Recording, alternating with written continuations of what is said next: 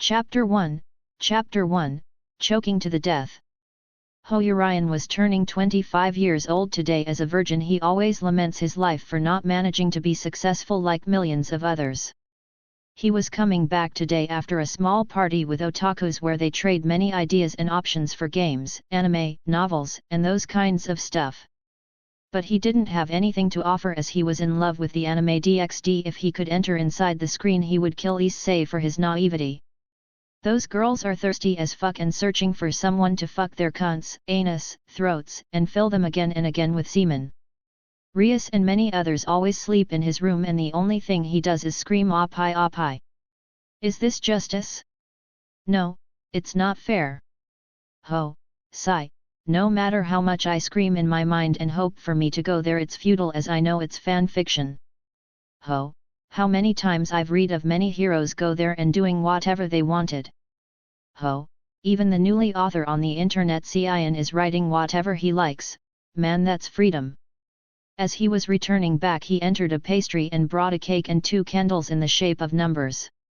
He walked outside from there and started moving in a deadly manner as if he didn't have a soul. After countless minutes, meaning almost an hour passed, he reached his apartment. He opened the door with his key and went inside. He placed the cake on the table and went to have a nice cold bath. 20 minutes later he got out, and after getting himself dressed he sat on the table and opened the small cake he had brought. He ripped the plastic where the candles were, and after that, he placed them on top of the cake. He lights them up with a lighter. Ho, happy birthday, to you. Happy birthday, to you. Happy birthday, dear jackass. Happy birthday, to you. Ho, as the legend goes, I wish for my 25th-year-old virgin self to be reborn as a mage, preferable in my favorite anime. As he made his wish, he started cutting the cake in pieces, 4 to be exactly, and started eating it. It took him 10 minutes to finish the first 3 and then started eating the last piece. It would be a lie to say he wasn't full, because he was eating the last piece with great difficulty.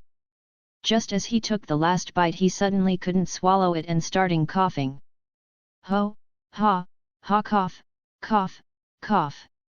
H-E-L-P.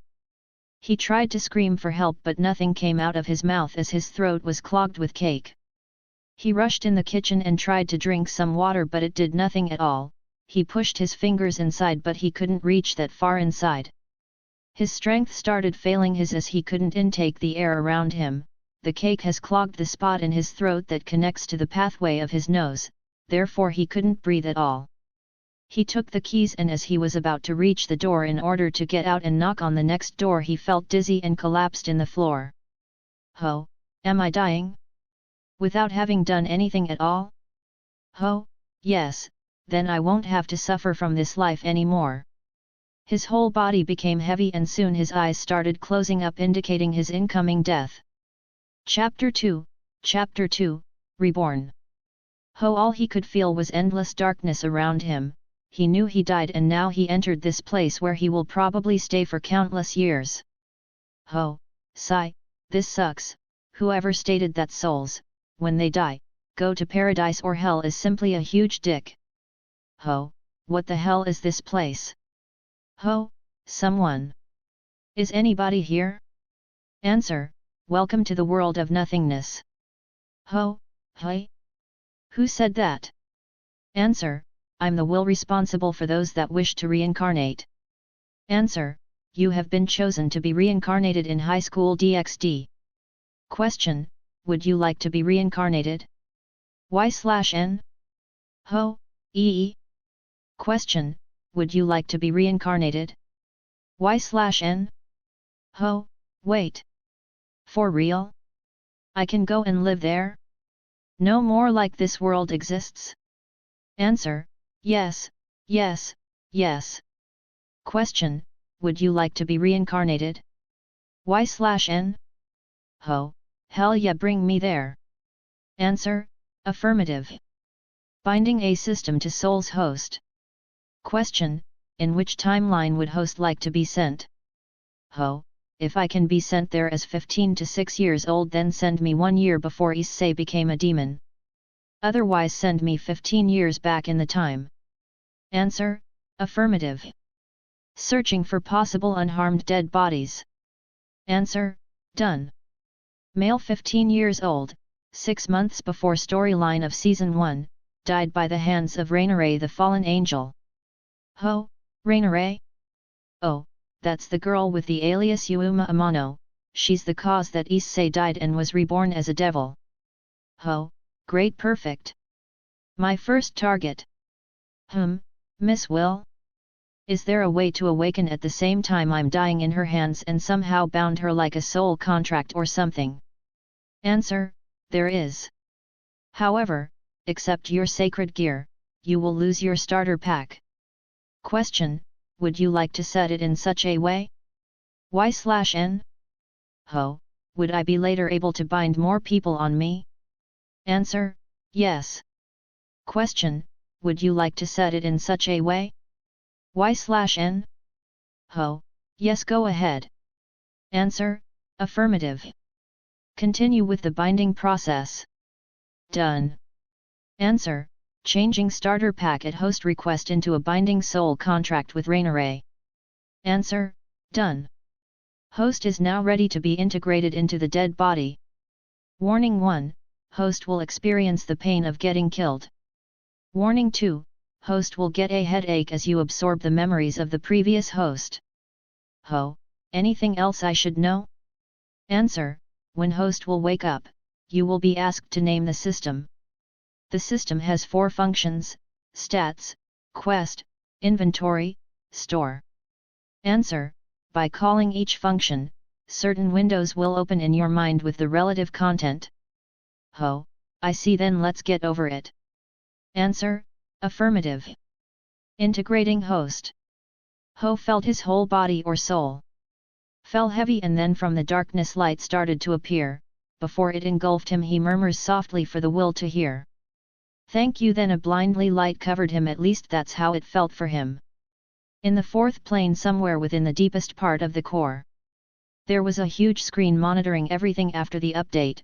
It was responsible for auto-finding and guiding souls. There was a small message and countless windows trying to analyze the meaning behind it for the first time after its creation. Chapter 3, DxD System. Ho was floating and floating around, and as he did, he felt immense pain in his imaginary head as memories not belonging to him was drilling their way towards him. It was like he saw a movie, but this wasn't the reason why he was hurting, but because it wasn't just 10 minutes or 2 hours. He was freaking watching everything from when he was 1 year old up till his death. Even as a hardcore otaku, the most he could handle was 2 days without sleep watching anime in his screen. Although it wasn't the same, as many memories were vague, so the movie was of bad quality. After many gasping, he finally figured how to fast forward those incoming memories. After days of hellish pain down to the core of his soul, he finally finished viewing everything, and he knew what he should do. Turns out that she did the same with Issei, a lovely date, and after that she revealed to himself her true form and killed him. The only difference was that this guy managed to run a few meters away before making Rainare appear behind him and stab him. System, congratulations to host for bonding with the previous host memories and integrated with his body. System, I'm your guide in this world for supremacy and glory, helping you ascend higher that godhood. System, please input a name to the system. Ho, hi. I finish both. Ah, that must be why the pain lasted so long. Ho, well, a name, hi. Ho, oh, this might work, I'll call you DxD. System, registering the name DxD. Done. DxD, host has changed the starter gift into a soul binding contract. Ho, alright, I forgot, what is my scared gear? DxD, host's sacred gear has been altered slightly to match the host's desires upon reading your soul. DxD, the name of it is 16 Ri Sakubaku Sa Renis Rumato, the 16 boundless soulmates. Ho, hi. And what does it do? DxD, it is able to bind angels, humans, gods, devils, dragons, fallen angels, and at the same time raised them in higher ranks and also make them enter in the space inside. Ho, what was the original one? DxD, with the original one host could hold space in his bidding. Ho was speechless.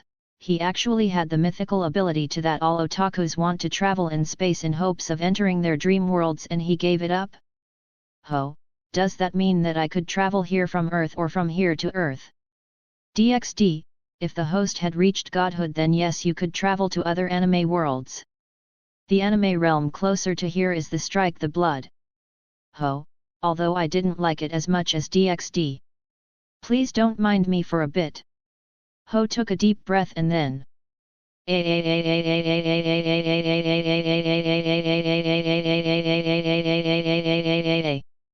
This pain was far worse than the one he got from the memories of this guy. It took him at least 10 minutes to gather his broken otaku soul pieces and started talking normally. Ho, oh right, what up with my appearance? Will I have my old one or this new one? Although I prefer this one. DxD, host can keep either one or alternate. Ho, then let's go with my new one. Ho, what about outside? What is happening? DxD, the moment of your death the area had entered in a freeze state, keeping Rainare there from leaving. Ho, good. Now let's go and meet her, yet again. Chapter 4, Rainare. On the outside, Rainare had the appearance of her fallen angel form, which was consisting of black, strap-like objects, resembling leather, around and under her breasts, a thong-like piece held around her hips by 3 thin straps, gloves that ran right up her arms with small lengths of chains hanging from them, shoulder guard-like objects on her shoulders with 3 large spikes sprouting from her right shoulder, and black thigh-high heel boots. Rainare, This wasn't as much fun as other times, but his face was priceless when I turned into my true form. Rainare, anyway, since he treated me a bit well, I will at least leave his body to rot here. As she turned around and almost flapped her black wings to leave, she suddenly froze. Rainare, this. What's going on? She felt something behind her and turned with the corners of her eyes and saw the dead body who had a hole in his heart slowly getting up. And I liked our date, you could just reject me, you know. Rainare, that's impossible. You should be dead? Well, technically I'm not alive either. Rainare, then how? What's wrong? Why do you care so much about my well-being? Rainare. I'm not worried, I'm asking how are you still alive even though you have a hoe? Gone, it's gone, the hole from when I stabbed you is gone. Well, honestly speaking, I don't have a heart. What you hit was something created by magic and now you'll pay for the price. Rainare looked again and again for the hole but nothing. All she could see was a smiling young man, and that wasn't a joyous smile but one filled with a premonition that something will happen to her. Rainare, what do you mean by that? I mean exactly what I said. Don't you know about sacred gears? Well, the thing you opened a hole to was my scared gear and its curse activated, binding you there. You can't move, can you? Neither use your magic. Rainare for the first time in her life was scared because the only thing she can do right now is speak. Rainare, well, isn't that good for you? You awakened your gear, therefore how about I date you officially? Can you drop the act please? Let me guess, we are going on a second date. Play a bit more with me this time, including some kind of skinship, and then kill me to take my gear. Rainare, you, how can you guess it so accurately? Well, aren't you the black angel that kills males in the last few months? Rainare almost passed out from fear. She wanted to run right now and report back to her superiors, but she couldn't move a finger. Oh right, it's not convenient for you to keep looking at me with the corners of your eyes, so choose. Do you want me to turn your body and face me face to face? Or want me to come in front of you? Rainare, I would prefer if you stayed there. That can't happen, you know, after all I need to carry out your punishment, therefore I'll turn you towards me. Ho waved his hands and automatically Rainare turned around, but the weird part was that now she was hanging in the air. Her feet were 30 centimeters above ground and wide open, forming an M. Rainare instantly realized what the punishment will be and started sweating. Right now she was the same as a human girl with no power. Chapter 5,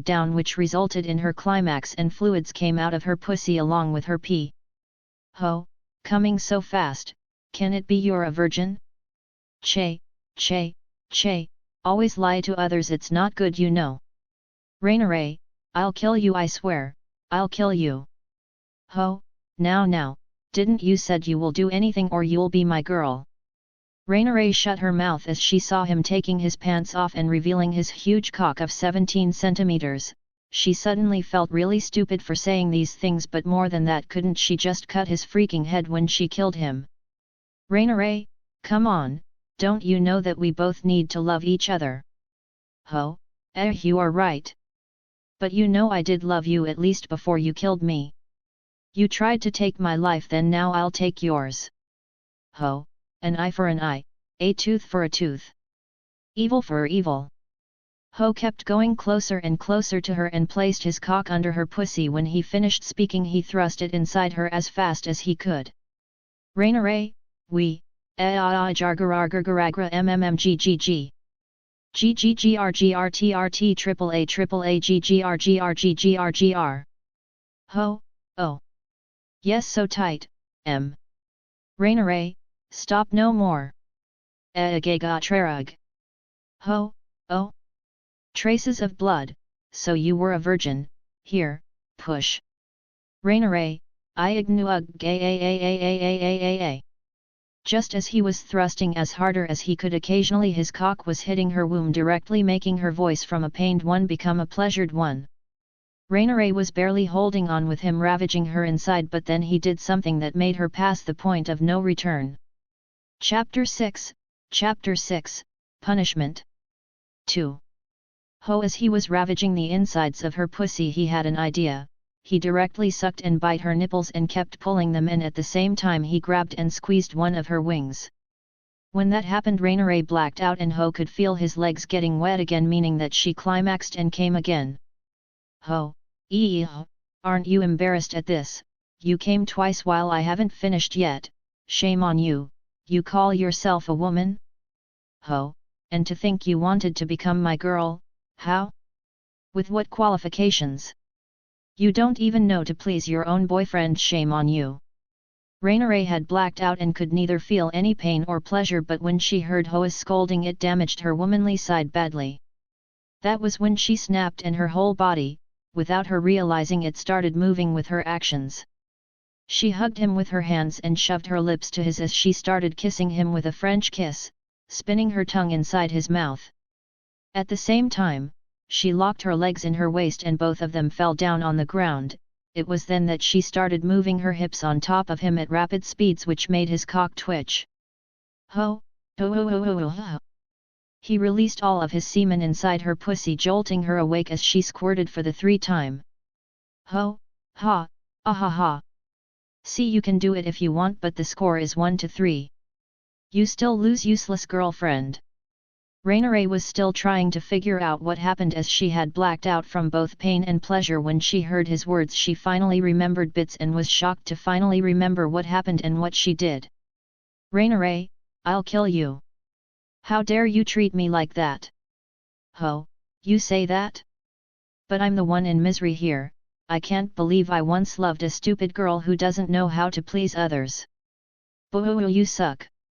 Rainiere was totally pissed for many reasons, but this prick keeps saying I can't please him. Isn't it 1-3? I'll fix that. She stood up, making all his cum flow out of her pussy, which was kinda erotic, and his dick was twitching even more. She turned around, bending her face towards his dick, and put it in her mouth as she started sucking every last drop of his semen. Ho, ho ho ho ho, not that easy. He grabbed her thighs and pierced her anus with his fingers, which made her choke on his dick, and if that wasn't enough, he grabbed the corner of one of her wings and started biting and licking it. She couldn't endure any more from this, making her lose her pace. She rolled down completely the skin of his dick and started sucking its head and licking it, which made MC trembled before coming in her mouth. Ho, ho ho ho ho. As Rainiere was about to get up from all the semen in her mouth she didn't expect. Ho, as a payback he fisted completely her pussy, making her not only gasp, which in turn made swallow his cum, but also squirt in his face. Ho, ha ha ha, that was intense, but you still are useless. 2-4. Rainiere wanted to retort back and cry, but her whole body gave in. She was hurting everywhere, especially her waist. Ho, from now on you are mine. Therefore please learn what you need to learn to at least please me. Number at dollar, number at percent dollar at, I'll show you. And then I'll kill you. I'll rip you to shreds. Chapter 7, The Binding. Both of them were down and unable to move for a while. After 20 to 30 minutes Rainiere finally asked something that kept bugging her. Rainiere, hey, rapist. Ho, hey. I'm your boyfriend. Furthermore, it was your fault in the first place and you did move on your own in the later part. Rainiere, about that, how was I able to move? Ho, hey. You moved normally.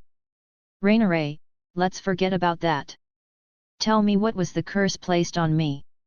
Ho, I don't know. Silence passed in the two as Rainiere looked with a dumb face. Rainiere, what do you mean you don't know? It's your gear. Rainiere snapped again and went close to him, caught him from his neck and started shaking here and there. Ho, let me finish.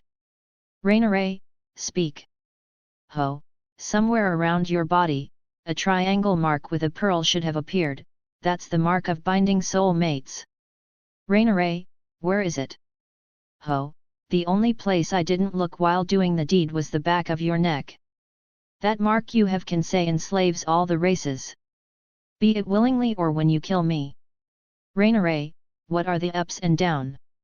Ho, I think obedience, as when you strongly refused to act or try to kill me you were frozen in space, and while I didn't order you to do something.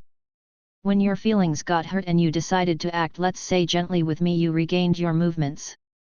Rainiere, in other words, this mark has bound my soul, my powers and thoughts, and it's connected to you. Rainiere, a new gear? Then why didn't you use this from the start? Ho, I told you it's either willingly or by killing me. On the bright side it has a few perks you might like. Rainiere, like what? Nothing can spark my interest except killing you. Ho, ha ha ha, well, when the time comes you will probably be the first who will wait for me with a lovely gaze and open legs. Ho, but for starters let me try something. Storying.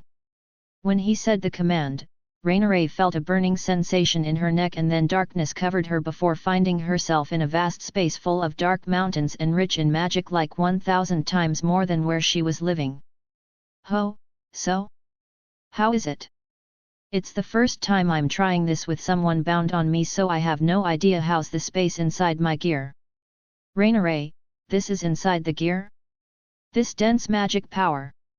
Ho, hello? Anybody home?" Rainare was totally shocked to see this place. From the moment she stepped here she could feel her powers as a devil soar to greater heights.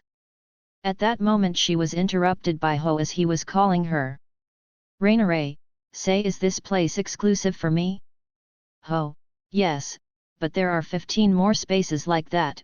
I think the space was attuned when you were bound on me to match your future potential growth." "Rainare, you said 15 more, right? Then you will bind 15 more girls?" "Ho, possible, as you know people like us live forever. Furthermore, I have no idea which crazy bitch is going to try and kill me again." "Rainare, ugh. Does that mean I'm your first girl?" "Ho, you can say that. Why you want to leave me?" "Rainare, actually I was thinking seriously on becoming your girl." "Ho, I think you might try hard for that, as you know many factions are already gathered and fighting here and there. I'll give them 7 to 8 months top, then a war will break out.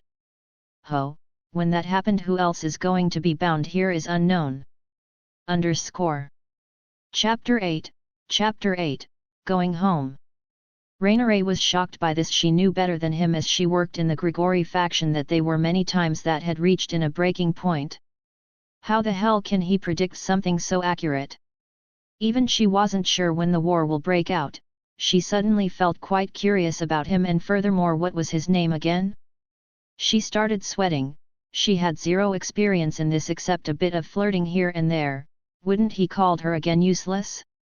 "Ho, oh. Right, you never paid any attention to my name, did you? Sigh. I can't believe I went on a date with such a useless girl like you. Ho, can't you do even the basics?" She was fuming with foams of anger inside the space, and the worst part is that he was right. She never bothered remembering the ones she got on a date. Was this karma? "Ho, I know, karma is a bitch. My name is Ho Urian, nice to meet you, my useless girlfriend." "Rainare, number at $$ number ER, let me out, let me show you who's the useless one." After fighting for a bit, Ho got up and left the place he was going in his home, where he stayed from his memories. It took him freaking 2 hours to reach there, and started raining curses to the previous soul for coming so far just to hook this deadly girl. It was then that he thought, technically, in theory, he did hook up with her, but does this count? As he was already long dead. He entered inside, and after relaxing a bit he turned towards his chest, where he saw his sacred gear. Ho, withdrawing. With his command, Rainare, who was bathing in that kind of density, came out and crashed on the table, smashing it to pieces. "Ho, sorry about that. I think the commands needs a little work." "Rainare, yet? Who did you figure it out, genius?" "Ho, do you want me to relieve your curse?" "Rainare, nuhuhu." Spheus, silence. "Ho, hoh. Then, my beautiful girlfriend? Would you like to take a bath? Or make something to eat? Or maybe you want a round too?" "Rainare, bath, bath, bath." She totally ignored the other 2 options he said, as she totally wanted to take a bath, but his next words made her flabbered. "Ho, so doing it in the bath is what you like?" "Rainare, no, I want to take a bath, I'm all sticky from what you did to me." "Ho, then cook something first so I can enter first and no looking." "Rainare, aren't I supposed to say that?" After a few hours, and with the normal flow of not fighting, both of them had cleaned their bodies and filled their stomachs. It was late at night and Ho wanted to sleep, so did Rainare. Therefore, he kept bugging him where to sleep. "Ho, there is only a double bed here, so either you will go inside the gear or you will return to your human form and sleep with me." "Ho, after all, aren't you my girlfriend?" Rainiray, ugh, do I have to sleep with you? Ho, trust me, I'm tired, I honestly want to sleep. Do you think activating the gear is not draining? Furthermore, you're bound to me so you can't kill me, the space will freeze you, remember. Rainiray, if you try anything funny I'll smash your face. Ho, fine fine. Ho turned around and went towards his room along with her who had returned in her human form. They laid down and within almost a minute Ho fell asleep, leaving Rainiray speechless. Chapter 9, A Meeting. Is this guy for real? A beautiful girl next to him and he fell asleep? Really? Ugh, turns out he really was tired. Ho Urian, I have never heard this name before, neither something about his gear. How old is he? Ho, ugh, why did you kill me? I really like your smile. Rainiray next to him was jolted, she could feel that he's really sleeping, then what was that? Sleep talking? She bent a bit towards his face and was stunned to see 2 to 3 drops of tears in his eyes, making her open her eyes wide open. This guy really liked me? Having made Rainiray feel shocked to her soul, Ho was looking inside his mind for his stats. Ho, stats. DxD, showing stats. Name, Ho Urian. Age, 15, 25. Health, 500. Magic, 500. Power, 30. Speed, 15. Defense, 20. Sacred Gear, 16 Ri Sakubaku sa Renis Rumato, the 16 Boundless Soulmates. Bound Mate, Rainiray, Fallen Angel, 2 wings. Money, 0. Ho, ugh, and here folks is when life gave you a girl but no money to feed her. I wonder her reaction of when she learns I'm broke. Ho, sigh, well I'll deal with it tomorrow, for now, lights off. As he said that he entered in a deep sleeping mode without a caring in the world, but outside Rainiray couldn't sleep for even a second. Countless hours later Ho waked up and saw Rainiray with black eyes. He was puzzled, why the hell does she look like this? Ho, you didn't sleep? I thought I told you I'm tired and won't do anything to you. Rainiray couldn't even respond to that as she was half awake half sleeping. Ho sighed and told her he will go out, therefore, she could sleep. He prepared himself and after 20 minutes he yelled at her, finally making her respond. Ho, I'm going out. Don't you dare leave this place. Rainiray, oh. Oh, have fun. It was the last thing she said before she fell asleep in the bed. Ho saw this and was puzzled, how the hell a fallen angel can become like this? Was she that insecure as I was sleeping that I might do something to her? Or was it because I said that to her and the fake tears? Both maybe? Who knows? Anyway, I need to go to the school at the Kua Academy this guy was. As he was walking he felt someone watching him again and again. He tried to speed walk and outrun the one, be it female or male, who was watching him. Ho, who the hell is it? My otaku stalker sense is tingling. Hello there. Ho, Yes, who called? Here in front. Ho turned around as he was looking back, and when he did he saw his dreams. It was a beautiful young woman with white skin, blue-green eyes. Her most distinctive feature is her long, beautiful crimson hair that reaches down to her thighs with a single hair strand sticking out from the top. Her hair also has loose bangs covering her forehead and side bangs framing her face. She wore the outfit of the Kua Academy girls' school uniform, which consists of a white long-sleeved, button-down shirt, short sleeves for spring/summer. Along with a black ribbon on her shirt collar worn under a black shoulder cape and a matching button-down corset, a magenta skirt with white accents, and brown dress shoes over white crew-length socks. Ho, beautiful. Era? You think so? Ho, at the top newly refreshed list I have. Why newly refreshed? Ho, I made a few changes in my list the moment I saw your beautiful eyes. Giggle, giggle. My name is Gremory Rias, what is yours? Chapter 10, A Quest. Ho, Rias Gremory. Where have I heard this name before? Rias, you heard of me? Ho, I think so. Rias, are you asking me or answering me? Ho, now I remember. You entered QA Academy 2 years ago and along with a few others, you guys revived that abolished occult research club making you its president. Rias, oh. Yes, we did do that. And you are right, I am its president. In fact, I come here as... Ho, not interested. Rias, but I didn't say anything. Ho, still not interested, I never joined a club and I don't plan to join. Rias, but... Ho, thank you for your beautiful time seeing someone like me, now I need to go to the class. As Ho was saying his words he was also walking away from her. It wasn't that he didn't want to join there with Konako and Akeno plus the crimson beauty of the academy. But he wasn't an idiot either. Just when he used yesterday his gear she appears in the morning wanting him to join the club. Rias was watching him leave casually and was kinda in a state of shock. Another figure was behind her and Rias spoke up when she arrived. Rias, was I blatantly rejected? Akeno?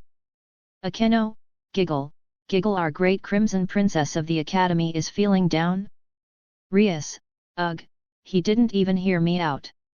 Akeno, are you sure that's him? Rias, from the small bat familiars we had spread out, they saw him with Yuna who might be a fallen angel in the faraway park. Akeno, then all bats vanished to nothingness. Rias, that's right, but before that, they managed to send a trace of fallen angel magic back to me. I thought he would have died as the other cases we lost, but imagine my surprise when yesterday around 50 kilometers from there the remaining bats picked up his trace. Akeno, so either someone saved him, either the fallen angel killed him and took his form, and this can be confirmed as Yuna isn't here today, or... Rias, he killed the fallen angel. But his magic is at normal levels of a mortal starting his training. Akeno, so it must be the two above. Rias, have all members get in contact with him including you. Akeno, hi. As both were talking, Ho was also talking in his mind with his system in order to clarify something. Ho, DxD, yesterday was any fluctuations in my gear was leaking? DxD, checking the log. Done. No signs of leaking were recorded. Ho, was there any possible familiar next to us? DxD, there were a few bats, but with the activation of your gear the space wrapped or frozen, sending them to nothingness. Ho, then that means she must have gotten traces of Raineray's signature when she killed me and lost connection with the bats before finding our location, therefore, she must have thought I died before managing to save me. Ho, then what? She saw me today and thought either I killed the fallen angel or Raineray took my form. Ho, ha, then doesn't that mean I can play with them? Ho, since I know Rias, her next move will be making her members make contact with me. DxD, quest triggered. Bind one girl of the occult. Rewards, 5.000 pervert points, double up stats. Ho, hey. Oi, DxD, are you trying to kill me? And why pervert points? Couldn't you say DxD points or something?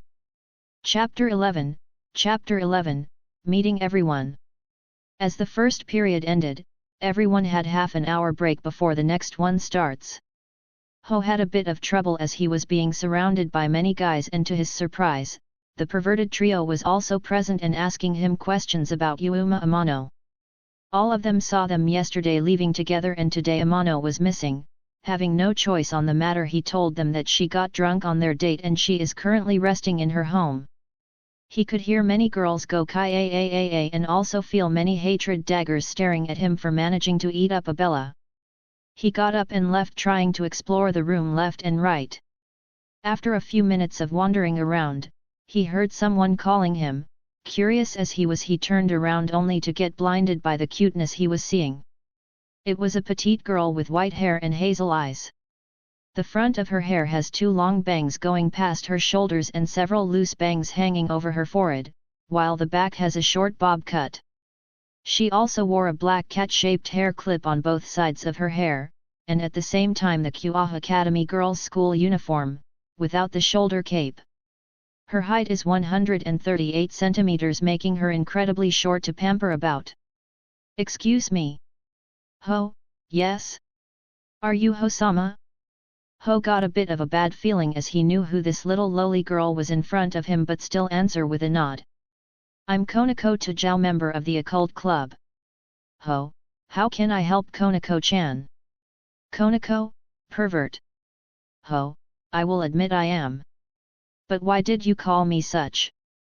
Konako, your face is sparkling and drooling.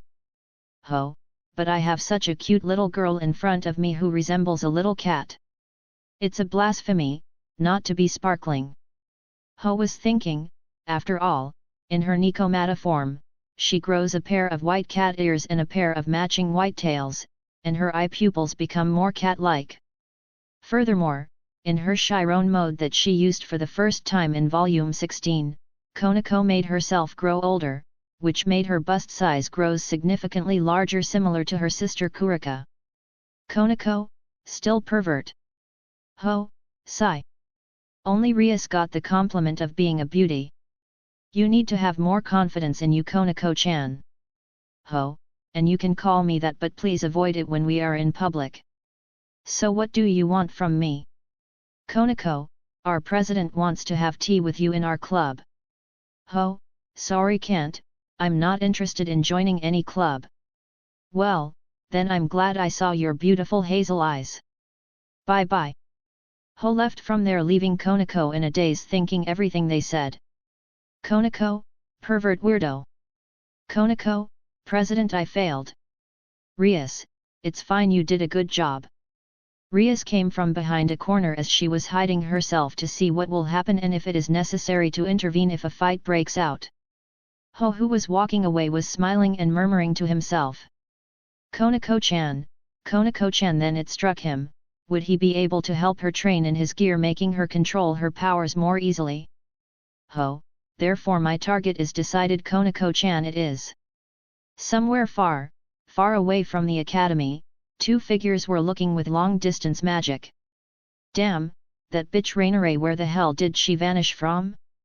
Then man might know something, therefore, it would be great if we could lure him without Rias Gremory realize it.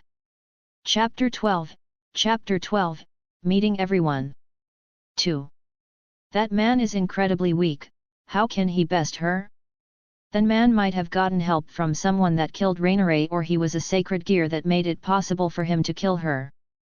Then what are we going to do? Call a Warner?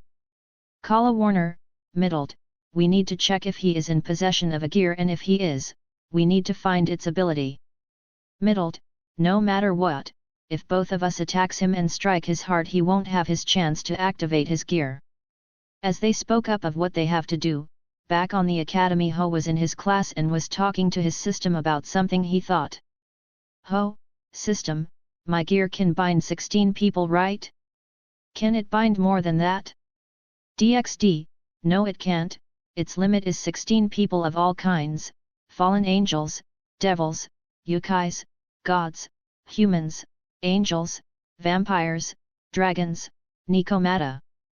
Ho, then can I replace someone I have already bind? DxD, not at the moment. Ho, will I be able to change them when I achieve balance breaker? DxD, the host's balance breaker is a small world inside the core of your gear. Ho, wait, apart from the 16 jewels or stones or whatever, that become like spaces for those that have been bound, there is also the core, who is a separate space? DxD, correct. When achieving balance breaker, the core will open up, connecting to all 16, making a bridge and connect everyone within it. DxD, when they reached that space, host will be able to break the bind, releasing them outside, therefore freeing one spot. Ho, I see. What are the requirements to activated the gear, as I kinda scammed Rainare? DxD, host was partially correct, it indeed activates when you die or when someone wills you to bind them. However, host can choose if he wants to bind them when the time freezes or kill them within 2 hours. Furthermore, host can't bind guys. Ho, so you mean from when I came back to life I have 2 hours to do what I want to them and then either kill them or bind them? Ho, this can come in handy. Ding ding. The sound of the bell was heard, and just as Ho was about to leave the classroom as the second period ended, someone came and called him. Yo, how are you, friend? Ho was surprised when someone from the occult came this fast. Did he wait outside? He looked towards the figure who was smiling friendly at him. He was a handsome young man with short blonde hair, bluish-gray eyes and a mole underneath his left eye. He wore the Kua Academy boys' school uniform, which consists of a black blazer with white accents over a white, long-sleeved dress shirt with a black ribbon on the collar, matching black pants, and brown dress shoes. Ho, just going a bit outside. You are? Oh, right, I'm Uato Kaiba. Ho, since you know my name already and I know why you came here. Tell Rias, who probably is standing outside, I'm busy. Kaiba, ugh, come on, don't be like that. Ho, if Konako-chan didn't work, you think you will do? Ho then started walking outside, and when he opened the door he was assaulted by something white and bouncy. Ho, I think I saw the light. Era. I believe you must mean my breasts you fell on. Ho took a few steps back and felt many hatred gazes from his fellow classmate who had stayed behind, as well a few disgusting looks from the girls. He ignored everything and saw the figure standing on the door. Inwardly he wanted to taste her, but outside he was still looking at her. Chapter 13, A Second Quest. In front of him was a beautiful young woman with a voluptuous figure, very long black hair and violet eyes. Her hair is usually tied in a long ponytail, reaching all the way down to her legs with two strands sticking out from the top and sloping backwards, with an orange ribbon keeping it in place. Like most of the girls at Kua Academy, she wore the customary Kua Academy girls' school uniform, along with black calf-length socks. Ho clearly remembers that in the anime, during battles, she often transforms her clothes into a traditional Miko attire, consisting of a white haori with red accents, a red hakama, and a pair of ziri with white tabi. When she first revealed herself as a fallen angel, she reveals one devil wing and one fallen angel wing. This later changes to 6 fallen angel wings with the aid of 2 bracelets given to her by Azazel. Ho, I did see the light, it was a beautiful one at that. Would this light perhaps have a name? I'm Akeno Himejima, and you must be the only guy in the school who directly rejected Rias Gremory. Akeno? Ho, I believe? How the hell are these guys keep knowing my name? DxD, that's because the previous soul shared the same name with the host. Ho, that's me. Why you want me to reject you as well? Akeno, Era, how cruel. Foo. Akeno, how about we go somewhere to talk? As there are many eyes that keeps misunderstanding things. Ho, I can agree on the latter part, I disagree on the first part. Akeno, how so? Ho, told you I'm busy. Furthermore, I'm not interested in joining the occult club. Don't you know that no means no? Ho, now if you excuse me. Ho passed by from Akeno, and just as he was about to turn over he was assaulted by another pair of something white and bouncy. Ho, oh. Come on, give a break. Although I love the bouncing feeling of seeing the light, this is getting ridiculous. Rias, then what will I have to do for you to come with us? We just want to talk, you know. Ho, come on girls. Would you please stop it? It's like both of you are in love with me and stalking me. To make matters worse, I'm the one who gets the daggers of hatred and disgust. Ho, I told you I'm busy.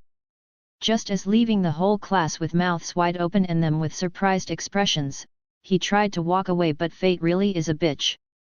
DxD, quest triggered.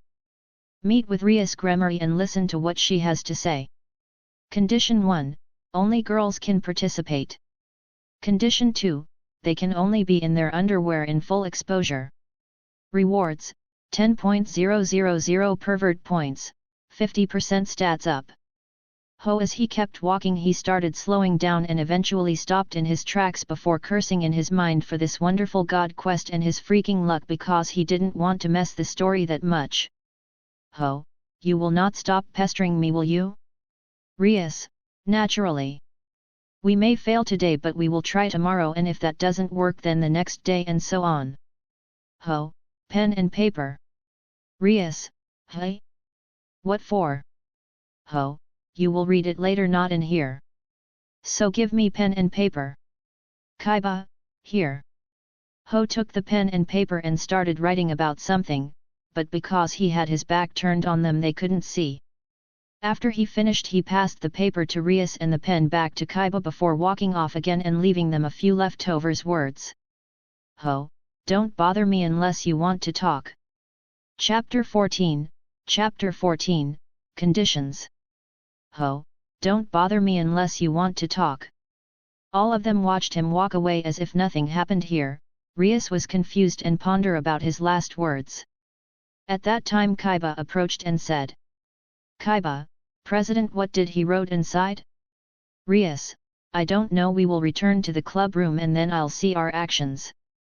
Akeno, since that is the case, Kaiba, go and find Konako and let her know to come to our club. Kaiba, I'm on it. Rias, what do you think, Akeno? Akeno, his face showed no signs of expectation at all, so whatever he wrote there as conditions they must be specially made to make us unable to bother him. Rias, I thought that as well, but we must see what he placed as conditions and try to satisfy them. Akeno, if he has a completely new type of gear as we suspect, and if Yuma is a fallen angel, then with her death from his hands he will be hunted down. Rias, yes, when the hunt begins all factions will learn this and try to take him forcefully or even kill him and steal his gear. After finishing talking they both left and went towards their occult club. Somewhere within the school Ho was talking to his system about something he did. Ho, system, will I be awarded for the third condition I placed on them? DxD, only if they accept your third condition, otherwise you will be rewarded for the first two of them. Ho, so with every quest generated that has conditions I can manually add more, and if they get accepted I will be rewarded. Ho, I'm guessing I can only add condition when the quest can have room for variations. DxD, correct. If a quest, for example, had a condition kill all members of the Rias fraction, you can't add a condition save one of them or bind them. Ho, but if that quest condition said defeat Rias, then I could add a condition, for example as you use only one hand or something. DxD, correct. Ho, If I guess her reasoning and character, which I do, she never had a problem with showing her body to those she doesn't know, but that was it. Ho, with ease say almost from the beginning she was sleeping naked with him but never crossed her line to do it with him, not even when she fell for him. Ho, she doesn't care if someone saw her, what she does care is that she doesn't want anyone to force her on stuff like marriage or in bed. Ho, she was also extreme disgust at the whole game for her hand that happened. Ho, well, I also wrote that they can only meet me today, so they will probably rush to discuss the conditions. As Ho was having his own monologue inside the occult room, 4 people were sitting. Rias in her president chair and Kaiba, Konako, and Akeno were standing in front of her office. Rias, well, now I'll see the conditions he placed. When Rias opened the paper as it had been folded by Ho, she saw the following. 1. No guys in the meeting. 2. All girls should be with their underwear sitting in visible positions, making it easier for the outlines of their boobs and pussies to be seen. 3. I'm only obligated to answer 3 questions. For every question above that, one of you will remove completely their underwears. P.S. As my girlfriend Yuma is sick from the hangover of alcohol, I need to leave early, therefore, you have 1 hour from the moment you see the conditions. Chapter 15, Exception. When Rias saw the conditions she didn't react much, in fact, she didn't say anything, she simply raised her brow a bit, making the others feel something amiss. Akeno, Rias. Kaiba, President. Konako, President. Rias was in deep thought, mainly because of the small part in the end. My girlfriend Yuma is sick from the hangover of alcohol. When she was called from the others, she snapped back in reality. Rias, Akeno, where did Yuma and Ho went after the school? Akeno, after school, they went for coffee, movie, for food, and then in the park. Rias, tell me something else. if we reveal our devil traits to a normal non-power human, what will happen? Akeno, depending on the power of their soul. They might see them and scream, or it will be like nothing is around them. Rias, you go for a bit outside and I'll call you in 5 minutes. Kaiba, yes. Rias saw the confused face of Kaiba, but he still didn't question anything and got out, leaving inside Konako, Akeno, and Rias. Konako, President, did something happened? Rias, I've been had, that guy trapped me. Akeno, what do you mean? Rias, I shouldn't have let any of you go and meet him. Read this. Rias passed the paper to Akeno and then to Konako. After reading it, both had frowning expressions, and Konako kept saying he's a pervert in quite low voice. Akeno, he got us. He realized based on our following today that the club had 3 girls, he made it so that everyone in the class and hallway thinks that we are in love with him. Rias, I even buried myself as I said I will continue bothering him every day. Furthermore, he's baiting us. He never went for drinks with her. Konako, but doesn't he saying that she is sick? Rias, yes, therefore we have 2 options. 1. Go with the conditions and try to play him with only 3 questions. 2. As he ignored our so-called fake love from us, we can totally ignore him. Akeno, what if we discuss the 3rd method? Konako, what 3rd method? Akeno, discuss additional conditions with him to postpone the time from 1 hour to 24 hours in order to see if Yuma appears. Rias, I'm not sure this will work. Akeno, then we can only either let it go or go through it. Rias, but are you 2 willing to go through with him seeing you in your underwear? Not to mention he said no cover but full exposure. Konako, what does he mean by that? Akeno, you are not allowed to cross or close your thighs in order to cover somehow your crotch, or cover with your hands your boobs and crotch. Konako, pervert, pervert. Rias pondered over and finally decided after almost a minute being in deep thoughts. Rias, sorry you 2. Please bear it with me. I just hope he doesn't do anything extreme. Rias, you go and tell him we accept his terms and we are waiting here. When you guide him here only he can enter. You will have to bear this and stay outside. Kaiba, yes. Akeno, have you decided what you will ask him about? Rias, about Gears, his relationship with Yuma and his future plans. Akeno, let's hope the answers we will get will be enough to rope him in if he has a sacred gear. Konako, and if it's not enough we will take the hit first for president. Rias, Konako. Akeno, that's right, so instead of 3 we will have 5 questions, make them count. Rias, I will try not to take you down and finish it with 3 for no. We should get ready. Chapter 16, The Talk. After half an hour Yuado had brought Ho to the occult club where the others were. Yuado knocked on the door before hearing Rias saying to wait for a bit. Kaiba, I have no idea what kind of conditions you placed. But remember this, if you harm our president you'll be sorry. Ho, you guys are the one who pestered me, not the other way around. Rias, you don't make him come in but you stay outside. Kaiba, yes.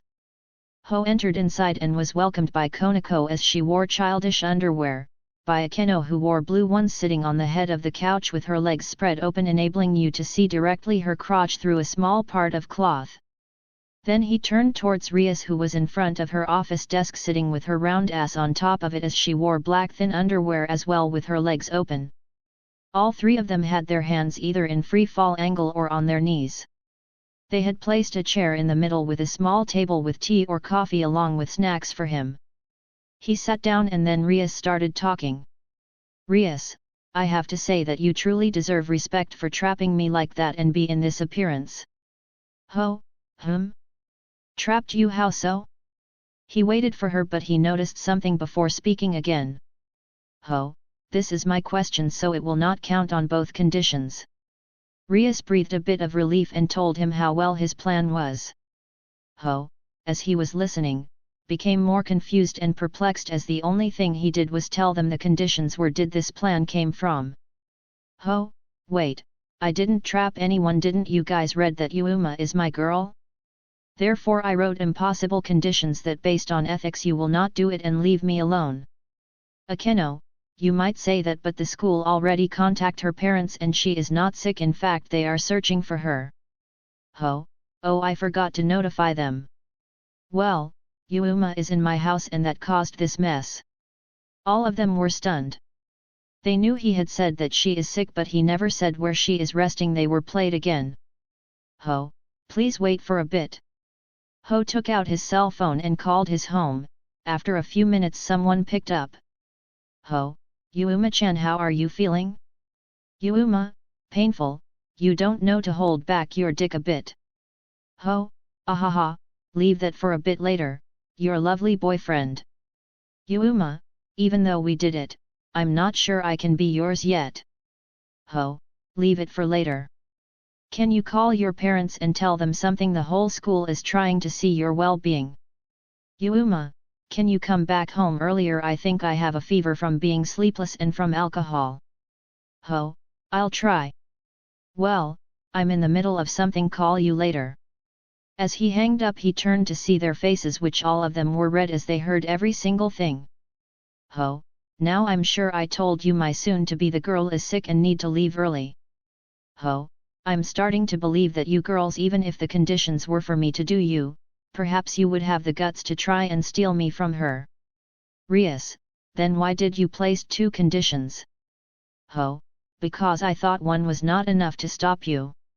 Rias screwed up again and she realized too late as she wasted a question.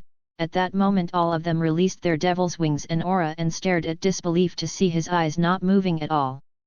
Chapter 17, Questions and Answers. Rias, damn. And you just wasted a question. Akeno, at least we got rid of a few doubts we had. Doubts? Like what? Rias and the rest were shocked to see him that no matter how they raised their magic he wasn't budging at all.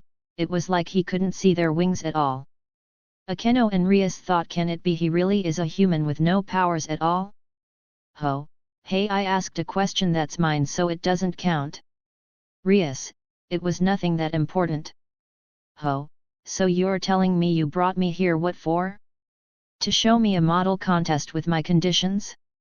Akeno, we wanted to invite you in order to become the vice president of the occult club. And I kindly declined 4 times, as I'm not interested in any club activities. If I wanted to join one then I would have gone to the swimming club or the water polo club where it is free for all looking and touching. But since I'm not interested in anything I prefer to be free. Rias, then do you know that we have an activity called Sacred Gear? Sacred Gear? What is that? Rias found her chance and threw her question at him in hopes to catch him off guard, but much to her disappointment she saw a light tilted head to the right along with his confused eyes that had question marks inside them. All 3 of them had opened their eyes as they retract their wings back from his confused state, and he seems to also wait for an explanation. Rias, since you haven't heard then there is no point is explaining to you the activity. Well then you have one more question of the 3 and I doubt you have others for the 3rd condition. Rias, I do have one, but it's a long one and in fact, it may be part of 2 questions. Let me hear the question first then we'll decide. Rias, when the people saw you yesterday leaving with Yuma, a few students followed you too and saw you go for coffee, movie, for food, and then in the park. That's right. Rias, then a few students saw you a few hours later 50 kilowatts away from the park. Rias, then how is it that since you split with Yuma in the park, you got her to go for alcohol and then she ended up in your house 50 kilometers away? This might count as 3 questions, you want me to answer? Scratch that, I will treat it as 2. First, we did private things in the park after drinking there 1 to 2 bottles and then we split up. And when I was in my house she called me as she was puking in an alley and didn't want to go in her home like that. Therefore I went later in a taxi and fetched her up. Having coffee, food, and 2 bottles and even more so as she said being ravaged by me in the park, it made her stomach upside down, causing her to be in the situation you heard. Rias was shocked by his flawlessly answer, as the truth was that the bats caught his image before entering his house. She had no idea what he did later on. "Ho, well then, as you passed what we had agreed, one of you will take your underwear off." "Akeno, then I'll do it." "Rias, wait." "Ho, Rias, I still have a question or two left." Chapter 18, Questions and Answers. 2. Rias, I still have a question or two left. "Ho, oh? Don't tell me you're going to burn yourselves?" "Konako, we don't mind." "Akeno, Rias, go ahead." "Ho, hey girls? Isn't this for you to invite me to the club? Why try so hard?" "Rias, call it a girl's intuition." Ho was speechless by her answer. He started doubting if he had made a mistake somewhere. Before Kaiba had come and taken him, he had asked his system if it was possible to speak with Yuuma. The answer he got was positive, and when he did try, his ears buzzed from being scolded by that bitch as he had awakened her from her sweet little dreams. However, afterwards he started yelling at her in his mind and cursing at her, which in the end her voice and sobbing for some reason reminded him of a chibi throwing a tantrum. After calming her down, he told her that he had to wake her up because of Rias that target him. Rainare wasn't an idiot, she knew that they were in her tail and immediately told him that she will come to school. Ho denied it, as he had said that she was sick from handover and he needed her to play a small role when he calls her again, which will probably be about her parents that she had hypnotized. Everything played out perfectly. Where did he make a mistake? Interesting, let me see what you have in store. Ho, so what is it that you wish to ask me? Rias, how did you go on a date with Yuuma despite not knowing her? Ho dropped from the couch literally in the floor and stared in a daze. Rias. Not only him, even Konako and Akeno had their eyes twitched. Ho, hasn't anyone asked any of you out on a date? She asked me out, and since she's pretty and cute I accept it. Ho, Rias, are you losing on purpose? Rias, but when I told you some people saw you go for coffee, movie, for food, and then in the park. You agreed, but when you retold us what happened you never mentioned a movie, not to mention the movie theater is towards your house direction. Rias, so how come someone who asks you out and you claim you went to all these forgotten to mention a romantic movie? Rias, now my last question. How can someone manage to go from the school for coffee and food, have a 3 hours movie break, then in the park, and finally after an hour 50 kilometers away? Ho was cursing in his mind as he wasn't showing it outside. Damn, the freaking time gap is not enough. I got trapped on my own. But still, this is not enough to make me wield. At that moment his cell phone started ringing, and when everyone looked they saw the name Yuuma. Ho, Yuuma, what's wrong? I'm in a meeting. Yuuma, they called me from the theater 2 minutes ago and told me to notify you that you have forgotten your credit card there. Ho, credit card? You sure? I have it in my wallet. As he was speaking with her through the loudspeaker of his cell phone, he took out his wallet and indeed his credit card was missing. Ho, Yuuma, now I would love to see how you're gonna withdraw money for the rest of the day. Ho, you do realize that if I don't have money I will have to walk home. That means I'll be late. Yuuma, Ho, oh yeah, where were we? To answer your question, in order to come and go faster I used my card to book a car and also close the tickets. Ho, I had to be a gentleman and treat to my best a beautiful girl. Chapter 19, died yet again. Ho, Yuuma wanted to see a movie that started way too soon, therefore in order to please her I booked a car for 3 hours going and returning. Ho, then we bought the bottles and you know the rest. Rias, just as she thought she had him, this came up covering her trap that actually worked on him at first glance, but failed on a second one. It's true that with a car 50 kilometers will be like 10 to 15 minutes instead of 1 to 2 hours walking.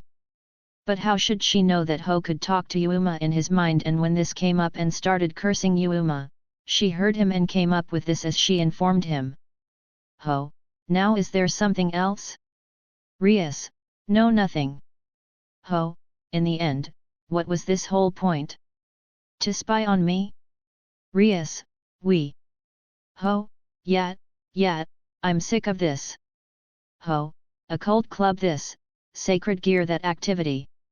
In the end, what is a sacred gear? This what I learned about the club you wanted me to join. Ho, I really wonder what were your true motives. He kept going on and on and on for almost 10 minutes, making Rias have a pale face. Akeno was clenching her fists while Konako blazed with anger and couldn't stomach it down. Ho, I'm leaving, I don't like girls like you at all prying at others' life. Konako, you've been babbling on and on. Swafuss. Konako vanished from her spot and appeared where he was with anger in her eyes as she punched towards his face. Just from her anger alone, Konako showed signs of becoming berserk. Ho couldn't react at all. After all, with his tiny stats, what he could do? He watched the punch smashed his face in the wall before falling down unconscious. He didn't even manage to scream. Before they could speak at her as they had stood up to rush towards her, the space solidified and froze. Konako, what's going on? I can't move. Ho, damn it. I can't believe your little punch killed me.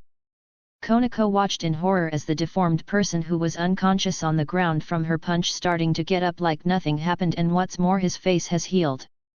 Ho, system, is there a way for me not to get killed each time? DxD, unfortunately no. When the host dies, the sacred gear activated and draws magic from his already bound girls, in this case, to heal the damage and restore the host within 2 hours. Ho, so you mean that if I turn to dust and I have enough girls for magic, my body will be restored? In the off-chance scenario that magic isn't enough, what will happen? DxD, host will really die. Furthermore, if the host hasn't recovered, you will be placed in a standby phase or in a coma for your girls to restore their magic as much as possible within 2 hours to finish the restoration. Ho, and what will happen if I hadn't restore myself within 2 hours? DxD, depends. If the host has recovered everything except a hand or a leg, you will be revived, but ho, except that part, and if that part is the heart, organs, or even my head, I'm dead again. Ho, so many ways to die. Konako, hey. Hey. I'm talking to you.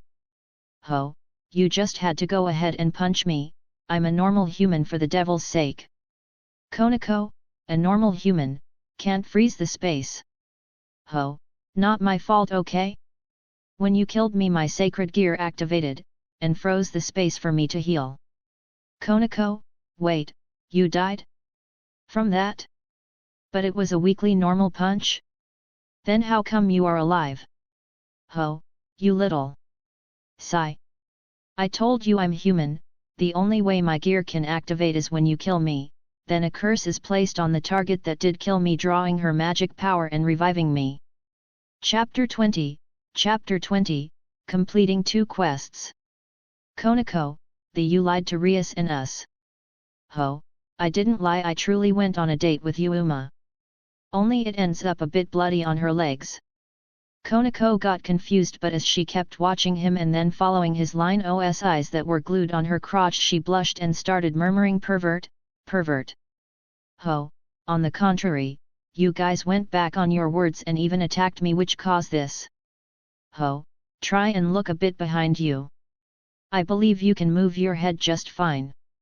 Konako tried to turn as she was told and was stunned to see Rias and Akeno frozen up as they had jumped trying to catch her and check on Hoa's body. Konako, you said something like a curse, what was that? Ho, it means that right now I can do whatever I want to you without remorse. Ho put an evil smile on his face and moved towards her. While in reality, they were a few steps away, Konako felt it was more than that. Konako, WH. What are trying to do? Ho, what you ask? Obviously, punish you for attacking me. And in my pretty face no less. Konako, do I have to comment about your so-called face? Ho, you don't have to comment on something because you won't be able to. Ho had reached face to face with Konako, who had been frozen in a punching position as the space froze the moment he got flying and died. Konako watched him up close and was afraid as she couldn't move at all. She saw him opening his hands and hugged her as she was frozen. She opened her eyes wide open, not because of the hug but because she was petting her head with one hand while with the other was feeling her ass. Konako, what are you doing? Ho, trying to see if you have ears and a tail. Konako froze yet again and looked at him in disbelief when she heard his words. Konako, how do you know that? Ho, then moment the curse was placed on you by my gear I learnt you are a Nikomata and a few others. Konako, you mean you learned immediately my race? Ho, yep, damn, I was kinda excited to see an animal girl and pass time with her, but turns out you can't bring them in view as you have an unstable untrained senjutsu body. Ho, well, no worries, since you were bound to me you will slowly practice inside my gear. Ho, but first. Konako, wait, not there. MMMGGGRRNNN. Ho, your spot here is quite nice. I will help myself later. Ho, system, by my sacred gear I bound thee. DxD, Konako had been bound. The host had completed 2 quests. DxD, quest completed. Meet with Rias Gremory and listen to what she has to say. Condition 1, only girls can participate. Condition 2, they can only be in their underwear in full exposure. Rewards, 10.000 pervert points, 50% stats up. DxD, quest completed. Bind one girl of the occult. Rewards, 5.000 pervert points, double up stats. Ho, stats. DxD, showing stats. Name, Ho Urian. Age, 15, 25. Health, 500 751,500. Magic, 500 751,500. Power, 30 45 90. Speed, 15 23 46. Defense, 20 30 60. Sacred Gear, 16 Ri Sakubaku sa Renis Rumato, the 16 Boundless Soulmates. Boundmate 1, Rainare, Fallen Angel, 2 wings. Boundmate 2, Konako Tajao, Nikomata / Devil, Non-Stage Sage. Money, 0. Ho, I became 3 times stronger than before. Konako, what was that? I felt a slight fluctuation in your body. Ho, by binding you I became a tad bit stronger. Let's just say that if you punch me again with the same force this time only my nose and a few teeth will break. Chapter 21, Chapter 21, A Cat in Heat. Ho, let me tell you 5 things. Konako, about what? Ho, one somewhere in your body, a triangle mark with a pearl should have appeared, that's the mark of binding soul mates. Ho, 2 you are not allowed to say anything to anyone. 3 you can never harm me, as if you try the space will freeze again. Ho, 4 if you are willing to follow me you will be allowed to move inside the frozen space. Konako, wait, so I can't move and use magic because? Ho, because you deny this situation, if you accept it you will be able to move and use magic freely but you will never harm me. Konako closed her eyes and took a deep breath, after that she finally sighed and with that, she regained her movement again. Konako, I can't believe it was this easy. Ho, well, my gear has its ups and downs. I'm not planning to do what I did to Yuma to you as well, because under your cold and indifference attitude you care about others. Ho, therefore I'll slowly take it with you. Konako, what's the 5th? Ho, oh, right 5. I can't remove the curse. So even if Rias realize something when she most likely sees the mark, accept it and you will not regret it. Konako, I seriously doubt it, I already regret punching you in the head, pervert. Ho, ha ha ha, well, when I have a lovely girl in her underwears in front of me do you think I won't stare? Ho, oh, right. Ho asked his system if he sent her inside her realm in the jewel will space here be undone. DxD, no, unless you will it. Ho, be prepared for the biggest happiness you'll get. Storying. Before Konako even managed to say something, she was sucked inside his heart. When she opened her eyes, she was shocked by the sheer magic and sage energy that was flowing here. Unknowing to her, her ears and tail had come out being called by the energy. She stood there with a shocked face and her cat eyes looking at the horizon. Ho, so, how is it? Konako, this place. Ho, it's your own place customized within my gear as it binds you to me. Konako, this place is tailor-made for me. I can feel both powers inside me getting excited. Konako, can anyone use this? Ho, no, it's only for girls as my gear took my desires as the basis when it awakened. Konako, if it's only for girls, then can't Rias and Akeno use it? Ho, again no, it will be possible if they get bound by this, they will have their own space. Ho, withdrawing. Konako vanished from where she was and appeared outside on her original post. When Ho saw her, he was stunned. She brought out her tail and ears and even her eyes were slightly changed. Konako, Naya. Ho, Naya. Konako-chan, are you okay? Konako, why wouldn't I be Naya? Ho, because your eyes are kinda glittering, your ears are twitching and your tail is waging like hell. Ho finally remembers that when her body was exposed to a normal dose of senjutsu training, yet again she started acting like a cat and also entered countless times in mating mode, giving Rias quite a handful of problems. Konako started getting closer to him and Ho didn't know what to do. If she really entered in heat mode, he is so screwed because in less than an hour the freezing space will be undone. Can he calm her down through sex till then? She was freaking exposed in a dose of 500 times the density in senjutsu. Ho, oh, fuck. Konako, Naya. Ho, Chapter 22, Chapter 22, Moans of a Cat. Konako, the moment she returned back, started seeing Ho with a different eye, and he seems sweeter like a person. As time went by, she kept seeing him as much attractive as possible he could be, and her body was feeling hotter and hotter by the second. She knew what happened and tried a bit to resist it, but she couldn't, as it was her instinct from both her devil side and her Nikomata. She remembers what he said, that if she wills it the space will not hold her, and it did just that. She was closely getting closer to him. When she saw his face full of concern for her, she stopped caring and jumped on him. Either way, he is my master now in a way. She fell on his body as she locked her legs in his waist and started kissing him in his lips and twist her tongue inside his mouth. Ho could feel her little tongue trying to please him and threw every thought he had out of the window. He also caught her and started kissing her back as he removed her underwears. He pulled her tail from her back and started brushing it, making her twitch in pleasure. Konako took out his clothes and her pussy was getting hit by his erect dick. She didn't stop, on the contrary, she climbed a bit higher in his shoulder and then fell down, making his dick enter her pussy. Konako, nay. She screamed in pain as a red line formed in his dick before she started moving her body up and down as she moans in a cat voice. Ho was shocked at her aggressiveness and bit her small nipples, jolting her before she squirted in his legs. Konako, nay.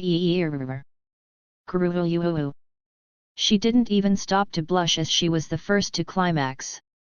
She kept moving her hips on his dick, before Ho caught her and started kissing her, and he was rubbing her ears, making her tremble even more. After a few seconds of messing with the sensitive ears and with the thrusting, she squirted again. Ho started sweating as the system had told him. He had 30 minutes left and Konako showed no signs of stopping. Therefore he caught her as he raised her body in the air and started thrusting even deeper as he hit her womb, making her scream. He kept going at it all the while kissing her and sucking her little tongue. 3 minutes later Ho started trembling and raised her body a bit before pushing her downwards while he thrust upwards with his dick and released his first load inside her. Konako, from the sudden pulling and pushing force, add his hot cum that burned her inside with his warmth, started spasming as she squirted uncontrollably for the 3 time as they were connected. Her eyes from the pleasure and pain finally rolled back a bit, indicating that she is reaching her. Konako's arms could barely hold Hoa's back. Ho let her go and from her pussy white semen flowed out with her juices as well. Then he changed positions. He went from her back as she tried to get up, and while he caught her tail he thrusted his dick in her anus a bit down from where her tail was, making her sunk her nails in her skin from the pain. Konako, Niar. Nirg. Ergna. He kept thrusting in her anus, twisting it with his dick as she was really tight and you could see her weakening with each minute. As they kept going, Ho started trembling, indicating he will let loose the second one. He hugged her from behind as he was pinching her nipples and making saliva dripped from her mouth. He thrust one last time, making his dick entered completely in her anus. Ho, Konako, Chapter 23, Chapter 23, Aftermath. As Konako felt her anus inside her warm up from his semen, and through her sudden thrust she squirted a fourth time from her pussy, making everything in front of them wet. Konako, half. Ugh. Ho, ha, half, ha. Have you returned, ha, half, to your reasoning? Konako, I, half, never lost it, ha, ha. Usually, I'm just resisting them, half. Konako, ugh, my body hurts, now I see why she said you can't hold back. Ho, are you kidding me? In almost 20 minutes this space will be undone. Konako opened her eyes wide open when she heard that, even more so when she saw the floor full of his dripping cum and her squirt. She tried to get up only to moan because his dick was still locked in her anus. Ho, if I were to leave you in your mating mode, what do you thought will happen? Ho, although I'm thankful you didn't resist them and we did it. Konako, the dosage of senjutsu energy was too lethal on my body as I had stopped training in it and was starting to feel way too hot even with my devil powers balancing it. Ho, therefore you would have attacked sexually anyone you saw. Konako, thinking like that and along with accepting the fact that since I'll be training there it will bound to happen again and again. Ho, therefore. Konako, then since you are my master now and when I saw your concern I threw everything out of the window. Ho, I prefer if you treat yourself not as a pawn for me but as my girlfriend. Konako trembled a bit with his words and got up, making his dick leave her anus as his cum dripped down from her. Konako, how much time we have? Ho, around 10 minutes. Konako, for now get dressed. I don't have much to wear thanks to a pervert's conditions. She didn't have to tell him. Ho got up and started dressing. As he did he noticed something, his clothes were wet with her juice and that turned him on yet again. Ho, System? Can you clean this place and fix my clothes?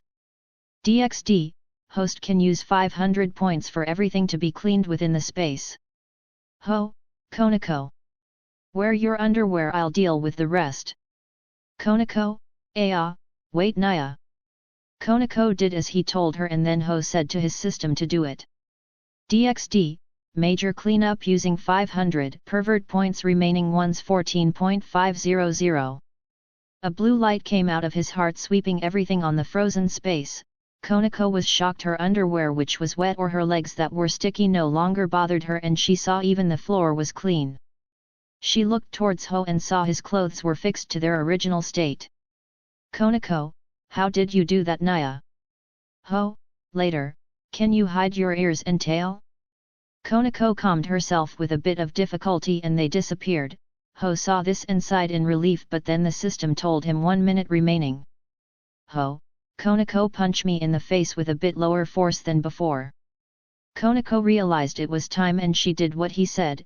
After getting punched by her he flew again and hit the wall where he was and was staying like that. Just before she could say something as he wasn't moving, she heard Rias and Akeno behind her. Rias, Konako, why did you punch him? Konako, I lost my cool. Sorry, President. Rias, Akeno, how is he? Akeno, a broken nose and a few cracked teeth. Chapter 24, Chapter 24, You Owe Me. Ho was roaring in his mind about the force that was behind her punch. It was exactly the same, not a tad bit weaker according to his system. If he hadn't become 3 times stronger she would have crushed his skull again. Outside Ho was completely unconscious to them and Konako started to worry because she didn't know if he died would she die since she was cursed? Not to mention she did it with him so killing him now would leave a bad aftertaste inside her cause at first she did it to calm herself from the overdose of senjutsu energy but later on, she enjoyed it. As Akeno was healing Ho, Rias noticed a weird symbol on Konako's neck just a bit lower of her hair and was puzzled. Rias, Konako, did you always had this mark on your neck? Konako, not always president, it appears occasionally when my body is unbalanced towards devil and senjutsu. Konako, it's just that because of my hair on the back of my neck it's not visible.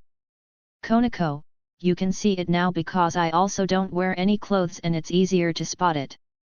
Rias, I see. Does that mean that you will have to practice? Konako, I really don't know. Konako was thinking that even in the space of Hoa's gear she still has a bit of hesitation for what happened with her family and the grudges she had for her father. Ho, ugh. Akeno, you too he is awake. Ho, what the hell happened? Rias, I'm really sorry about Konako hitting you. Ho, you 3. Ho, first you owe others for your own mistakes and then beat up people. Rias, I have no words to say. Ho, sigh. Forget it, you girls will never move forward if you can't keep your part of the future deals you make. Rias, if it's about taking our underwear off we can do it now. Ho, no, I learned your ways and therefore I will treat your last questions as you owning me. Rias and Akeno were speechless, he changed his conditions this fast? Can it be he doesn't like naked girls?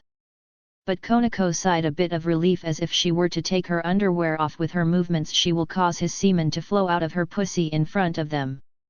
Ho was thinking the same, even though he dried her underwear with his system, inside her, she has 2 loads of his semen if she were too bent down or make a sudden move it will cause it to flow out of her and with no underwear they will see it.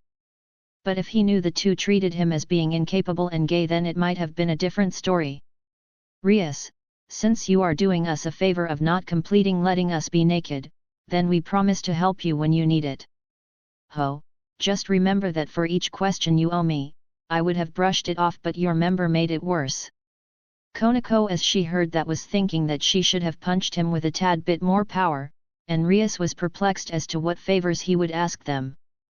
Based on what she has realized he is dead set on conditions and payback. Assuming everything like that then the conditions they owe him might aggravate to more than being naked in front of them.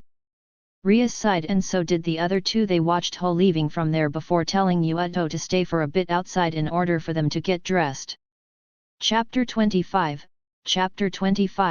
Missing Pieces. As Ho was leaving he saw Yuuto look at him with weird eyes which made him a bit alert, he tried to think of what could make him like that and nothing came on his mind. Ho walked away as it was time to go home because he could hear a worried Rainare in his mind, is she caring about me? Or losing the space if I die?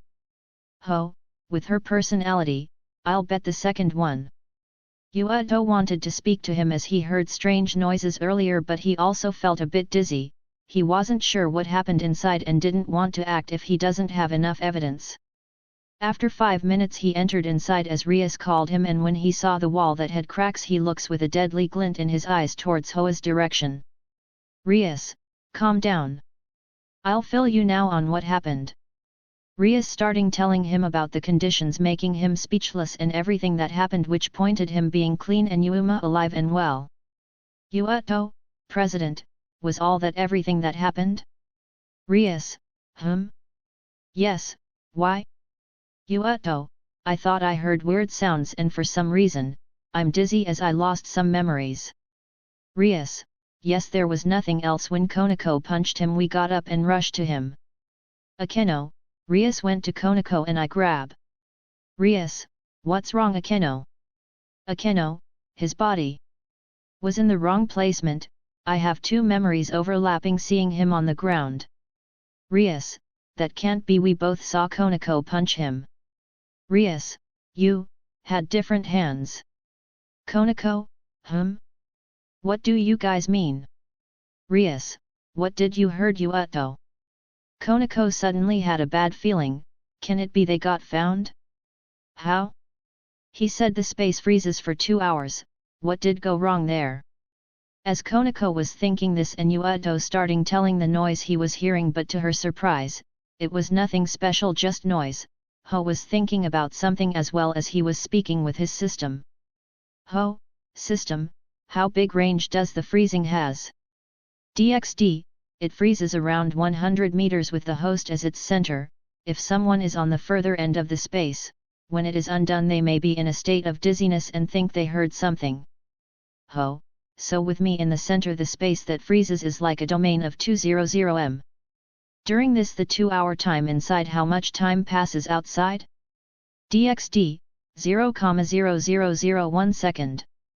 Ho, what would happen, if someone is outside of the 200 meters and walk inside the frozen zone? DxD, nothing, as the time frame for the freezing space, is so small not even gods can realize the change. Ho, so for them, it will be like nothing happened and walked inside normally, then why do I feel like some pieces are missing? He tried to think hard in order to find if he made after all these a loophole and he could think none. Back on the office where Rias was, both her and Akeno were looking at Konako, which made her a bit in discomfort. Rias, let's go to the extremes of this. Yuuto, who was almost 80 to 100 meters away from us, was suddenly hit by dizziness and heard noises for a split second. Akeno, and us, we have some kind of time lapse with 2 memories, but we didn't feel anything, no dizziness, no noises. Rias, can it be the moment Konako punched him and he crashed in the wall he activated a magic formation or something? Konako, but with the exception of always my body becoming unstable I don't have any memories overlapping or feeling any weird like Yuuto. Rias, this is a bit too weird. Yuuto, President, do you mean to say something happened and we didn't realize it? Rias, yes, and we took the full brunt of this.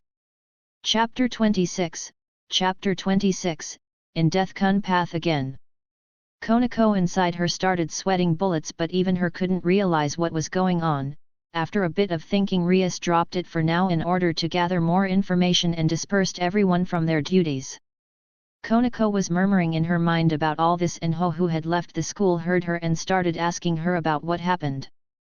Ho, Konako, what happened? Why are you murmuring like that?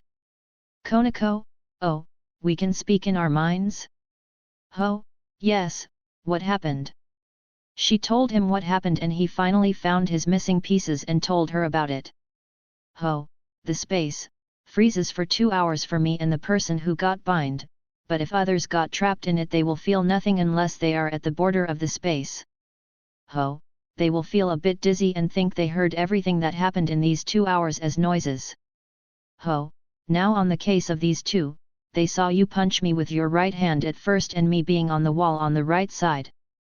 Konako, but before the space was undone I used my left and you were on the left side, causing their memories of before and after overlap? Ho, yeah kinda, even I didn't know of that. There is a chance they will monitor you just to be safe, as you didn't have any memories overlapping. After having finished his discussion with Konako, he also spoke to Rainare, assuring her that he was fine. After telling her what happened and getting an earful of scolding from her as he drained her magic, he entered inside a few alleys in order to reach his home much earlier. Look, what do we have here? A cornered human that Rainare failed to kill. Ho stopped on his tracks and started sweating from meeting 2 fallen angels in front of him. His body trembled from fear, because this time he might really die. As he was contacting Rainare for her freaking past partners cornering him, Rainare on his house was speechless. He depleted 1/5 of her magic just because his skull cracked and died. If her partners shred him in pieces, will he survive with her magic and his other binding mate magic? Ho, who are you guys? Who is Rainare? He doesn't know us. Didn't Rainare tell him anything? Don't tell me that bitch let him go because of a wonderful date or something. Ho kept looking at them and he was trying to decide whether to kill them if he survives or makes them his dick slaves. One of them was a tall and buxom woman with brown eyes and long, navy blue hair that obscured her right eye. Her attire consisted of a maroon, trench coat-like top with a wide collar, a matching miniskirt, and black-heeled shoes. The trench coat top was open at her chest, giving view to her breasts and cleavage. She also wore a gold necklace around her neck. She also appears to wear a white shirt underneath her top. While the other one was a girl with blonde hair styled into twin tails and blue eyes.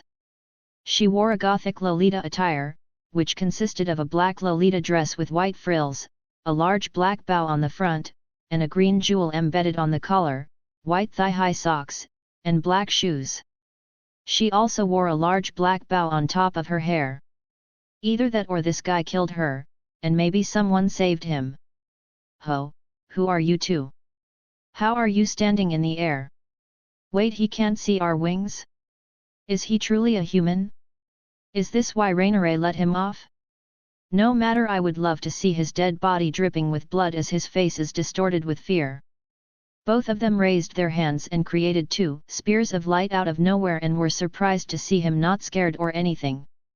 Ho, why did you raise your hands?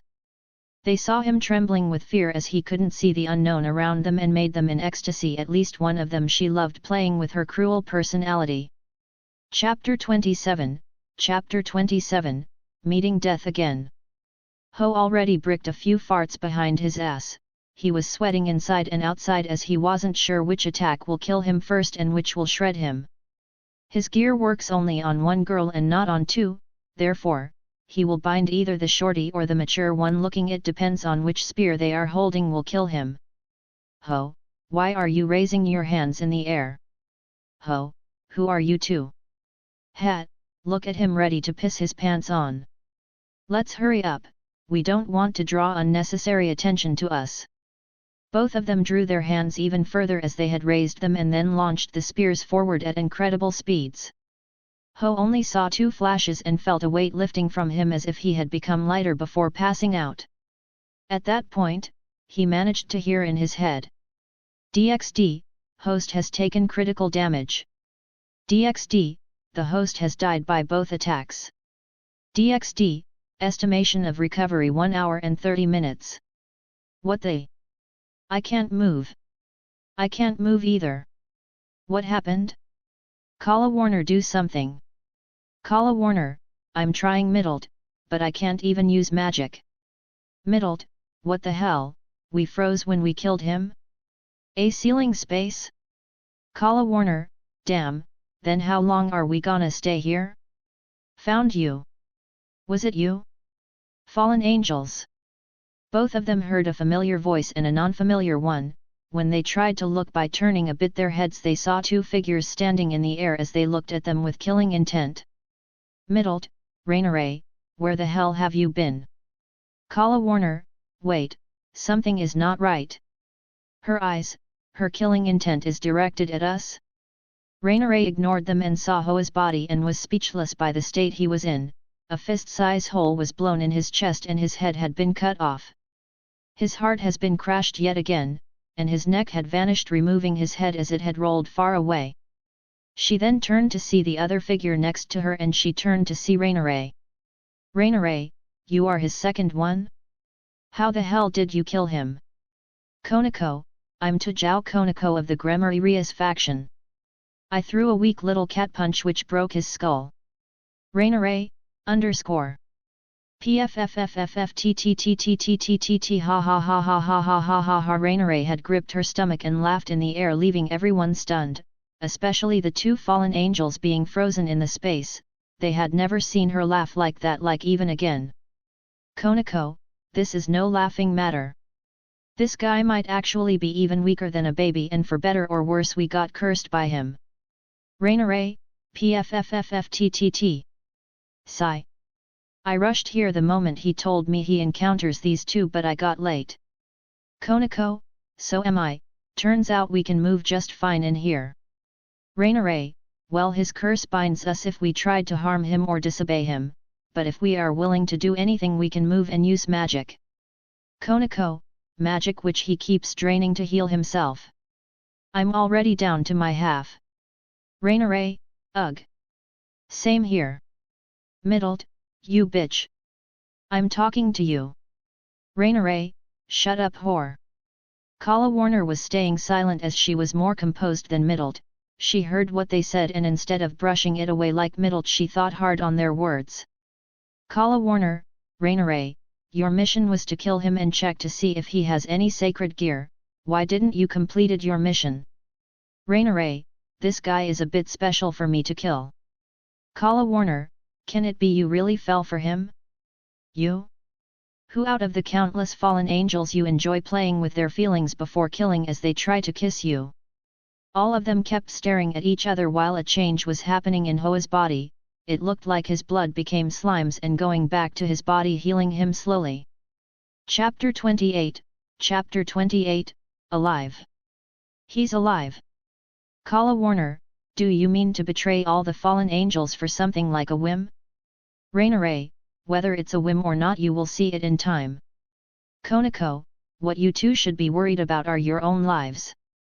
Middled, shut up your freaking mouth you bitch.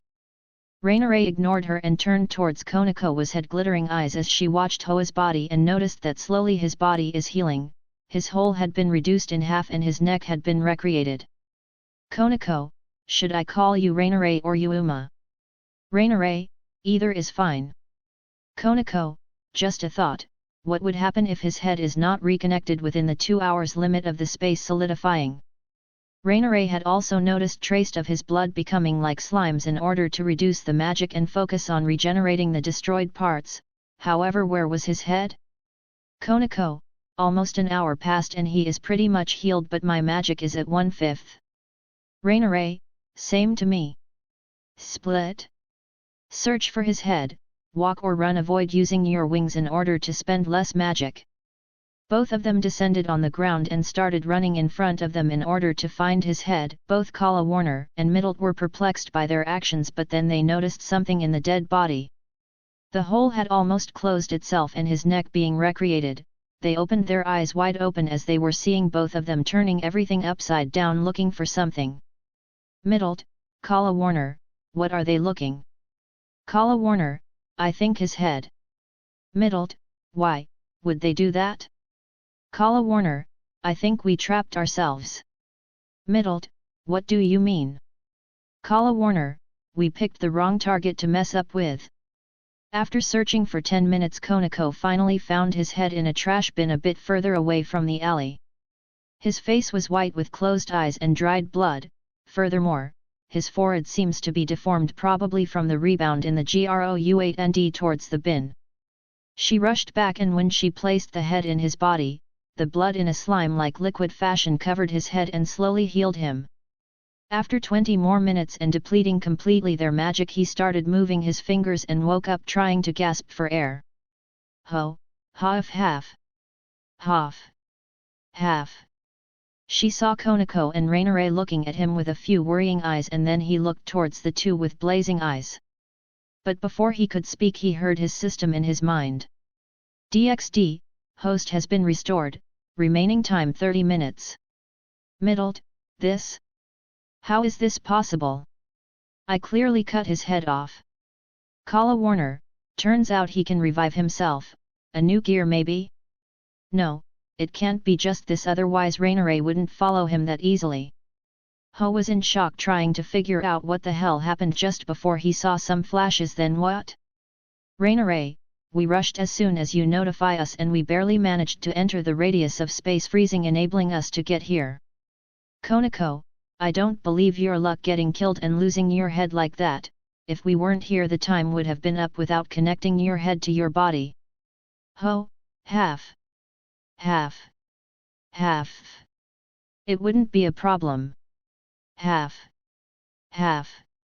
As long you were to provide me with magic. Half. Raineray, that was the problem, we don't have any left, you sucked us dry, and I doubt we would be able to regain enough within 30 minutes to make your blood search for your head or create a new one. Konako, how was your trip to the underworld? Ho, my friend Death started screaming. Alive. He's alive. Chapter 29, Chapter 29, Not letting them off. Ho, I can't believe I have a bit over than 20 minutes. Raineray, it's your gear,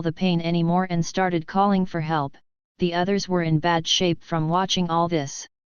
They had never seen someone in their lives do this, not even first-rate devils. Ho, stop! You think you are in a position to ask this? Ho twisted a bit his hands, making her heart feel like it was ripped off and her vagina twist upside down, and at that moment his fingers touched the walls of her womb, making her gasp. Middled, no. Anything but that. I'm still a girl in the end. Ho, but in the end, it doesn't even matter.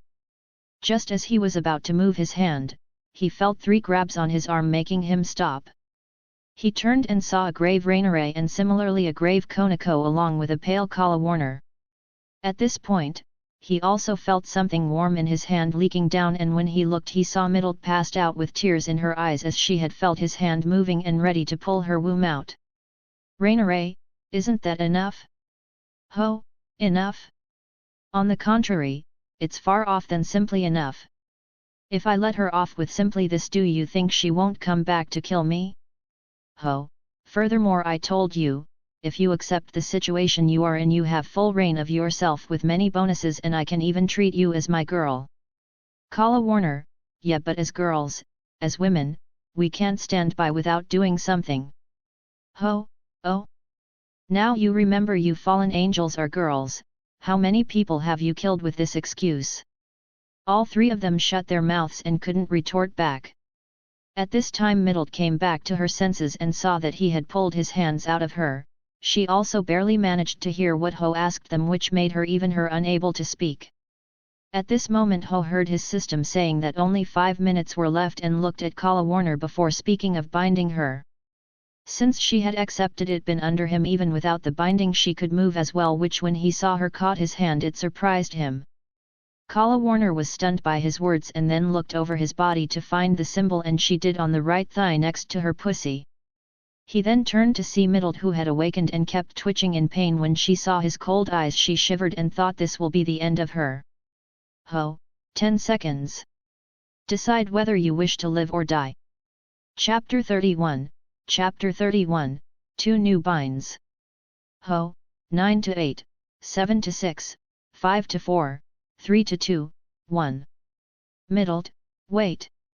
I wanna live. When she was hearing about the countdown and seeing his cold eyes, she panicked and didn't have time to consider before blurting out her desire to live. Ho, good, then from today on forward, you belong to me. With his declaration they could see his mark of mating appeared in the left side of her chest, which wasn't much developed. At the same time, the space unfroze itself, making Middled able to move. She hurriedly took her clothes and got dressed as Ho turned towards Kala Warner. Ho, you two should be happy you ended up like this, and you will realize how wise to accept this was. Just as he was about to send the 3 fallen angels in their spaces and stay here with Konako, he was interrupted by the system. DxD, Middled and Kala Warner have been bound. The host had completed 1 quests. DxD, hidden quest completed. Change the death fate of 1 or more canon character. Rewards, 10.000 pervert points, 50% stats up. Ho, stats. DxD, showing stats. Name, Ho Urian. Age, 15, 25. Health, 1500 2250. Magic, 1500 2250. Power, 9135. Speed, 4669. Defense, 6090. Sacred Gear, 16 Ri Sakubaku sa Renis Rumato, the 16 Boundless Soulmates. Boundmate 1, Rainiere, Fallen Angel, 2 wings. Boundmate 2, Konako Tajao, Nikomata / Devil, Non-Stage Sage. Boundmate 3, Middled, Fallen Angel, 2 wings. Boundmate 4, Kala Warner, Fallen Angel, 2 wings. Money, 0. Ho, oh. I became a tad bit stronger. Rainiere, yeah, we felt that small fluctuation in your body. Konako, it seems the more girls you bind the stronger you become.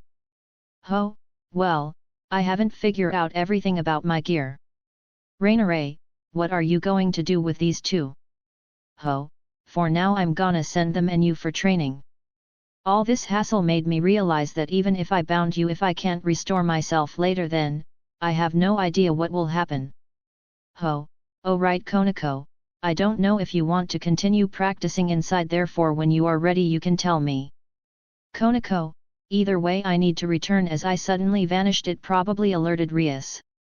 Ho, no need to worry about that, I plan eventually to bind them both.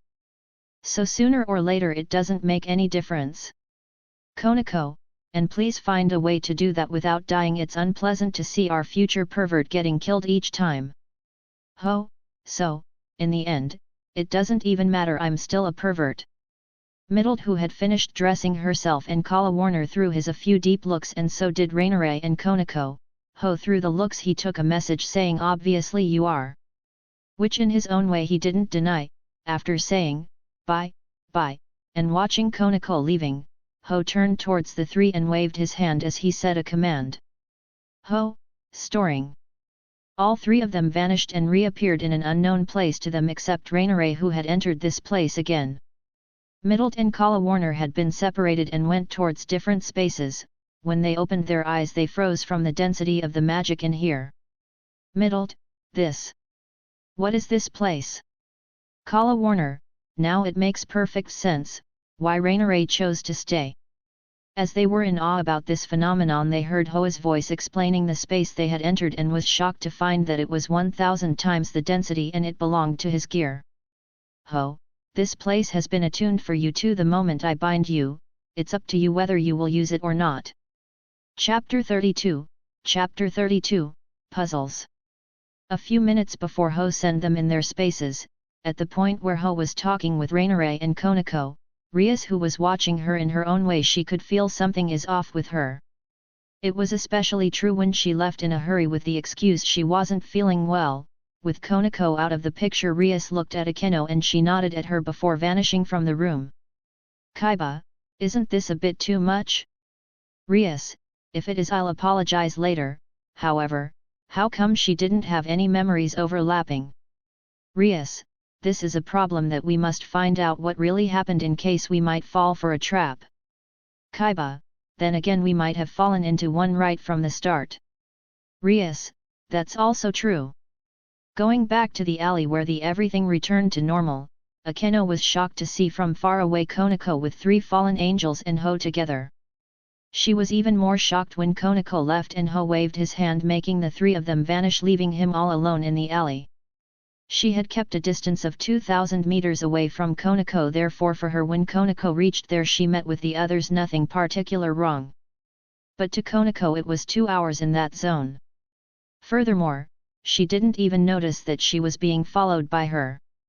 She knew that perhaps a few familiars might monitor her but not Akeno herself. When she saw Ho alone for a bit before he started to move, he was in a dilemma to follow or not. In the end, she gave up the idea as she didn't want Konako to return and seize her missing from the club, therefore she turned and flew away. After a few minutes, Konako returned back with her usual tone that everyone knows and saw all 3 of them sitting there. She thought, can it be they didn't bother to send a familiar at all? Soon the bell rang that indicated the end of the school day and everyone returned to their homes. Konako wasn't an exception. She said goodbye and left. After making sure she really left, Akeno started speaking to Rias about what she saw, which made her eyes twitched as they had really fallen deep in his trap. Rias, I see, then I guess with that time formation he made Konako follow him, and it was the same for Yuma. Akeno, yes, not only that, it seems to contain part of the surroundings and the time flow in it, it's different. Kaiba, you mean like 1 second outside the range is like hours inside or something? Rias, furthermore it seems to work only for the people he wishes to court or something. Akeno, yes, otherwise we wouldn't have any memories overlap. It only happened because, let's say, our brain was active seeing a scene. Rias, then it froze and when we waked up we saw another scene. Kaiba, then I, who was far behind, managed to escape a tiny bit and heard noises when I waked up from it. Rias, yes, you can say that if we could somehow take those sounds and magnify their length we might have been able to find what happened. Akeno, but unfortunately no one in our knowledge can do or know someone to tamper with our memories and to that extent. Rias, therefore right now you can say we lost Konako, and we are trapped in the palm of his hands. Kaiba, President, I wouldn't say that we didn't lose Konako. If that guy controlled her for real, then he would have made her spill everything and killed her. Kaiba, no, doing so means that he must have entered some kind of give and take deal. Rias sighed as there were many puzzles to all this and couldn't find the right path now. If she knew that she was on the right path she would have probably rolled her eyes back. Chapter 33, Chapter 33, Money Issues. Ho after all this started walking towards his home with a sullen expression to all this. He now had more mouths to feed and he had neither the stamina nor the money to do it. The only thing he had was pervert points. He had 14.500 and each time he wanted to place an evil deformed face he had to pay 100 for a limit of 1 minute. According to his system he used this for 25 minutes. Therefore he should have 12.000, but as he used his hand to phase through the skin of Middlet and catch her heart he used 10.000. He wanted to cry but had no tears, he could only cry blood from his 7 holes. If it wasn't his quest for giving 10.000 back as a reward he would be with a measly poorly 2.000, but now he had 12.000 points. Ho, ugh, all these calculations made my head hurt. Ho, if those bitches don't offer themselves in my bed I will kill them. Ho, not to mention there is a chance that Rias might have gotten to the core of this which will make her even more pestered than before. Ho. Well, if that were to happen I can screw her since now I hold her in my hands. After 1 hour or so he finally reached his home and opened with his keys the door. When he entered inside he felt a weird presence and asked his system if it's catching some kind of energy. DxD, nothing is detected in the vicinity. Ho, what's the range of the scan? DxD, it can extend to the whole town with points, but usually is as the domain. Ho. What if they are watching me from the gods or devil's realms? DxD, you will need 1 million to be able to scan in there. Ho, fuck. DxD, do you wish to scan the whole town? Ho, do I have the points for that? DxD, 2.000 perverted points. Ho, why are you saying it in such a way as if I'm going to peek at a beauty's naked body? DxD, depends on who's spying on host, perhaps it's a guy. Ho, blurg. Blurg. Ho made a few puking movements but nothing came out of his mouth before turning and finally decided to pay the points and scan for any traces used to spy in this direction. Ho, please be a beauty, please be a beauty. As much as he wished for it nothing came from the scan, leaving him in broken pieces as he had spent in vain 2.000 perverted points. He checked the fridge and the shelves and found a tiny few materials that if cooked together perhaps he can make from 2 plates for each of them. Ho, I seriously need to think about the money issue. Ho, oh, why I didn't think of that. Ho, system, can you please tell me if I can convert points in money? DxD, it's possible, at the rate of 1 to 10. Ho, that means 1.000 points will be 10.000 cash. It can last me I think 2 months. Ho, fine, trade me half of my points. DxD, 50.000 cash obtained, remaining points 5.000. Ho, withdraw. Clang clang clang. 3 figures crashed in front of him and were groaning in pain as they clashed in one on other without a warning. Ho, I totally forgot my commands need some work. Rainaray, sometimes I wish you can just go and die. Middlet, ow, my head. Kala Warner, my legs hurt. Ho, so did you manage to restore yourself? Rainaray, yeah, so I can kill you. Ho, then my list of binding just changed. I will remove you and add someone else. Furthermore, no take orders tonight as I plan to order food. Chapter 34, Chapter 34, Ordering Food. Somewhere far away, almost at the edges or borders of the town, a figure could be seen panting and trying to catch her breath. How the hell did he realize I was spying on him?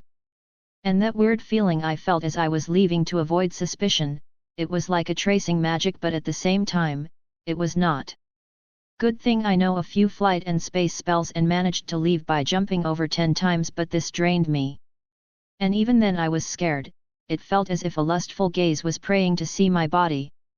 After looking back for a bit since the feeling vanished, she pondered a bit before leaving through a portal. Back to Hoa's room, Rainiere was raising a mayhem as she was hungry.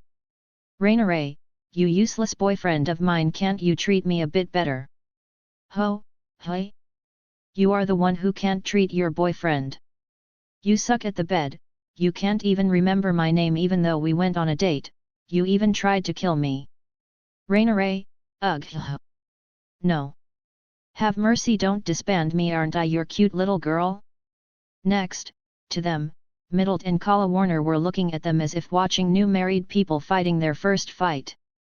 Middlet, hey Kala Warner, it can't be that they really fell for each other, right?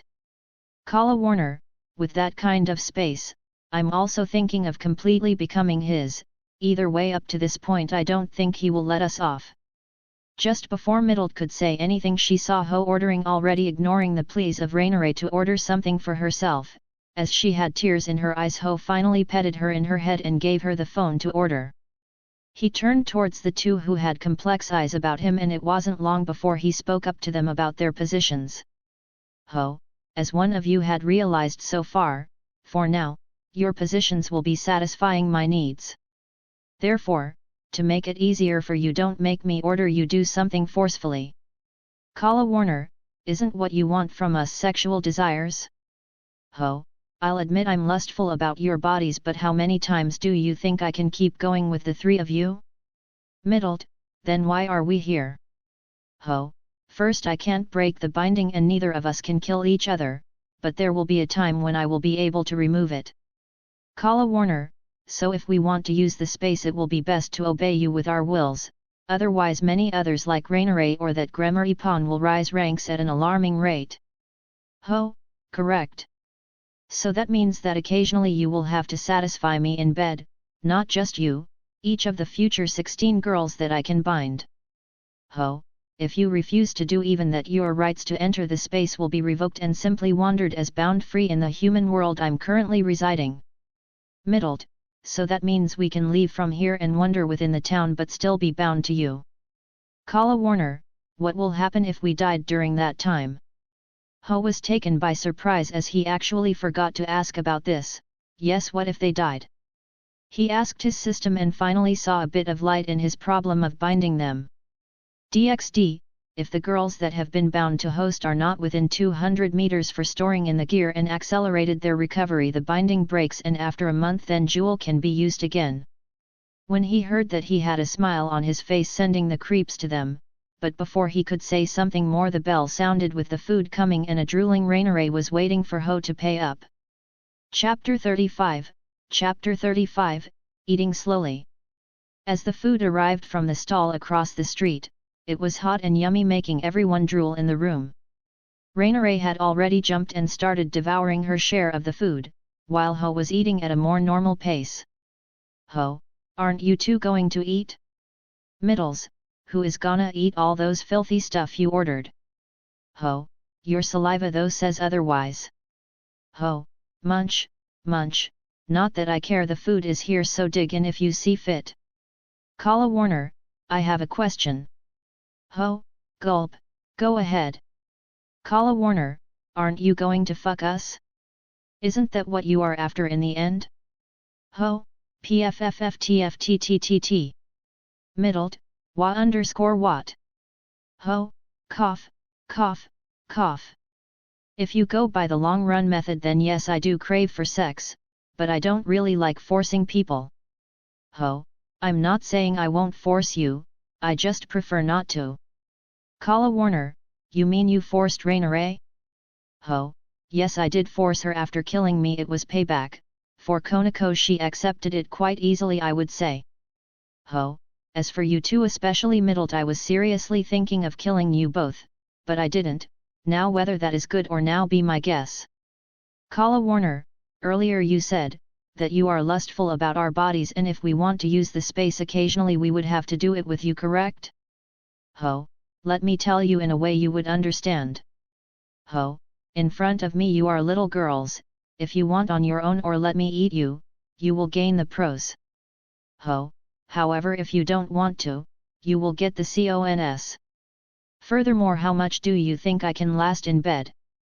Ho, there is no meaning in dwelling again and again, I already said everything you two need to know. Ho, oh wait, if you chose to walk away like this you are still bound to me, and if you die then you die, unless you are in a dome of 200 meters from me as a center. Ho, now eat, I'm not completely uncivilized, I can see you are hungry. Kala Warner sat on the table and started eating, which made Middle throw glaring daggers at her as she was screaming softly, traitor, traitor. In the end, Middle didn't eat anything, but you could see from her expression she was hungry. Ho went inside and laid in his bed while waiting for anyone to come. The first one who arrived was Raineray in her fallen angel form, completely naked, but she erased her wings as she laid on him and started kissing him. Ho made a challenged accepted pose and started rubbing Raineray's pussy as he was sucking her breasts, making her moan more and more. Soon, when she wasn't expecting it, she was fingered by him with 3 fingers, making her roll her eyes back before groaning as she squirted her juices in the bed. Ho could no longer hold himself back and pierced her pussy with his dick right after she squirted, making her body feel weak before started pounding her pussy with his thighs. Inside the living room, Kala Warner and Middle could hear the pounding and Raineray's panting from moaning while they didn't know what to feel. After a bit of pondering, Kala Warner got up and walked towards his room as she slowly started to undress. Middle, wait, are you serious? Kala Warner, serious or not, where would I find such an opportunity again to rise in ranks? Kala Warner, if I can become a powerhouse like 8 wings or higher, then letting him pound my insides is really nothing. Chapter 36, Eating Slowly. 2. Middle, I don't believe this. Middle saw Kala Warner as she started taking her clothes off before entering his room, where Raineray's moans were louder and louder. Inside the room, Kala Warner was seeing Raineray sitting on top of Ho, but they weren't face to face, they were face to her back. She could see his dick clearly shoving up against her vagina as fluids came out from it, while he was groping her boobs from behind her and biting her ears. Just as both had realized someone was in the room, Ho thrust deeper and faster than before, causing Raineray to moan louder as she was hitting her womb before he started twitching and spasm inside her. Raineray rolled her eyes back as she opened her mouth and groaned from hitting her sensitive spots before a burning sensation made her spasm all over as she squirted as well. Ho then turned towards Kala Warner before saying to her, Ho, get over here and suck all the fluids of her vagina and my dick. Since she had decided to do it earlier, she went to Raineray, who was panting and had her vagina connected with his dick. Ho removed it, making his semen flew out as Kala Warner placed her mouth and tongue on her, sucking everything. Raineray, you. She came again, instantly making Kala Warner suck her fluids. She was way too sensitive there, and with the sucking, as her tongue entered her vagina, she came again. Kala Warner started feeling hot and placed her hands in her pussy as she continued rubbing, while this time he was cleaning Ho's dick with her tongue. Ho, Ho thrust his dick inside her mouth and came as she swallowed down everything while ending up fingering herself. She then got up and placed her pussy directly above his dick before sitting on it as it made her moan. Ho, oh, quite wet. Ho, okay, then. Ha ha. He started shoving it deeper and deeper, with each thrust he was giving her, as she moaned more and more. At the same time he was kissing with Raineray while Kala Warner was sucking her breasts. Outside the room, Middle was red all over, but at the same time, she was trying not to listen as she didn't want to give herself to him. But slowly she started getting into it and sweat was coming from her body as she was feeling hot with the whole atmosphere coming from the room. She gritted her teeth and pinched her leg as she made a twisted face to refuse her body horniness to go to his room and give herself up for power. Inside the room, Ho was at his limit before thrusting inside Kala Warner vagina as he hit and cummed inside her womb. Ho, Kala Warner, ugh, hey. All three fell on top of each other as they were panting, Ho had finished 2 times while Rainiere had finished 3 times. Kala Warner was on the losing side as she had finished once. Ho got up as he was almost at his limit and went behind Kala Warner and shoved his dick inside her ass by doing it doggy style as he pulled her hair back, causing his semen flew out from her pussy. Kala Warner, arrg.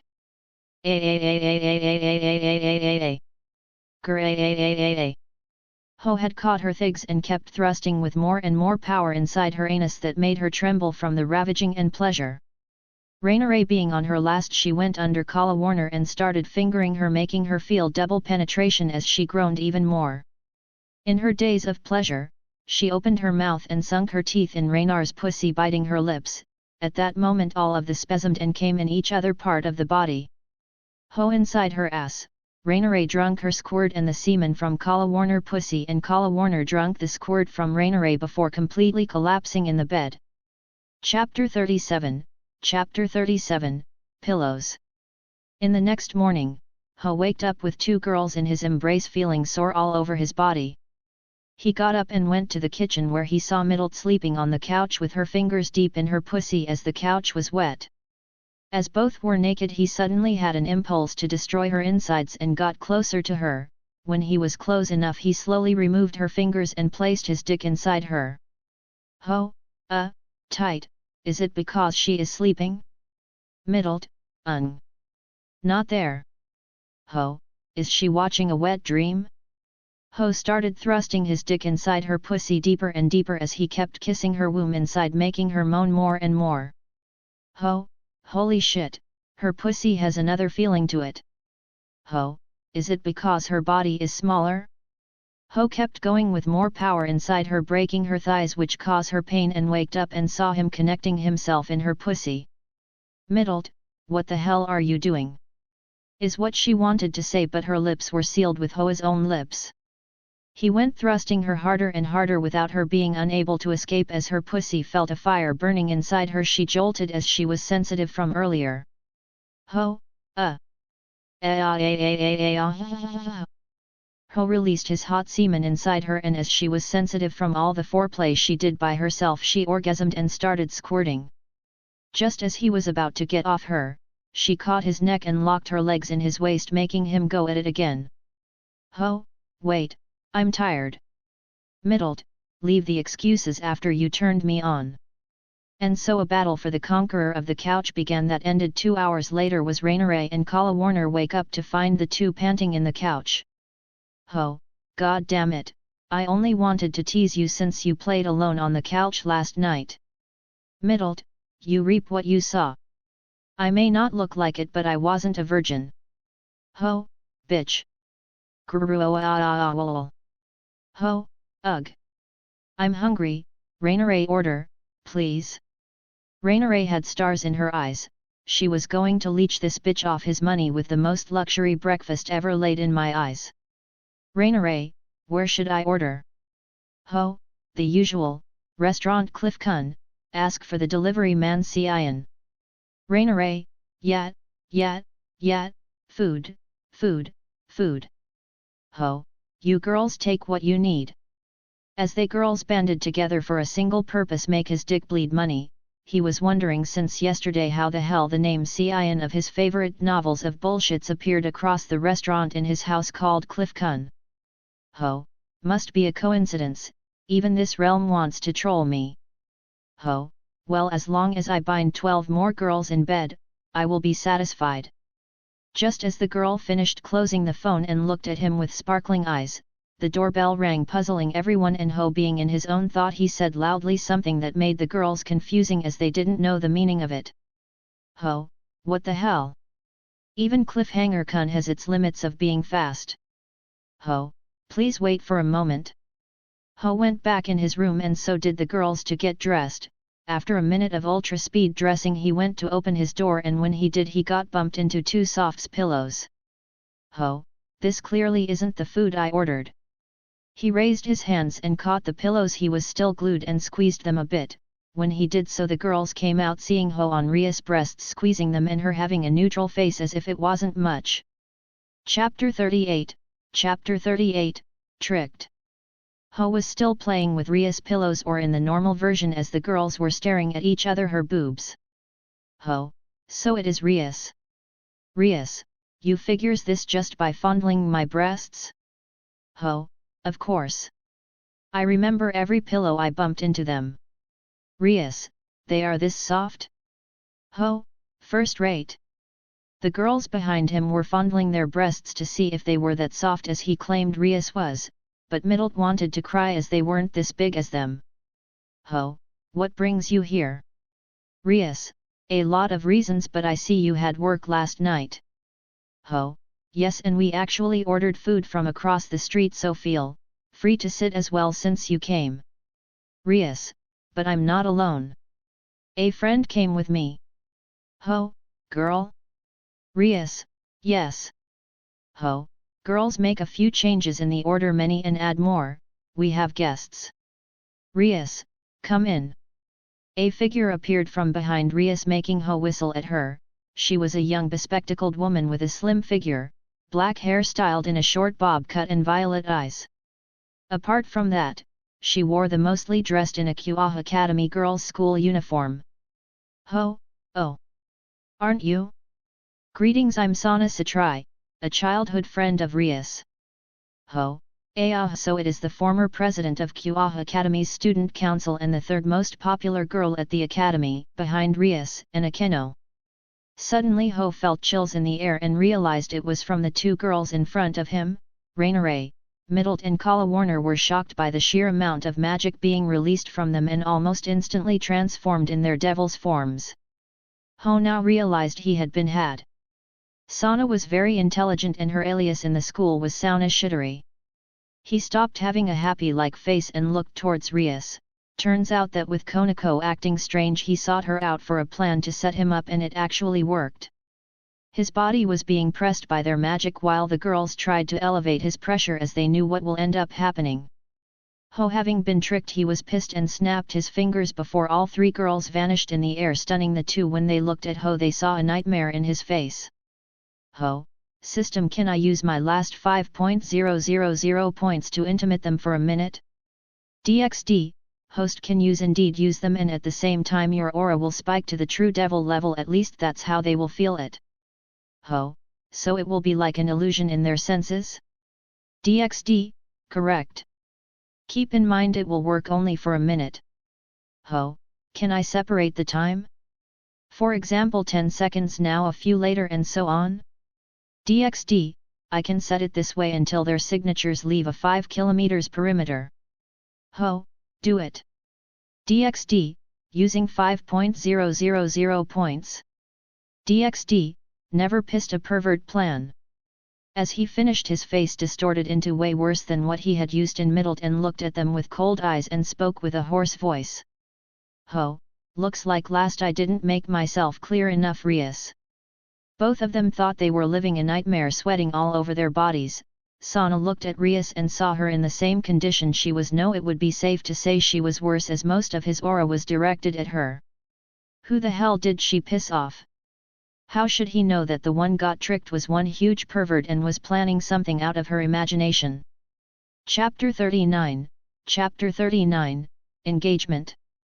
Ho, didn't I tell you I have nothing to do with your club? Ho, furthermore you brought your love problems into her. Sana thought something was wrong from the beginning that Rias went to find her and explained the situation. She was stunned to see that from the way she was told that this guy was 100% pure human. At the same time, both of them, when they were talking, kept feeling that it was not the case and decided to trick him with her identity. Who knew they fell right into a gold mine that had a protector worse than a dragon.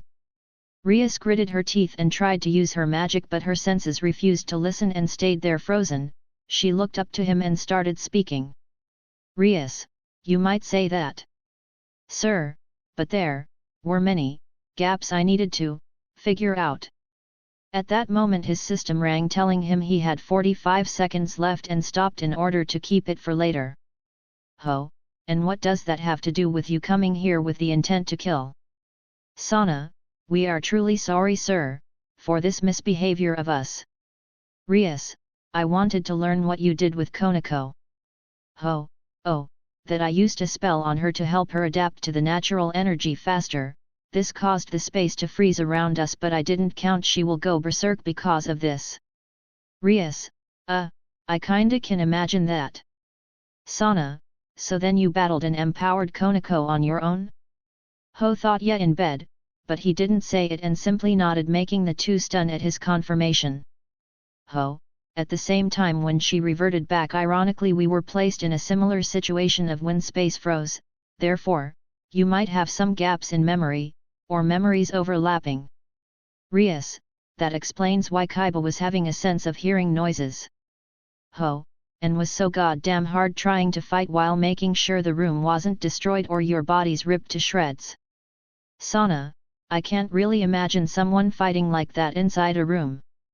Technically we fought on the floor and couch, but still I can't say that now, can I? Ho, and here comes my question, why are you two here?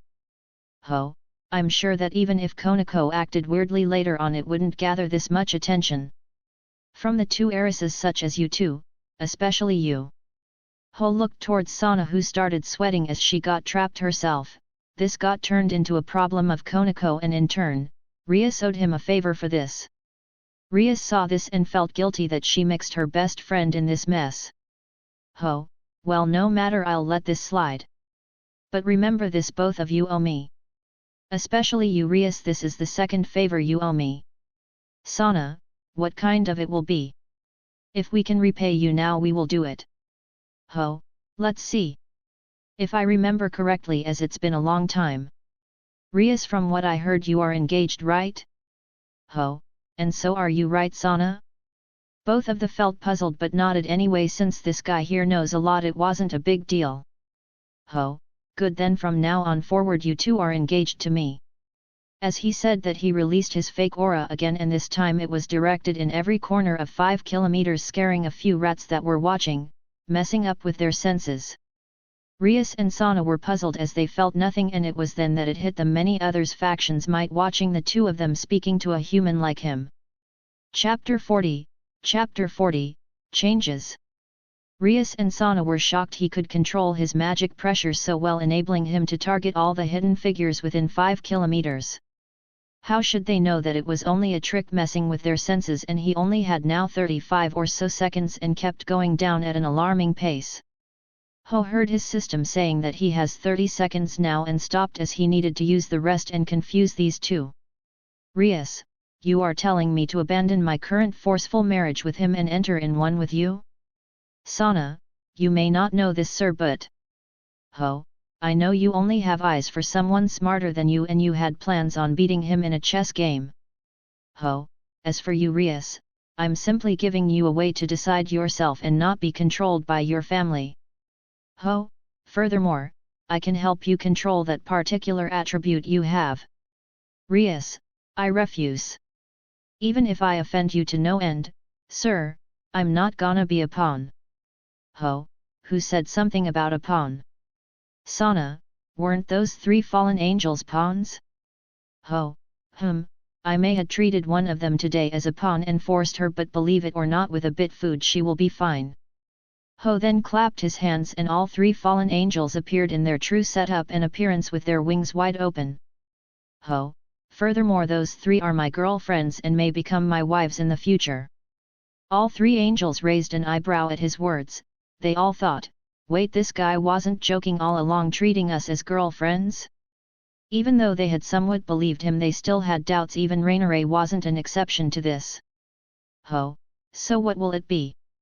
Sana, for me it's quite simple, prove you are smarter than me. And if sir can handle the wrath behind the family. Rias, for me, I want the truth. I refuse to believe you simply helped Konako out of kindness. Ho, very well. Then as you heard Konako come in. Rias and Sana were stunned. Where the hell was Konako listening to them? They felt someone approaching from behind them, and when they turned slowly they saw Konako with cat ears and a tail from her butt. Konako, President. Rias, when did you come? Konako, the same time you came, President.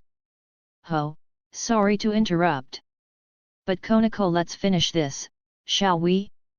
Konako nodded at him before getting closer and giving him a kiss in his lips, stunning the two, and at the same time, she went back where the three fallen angels were.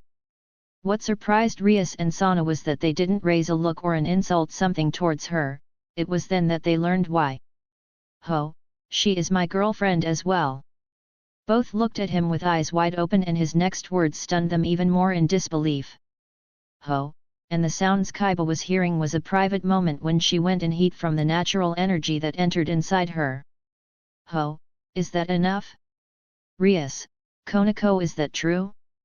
Konako blushed before lightly nodded her head, shocking the two of them greatly. Rias didn't even know what to say, but then she came to a sudden thought. "Then the reason he didn't let us strip was for us not to see his semen dripping for her?" "Ho, now what it will be?"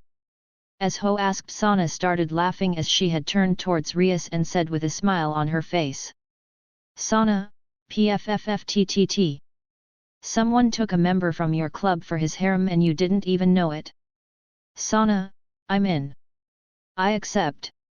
I will see firsthand what you can do." "Rias, fine.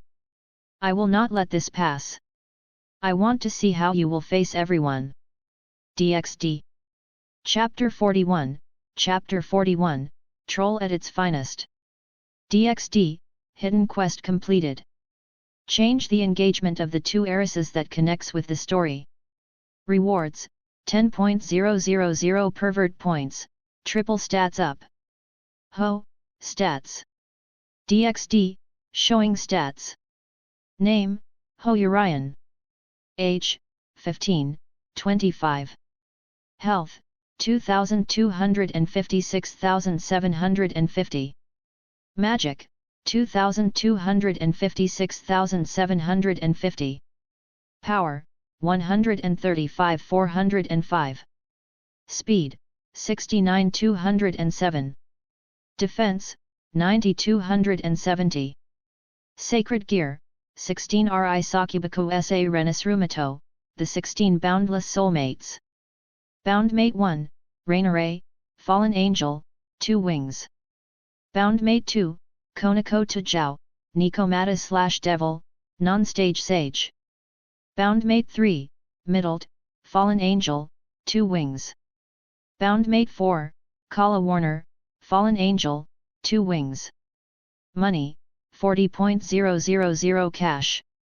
Ho, holy shit! I'm quite powerful. Yet. DxD, the 16 Ri Sakubaku sa Renisrumato, the 16 Boundless Soulmates has met one of the two hidden conditions and is now evolving. Ho, ha! This is not Pokemon. DxD, still it's evolving. Ho, fuck. DxD, Pokemon evolving music intensified. Ho, oh come on, are you for real?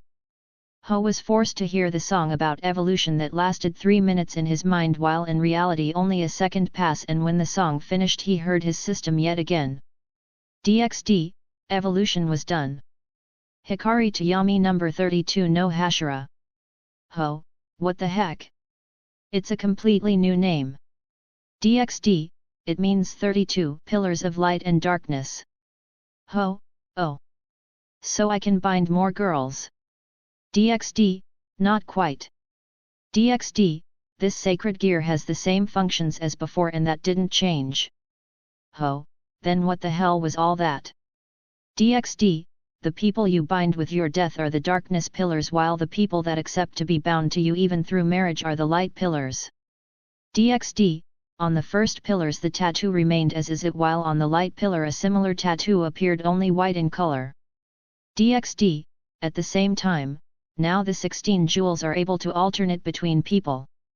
Ho, what do you mean? DxD, for example 4 jewels have been customized for the 4 bound girls. However, if you send Rias inside one of the already occupied ones, it will be recustomized to match her future needs. Ho, so you mean that now I can send anyone I want and the space will be ever changing for they need? DxD, correct. However, each change that occurs on them needs 1 day before it can be changed again. At the same time, when you die you draw magic from all of them to recover, so faster recovery for you. DxD, apart from that balance breaker has changed. Ho, let me guess. When I achieve it, I will be able to release anyone from being bound either light or darkness and possible switch between the two members. DxD, the system bows to you. Ho, did another thing changed? Like me obtaining a few of their powers? DxD, no, for that you need to complete the second condition which is unknown, even I don't know. Ho had a sad face, he really wanted to wield magic in its finest. He didn't sulk for long as he returned to reality where Rias and Sana were looking at him with confused eyes. Rias, what happened? We felt your energy spike slightly. Ho, ah. About that, you can check each other's neck. There will be a mark on it, a white one to be precise. The four behind him were shocked as they thought that he trapped them, but then they were confused. A white one? Not a black one like them? Both girls did as they were told, and they did found a white triangle mark in behind their necks, shocking them. Sana, what did you do? Ho, since now you two belong to me I will tell you, but first let me give a warning to those rats. Ho used the rest of his time in the messing of their senses aura, which now was more overbearing as he had become 3 times stronger. For him it was nothing, but for them, it was like the difference between the heaven and earth. Chapter 42, Explaining. The hidden rats couldn't handle this and started scramming from the 5 kilometers vicinity he could mess with. At the same time, he asked his system something that came to him while he was doing that. Ho, so now how many girls I can bind in the end? DxD, 16. That will be made for the darkness pillars. Ho, so the other 16 will be those that will not get bound upon my death but follow me willfully? Ho, isn't it the same? DxD, depend on how you see it. With your perverted mind, all girls should be bound to you. Ho, number at number percent dollar percent number ER. DxD, time UPS. Ho, fuck. As the system gave him the final verdict that his messing aura stops working, his aura returned back to that of a normal human, albeit a bit stronger. Ho, now then, since those rats got away, we are left all alone. Both Sana and Rias had their eyes wide open and their mouths fall on the ground. His aura returned instantly, it was like it never existed in the first place. Rias, you. Sana, you are human? Ho, greetings ladies. I'm 100% bona fide human down to my bones. PFFFTFTTT. The girls behind him started laughing, and even Konako, who was always serious, let out a few giggles by seeing her president's face. Rainaray, ha ha ha ha ha, those looks were priceless. Middled, damn right. Konako, president. I haven't seen you so surprised like never. Ho, so Sana dear. How does it feel to be partially tricked by a smarter guy than you? Sana, ugh. Bitter. Kala Warner, even though you are human, you have knowledge and tricks to make us pull out our hats if we had any. Ho, well, technically without my gear it wouldn't be this easy to bring all of you together. Which, now that I think about it, I need to tell you the few changes that happened in my gear. All of them raised an eyebrow and at the same time perked their ears so they could digest the info they were about to learn. Rias and Sana had from the start a hunch that he might have some kind of gear, but when they listened to the requirements in order to activate it, the ups and downs of it, they were shocked once again. Rainaray, wait. Why are they going to be the light pillars? I found you first. Rainaray, by right, I should be your first wife. Ho, not my fault, okay? Furthermore, if you hadn't killed me back then, even if I knew I had a sacred gear, I wouldn't know how to activate it. Sana, so the luckiest turns out to be the unluckiest person, and vice versa. Rainaray, I demand another change. Rias, wait, if that's how it worked then, in reality, you died from a weakly punch of Konako? Ho, ugh. Everyone looked at Konako, who made a serious but innocent face, saying it wasn't my fault he was weaker than an ant. Sana, I really feel like you had told us versions upon versions of truth to cover your true gear. Ho, what do you know? Turns out you have quite a nice brain along with your figure. Ho, which idiot will tell everything about his gear to others? I obviously hide a few things or changed their meaning. Sana, so it's safe to say that the rules of it being strict are true. Ho, yeah, for darkness pillars, if they die outside of a dome of 200 meters or 400 with me in the center, you are dead. For the light, this doesn't apply. Ho, when I die I'm recovering by drawing your magic, and depending on the situation there is a chance I'll be 100% fine or maybe still dead after 2 hours. Ho, the space thing is true, they have tested it. None of you can attack me as the space will freeze, and then even if you are a god I can kill you. Chapter 43, Food Wars. Sana and Rias, though their minds blew up from how his gear worked, they continue to hear the final explanation of his gear, but they knew he will never tell them its true capabilities. It wasn't his fault, it was because he himself doesn't know. Ho, now that everything has returned to normal, I have a simple question that's been bothering me. Rias, what question? Ho, where the fuck is the food? It was at that moment everyone remembered they had ordered food, and despite how many minutes passed, almost half an hour, Cian the delivery man was missing. His growling stomach made all girls burst in laughter, and it wasn't long that a second one was heard. Everyone turned to the source of it and saw a drooling Rainare with a red face trying to kill herself at this moment. Ho, what do you know now? That's cuteness overload. Rainare, shut up or I'll eat you. Ho was stunned, Sana and Rias were stunned, Kala Warner with Middlet and Konako looked at her with half-suspicious eyes. Rainare now had done it, which caused Ho to grin at her before saying, Ho, didn't you eat me yesterday? Rainare now was both blushing and angered to the point she was oozing out steams from her face. During her anger state she blurted out something that later made her sulk in a corner on the room while putting with her finger on the floor. Rainare, I'm your girlfriend, so of course I'll eat you. Everyone stayed silent at her and saw her mind being blown away with steams as she sat down and was scratching with her finger the floor.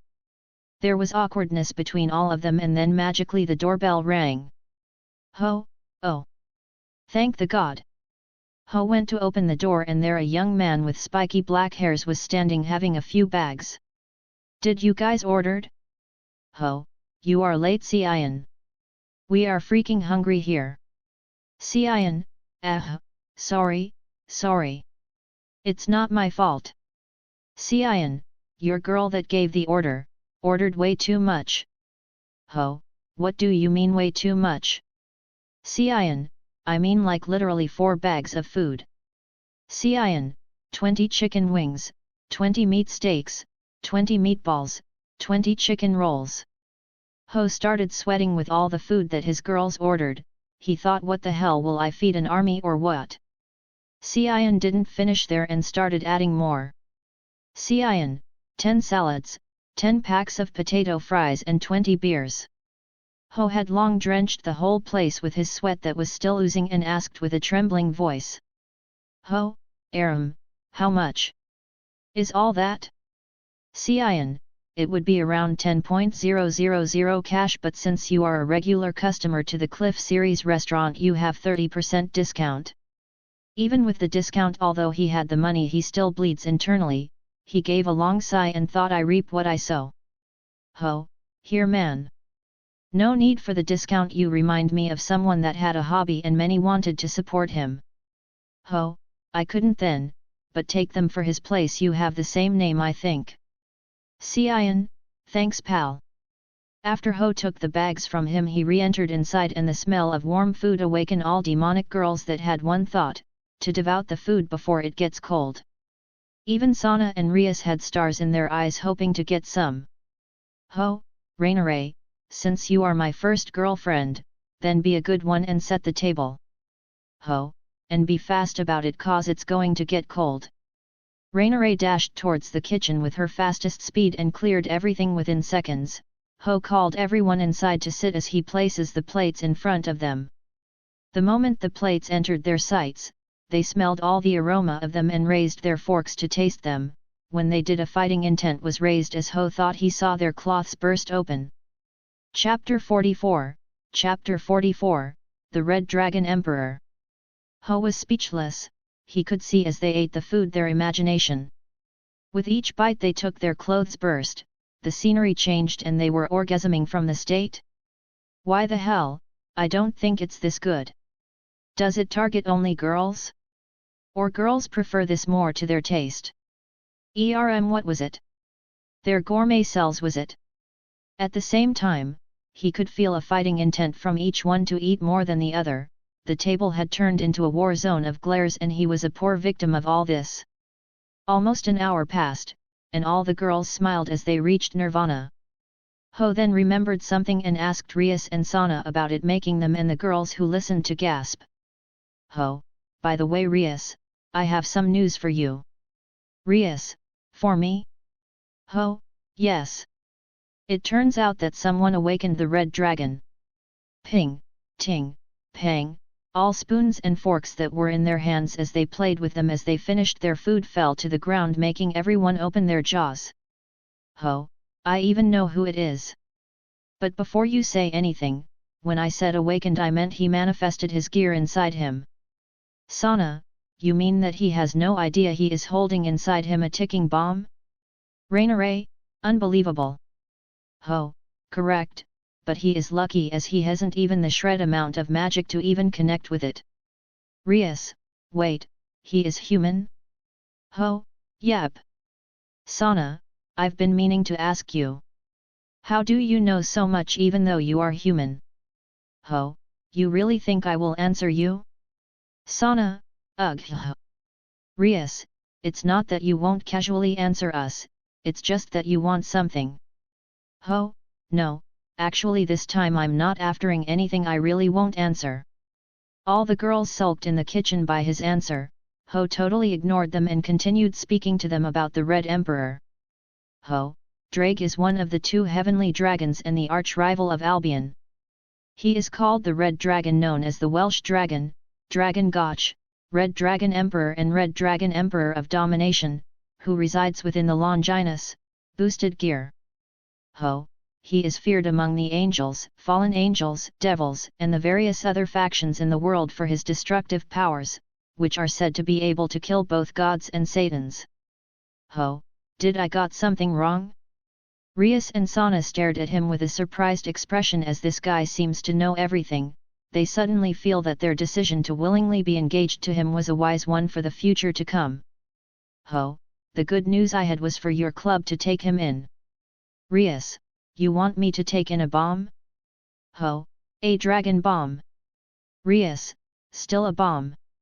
Ho, but you already have 2 bombs, one more won't hurt. Rias, who? Ho, your boobs. Sana, ha ha ha ha ha ha ha. That was nice. Konako giggled and so did the other girls, making Rias raise a few tick marks on her face. Ho, okay, jokes aside, 1, Konako and 2, Kaiba. Ho, although I solved Konako's problem somewhat. Kaiba's hatred is really a walking bomb. Rias, and I'm sure you are going to solve that as well. Ho, hey? Do I look like some kind of solver to you?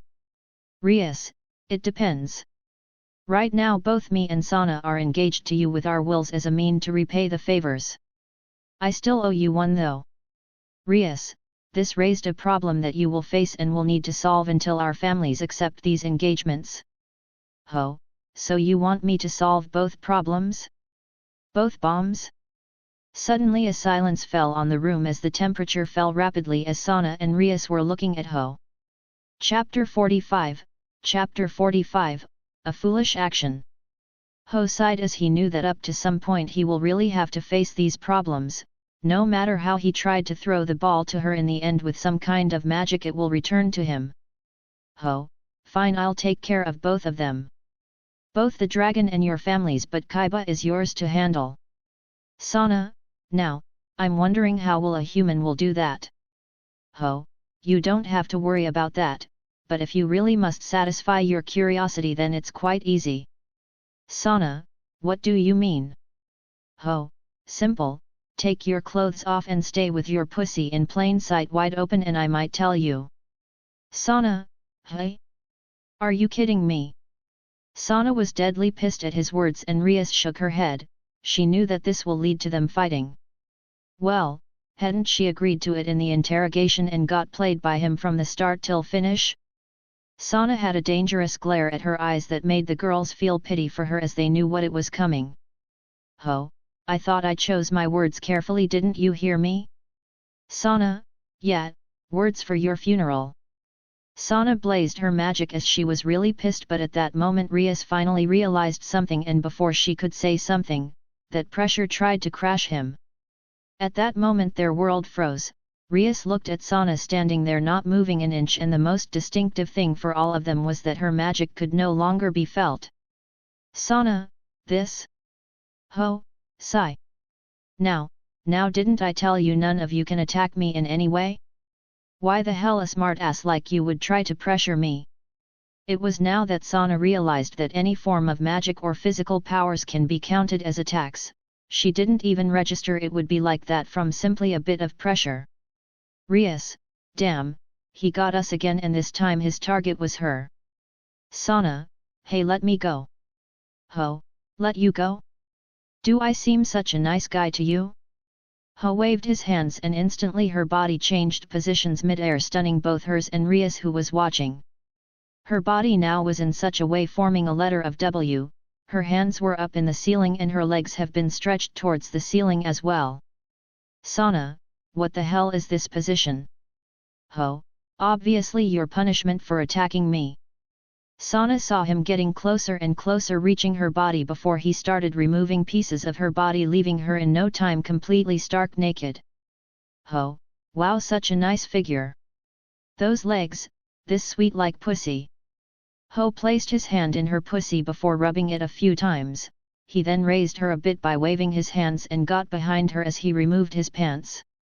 Rias watched in fear, unable to do something, as the moment she would try to attack him she will be in the same position. Sana, who could hear sound, she finally felt something, and when she lowered her eyes in her waist she could see his dick rubbing in her pussy. Sana, wait, what are you doing? Stop, don't do it. Ho, obviously punishing my girlfriend who tried to attack me. Sana felt fear and despair as regret as well for not actually brushing his insult earlier. It was at this moment she felt it closer and closer to her spot, which will result in his dick entering inside her. She knew that what he had told them about the space and everything was true, which meant that no one can help her. Just as she felt it of almost entering, she heard the voice of salvation. Chapter 46, Favors. Rias, it. Ho, hey? Are you kidding me after almost entering inside her? Sana looked at Rias, who also had many emotions in her face, while Rias was looking at Ho, his face trying to read through him. Rias, let her go and I'll owe you another favor. Ho, favor? Why should I do that as you already owe me one? Rias, you said earlier, that you usually don't force others. Then aren't you forcing her now? Ho, that's only for the people who have none malicious intent towards me. But for those that do have the slightest, well, you can't say I'm a saint. Rias, did you feel any maliciousness from her when her magic spiked? Ho, yep, otherwise my gear wouldn't activate. Rias was trying her best to make a deal with him, which puzzled Sana, but as the girl with a pretty well-known intelligence, she quickly caught up in her intentions and followed. Sana, then how about I owe you a favor? You also got to feel my pussy with your hands, isn't that enough? Ho frowned at her words as he really seemed outside of wanting to do her as punishment. They saw him being in conflict and they knew they were on a good path for them, at least for now. But on the inside, he was celebrating, as that was what he was aftering from her. He wanted to make both of them owe him from one favor in case something goes wrong in the future. Ho, sigh. Fine. With all the interruption, I'm not in the mood to do it. Ho, now both of you owe me of a favor. Ho snapped his fingers and Sana fell on the ground, hitting her back as she was naked. Before they could tell something to each other, they heard Konako's voice. Konako, President, Sana-sama, both of you are a bit too naive. Rainaray, ha ha ha ha ha, that was fun to see. Middled, yep, ha ha ha ha, I can't believe they got tricked so easily. Kala Warner shook her head as even them pretty much fell for his deception and everything. Both the girls saw them and recounted everything that was said and happened only to open their eyes wide open. Ho, now then Sana dear, how does it feel to be tricked a second time by someone smarter than you? Sana, you gave me a hint from the start that if I acted on my anger I would be in that position as you said? Ho, no freaking way, I didn't think that far. But I gave you all ups and down of what would happen now that you are bound to me. Ho, based on that it leads in one truth. If you accept everything I say and do it, you will never find yourself like that. Rias, you mean that even if we attack you, as long as we accept the aftermath of doing it ourselves we will be able to move normally? Ho, correct. Now I had a three-way layer planned for you. Sana, either I would have shown you my vagina, either I would have brushed it away or attack you. Ho, and you did just that. I actually wanted to make you see how it will turn out if you guys attacked me. Ho, I was hoping for you to figure this out on your own. After all, I took my time stalling as I removed your clothes and rubbing my dick in your pussy lips. Ho, but never would I imagine you owing me another favor, plus I got to see you in that position. Rainaray and the rest who was hearing this had one freaking thought, how the hell can he lie like that since his target from the beginning it was the fucking favor. Chapter 47, Leaving. Sana, damn. Rias, how the hell are you managing to place so many layers upon layers with your words? Ho, that's because I'm human. In order to survive from you monsters I have to be tricky. Rainaray, the monster itself calls others monsters. Konako, talk about irony. Ho, well, either way, you two can go now as I need a bit of alone time with my girls. Ho, since you two are only my girls in papers till I show you I'm worthy and clear this mess.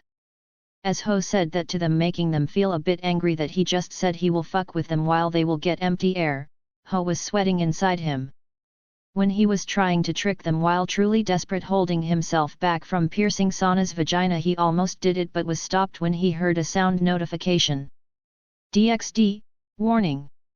Host is about to assault girls of the light pillars against their will.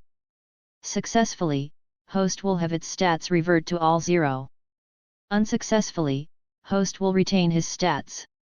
Fuck, so if those that have bound to me as light pillars attack me in any form, I can only retaliate back with my hands and not my dick? And only the darkness pillars can be assaulted as I deem fit for punishments. This sucks. Now I have to carefully plan who I want to court as the light pillar and who as darkness. Rias, fine, we will leave. But before that, you had said you will help me with something. Ho, oh, you mean the attribute you have? Ho, now that I think about it, I didn't show you something, did I? Both, show us what? Ho grinned at them like an idiot, which caused them to feel some kind of bad premonition as they saw him raise his hands and murmur a word. Ho, storing. The naked Sana, who was in the process of getting herself dressed, and Rias vanished from their eyes. Both Sana and Rias landed on an empty space somewhere and were shocked when they felt the whole place change, with mountains, dark aura and many more appearing. Sana forgot to pull her underwear back on as she was in a frozen state from the density of magic here that seemed to fit her perfectly. It was the same for Rias, especially her destruction attribute inside her felt excited and actually stopped bothering her, making her feel at ease with no longer having the need to suppress it. Or it could be said that in here she could control it perfectly without having the thoughts of hurting others. Ho then withdrew them from the spaces and they appeared in the living room. Both of them were soaking in sweat. Ho was looking at Sana, who she still didn't wear her underwear, and as she was full of sweat it seemed in his eyes that she had become wet down there. Ho, well, that is exclusive to all the girls, be it light pillars or darkness pillars. Ho, since I showed you that, then don't you think it's time for you to leave? Ho, I want some time with my girls and eventually prepare to go school. Son, yes, yes. We are leaving. Rias was shocked by Sana, who this time quickly dressed up without any delays. At the same time she detected a bit of urgency in her voice. Rias, well then till we meet later on. Ho saw them leaving without commenting about his space, and that told him one thing: they got hooked by the nose. Outside of the house, and as they were running, Rias had a frown looking at her distressful friend, who only stopped running after 10 kilometers. In front of the eyes of Rias, Sana let out a moan as she fell on the ground and squirting came from between her legs. Chapter 48, Chapter 48, Meeting Issei. Sana, ha, ha, ha. Rias, how did you reach this state? Sana, that guy's space works on certain people as doping with aphrodisiacs. Rias, then why didn't I? Rias opened her eyes wide open before she could manage to complete her words in her question. Sana, looks like it happened to you as well, but somehow brushed it off. Sana, I could tell the moment I entered there that place changes with 1000 times better density and environment, that his girl needs to rise in ranks. Rias, then what does this mean? Sana, it means that in the long run, he will become a powerhouse with 36 girls of at least ultimate class. Rias blacked out. She wasn't expecting this at all. Sana had a similar blank expression in her face before both of them stayed like that to digest everything they had seen and heard. After a few minutes Sana got up and her clothes had already dried with her magic, making her return to her usually calm mind. Sana, I have a hunch that maybe it was our best decision to annul our engagement, letting almost every spy learn of this. Rias, are you certain of that? Sana, no, but I'm certain he will be able to fight his way out and still gain more from us. Unknowing to them, Ho was listening to them but never made a single sound in his mind, as it would reveal his trick of communicating with their thoughts. When they left, he had said to Konako and everyone else not to speak to him and distract him. He was really surprised to find out that his space worked as doping, but why it didn't work on his fallen angel? Maybe it has something to do with the bloodlines getting aroused or something. He pushed everything in the back of his mind before he went and teased a bit his girls with kisses and groping as he, Konako and Rainare had to go to the academy. Rainare tried to fight her way out of this and was defeated flatly by Ho, as he said to her, a wife not knowing how life works and social is useless. After 30 minutes of playing around, they finally left from their house, heading slowly but steadily for the academy. Rainare, why do I have to learn all this? You are lying about this is needed to be a wife. Ho, well, there is something I want you to do, and that might be you getting on a date with someone. Ho, and that's assuming the worst case scenario in case my method fails. Rainare, you are giving your girl to someone else? Konako, the worst. Ho, nope, never, I just have to awaken his gear, and the problem is that he belongs to the pervert trio. Rainare, which one? Ho, Hyudo Issei. Rainare, that pervert? No way. Konako, that pervert. Ho, yep, that one, but I'm telling only if my plan fails. Rainare, no, seriously, that pervert? Ho, I just said yes, that one. Konako, no pervert, she means that pervert over there by pointing at him. Ho, damn, what is this about perverts today? Ho finally raised his head as he was talking to them, and around 10 or so meters away from him there stood Issei looking at him while drooling from having Yuma and Konako next to him. Issei was looking at Ho, who had the appearance of height around 1,75, weight around 70 kilos, a lean but muscular type, not too overboard, as if looking like a muscle balloon. He has black eyes and has dark reddish spiky hair. Chapter 49, Chapter 49, Kakaku. Ho was looking at Issei, who is a high school student of average height with short spiky brown hair, with 2 short locks of hair behind his head, and light brown eyes. He could see that he wore the outfit of the Kyoa Academy boys' school uniform, which consists of a blazer over a white, long-sleeved dress shirt with black highlights with a black ribbon on the collar, matching black pants, and brown dress shoes. However, Issei's uniform differs in the fact that he wears a red t-shirt underneath his open dress shirt and blazer, and wears blue and white sneakers in place of dress shoes. He was like in his memories, a fellow pervert. But unfortunately for him, no matter how many times girls got close to him, he did nothing but screaming "Oppai, oppai." In fact, he could see him now staring at Yuuma's boobs and Konako's body with lustful stars in his eyes. No, it would be accurate to say admiration towards him and desire to actually see them. Ho turned towards Rainare, who was still pointing at his direction with a slightly open mouth. He laughed inwardly as if he had let the story go on as usual. In the end she would have gone out with him, and now you disdain him? Rainare, Ho-kun, you are kidding me, right? Ho, do I look like a person who jokes? Both, yes. Ho, straight face, nevertheless that is him. Ho, and I told you. You will only do it if my plan fails. Rainare, you said that before, but what is this plan? Both she and Konako perked up their ears waiting for him to explain, but the only thing they heard was his footsteps as he was going towards the direction of Issei. Ho, hey, there. Issei, oh. Hey. Ho, I've noticed you were looking at both my girlfriends. Why is that? Issei rolled his eyes out and almost blood came out from his nose when he heard from this person in front of him that both girls that many wish to court in the academy are his. Issei, both you said. Issei exclaimed loudly, and many who had gathered in the roads ahead as they headed towards the academy heard it, raising a ruckus. Ho totally ignored it, but the two girls a little far behind had red faces and tried to divert their eyes somewhere else while also avoiding many gazes. Issei, oh, sorry, I didn't mean this if it was a secret. Ho, don't worry, it would have come to light eventually. But you still didn't answer my question. Issei, that was because I saw her pointing at me. Ho, I see, then it's okay, you are famous after all for showing too much lust when you see girls, and that kinda ruined your image. Ho, everyone knows you belong to the perverted trio. Issei, of course, after all, I wish to create a harem.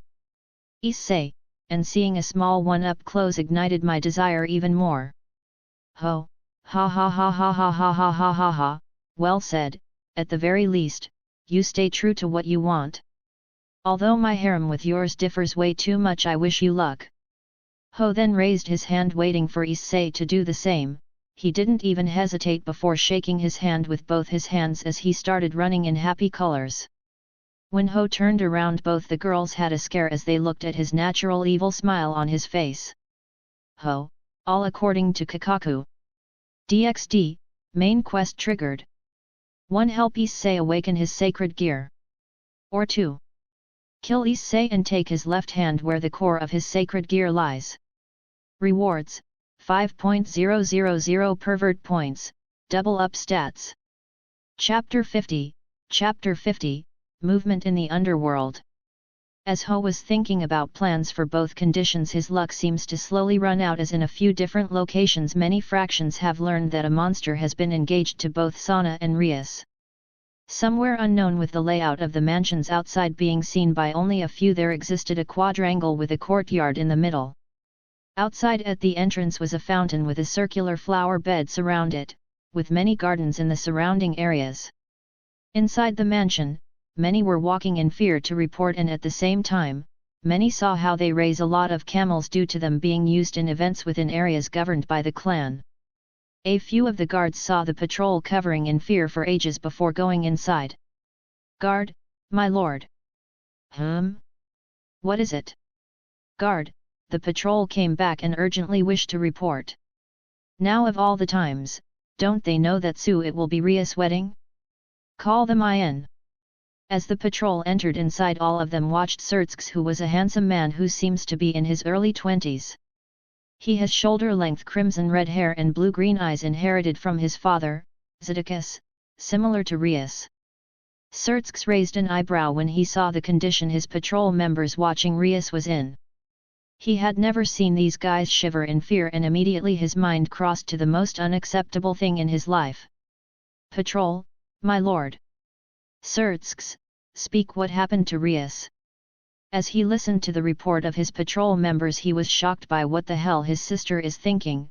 He wasn't the only one though. Somewhere relative close from his territory, in a territory that is known for its richness in nature, and is said to boast the most of the natural reserves present amongst the few territories belonging to high-class devils. Another mansion could be seen, and around it the water was boiling and freezing at the same time from the report they were getting. Lord Satrai, are you certain that this is all you heard? Patrol, yes. Lady Satrai, if all these are true, then it means we have to deal with someone managing to stay out of everyone's sight for millions of years. Lord Satrai, it also means, he is much smarter than Sana, as she could only accept someone smarter than her. Lord Satrai, but still making both the Gremory girl and ours willingly accept his engagement. I wonder what conditions he offered. Lady Satrai, dear, whether he offered or not, now he has to face the wrath of two families. Lord Satrai, Riser Phoenix and him, right? This will become very tricky.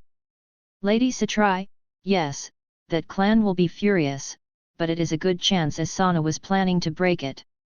After both of them sighing, they gave a few orders to them, making them bow and leave the crowd. Somewhere far away from there, where a castle could be seen, it had the emblem of the home to the members of the Phoenix family, greater in size than the Gremory mansion, which serves as the place of the ruling. The castle's outside layout is comprised of the main building with a tall building in the background, surrounded by multiple towers with flames protruding around and at the top. The front tower has embedded the phoenix emblem. There are also leafless trees that have tiny flames protruding from the tips. At the entrance is a huge golden statue of a phoenix in the middle of a fountain of fire, and at the sides, there are poles with small flames coming out on top, and also archway structures similar to an aqueduct that also have flames sprouting at the top. There, at this moment, from the interior of the castle, a large angry shout was heard, causing all flames to burst with blazing anger. Chapter 51, Chapter 51, Measures. Inside the interior of the castle, in the throne room, there laid 5 people looking angrily at the person who reported about someone getting Rias as his fiancé. The guy who had reported everything to them was having difficulties breathing as he was stared by all 5 of them, especially Riser Phoenix. Riser is a tall and handsome young man in his early 20s with short blonde hair and dark blue eyes. His outfit consists of a burgundy blazer with gold embroidery on the right, with matching pants and black dress shoes. Underneath his open blazer is a white dress shirt that is not fully buttoned, giving a slight view to his chest. His elder brother, that went by the name Rival, like his younger sibling, has blonde hair and dark blue eyes. However, unlike Riser, he wears proper noble clothing. A little girl sitting there with the name Ravel is a beautiful young girl with dark blue eyes. She has long blonde hair tied into twin tails with large, drill-like curls and blue ribbons keeping them in place. The front of her hair has several bangs hanging over her forehead, with a V-shaped fringe hanging over the bridge of her nose. Her outfit consisted of a light purple dress with dark purple accents and a blue bow at the front.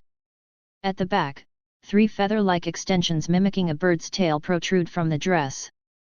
And in the throne, 2 people were watching their son Riser growl at the patrol guy while pondering over what they heard.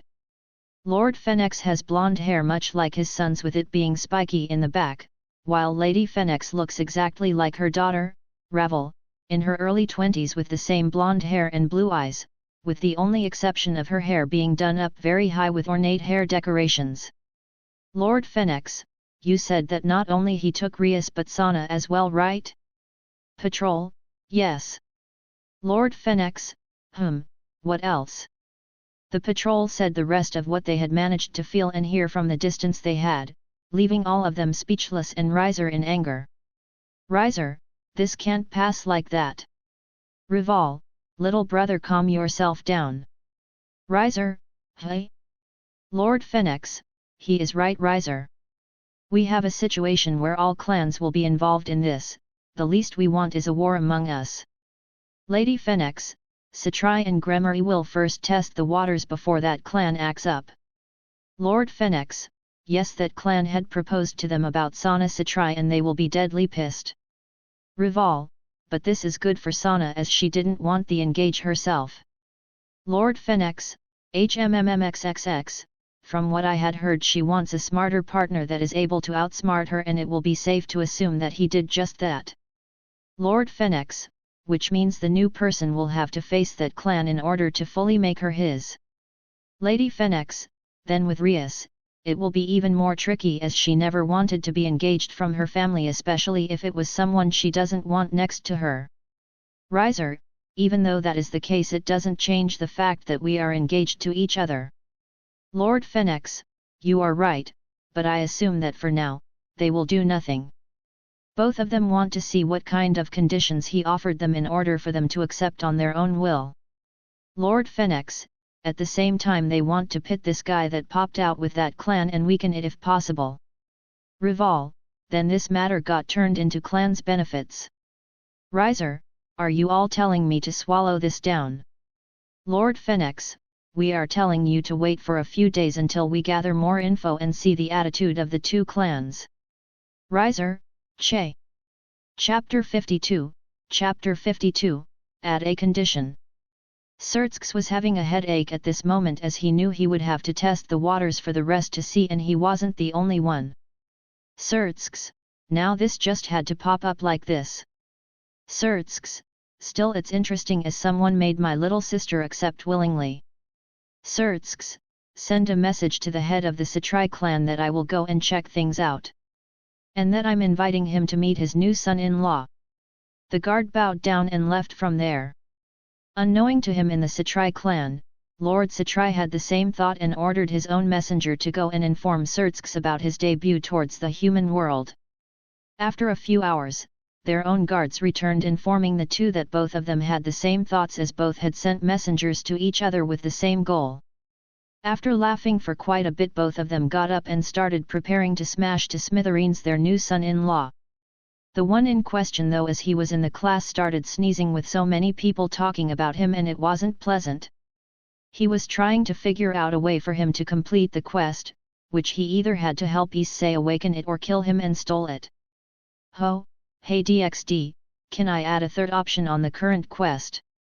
DxD, you can always add options in the quests as long as they are acceptable as results. Then what if I kill him to take his gear and let him reborn in Rias as a devil? DxD, it can be added, but host should remember that in the original plot Issei reached where he did by relying on his gear. Yeah, his magic power totally sucked. But his position of the chess pieces on Rias was quite useful. I'm not a fan of him with how he was ignoring every girl that showed affection to him, but that doesn't mean I want to kill him. After all, this is the reality, not a manga version. DxD, the system bows. Was that sarcasm? DxD, yes, cause host all he can think is how to get the girls. I've updated the database of you being 1% caring and 99% of a sex fiend. Number at number $% number $%. Sigh. I just don't want for unfortunate girls to be ignored. Anyway, let's see my stats. DxD, showing stats. Name, Urian. Age, 15, 25. Health, 6750. Magic, 6750. Power, 405. Speed, 207. Defense, 270. Sacred Gear, Hikari Tayami number 32 no Hashira, 32 Pillars of Light and Darkness.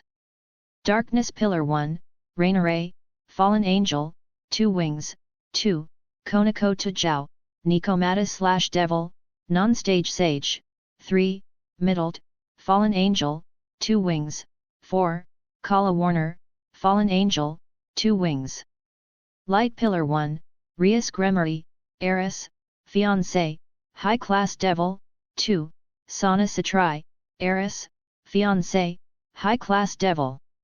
Money, 30.000 cash. It changed? DxD, correct with the interface of your gear evolving, it simplified kinda the status board. I just had thought. How long do Rainare, Kala Warner, Middled, and Konako need to practice in order to reach the next stage? DxD, depending on the person, but if I had to calculate 20 days at most. Ho, should I actually mourn for missing their bodies that much and let them train? Ho, that's tough. DxD, with the current course of actions host has taken you would require massive amounts of magic to heal each time you get killed. Ho, fuck. Ho, well, I already have 10.000 points for now, so if anyone appears I can brush them away somehow. I think, not sure. Chapter 53, Chapter 53, Plot Armor. As everyone had taken their measures about everything that will happen in the future, Ho was trying to find a way to let Issei live as a lesser devil and at the same time deal with the ticking bomb that has the name tag of Kaiba. Ho, if I truly let Issei live, I wonder if the laws of the world or how many powerful readers from Earth called the laws the plot armor will help him reach a similar height. Ho, I have to say that would be interesting, to say the least. DxD, host can take notice that the realm of DxD in actuality does revolve around Issei. Killing him would be like destroying the realm.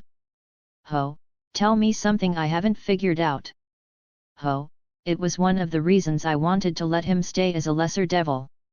Ho, well, even if I did kill his sorry ass, since I already changed the story by taking the two as my fiancés much earlier, it won't be that much of an impact.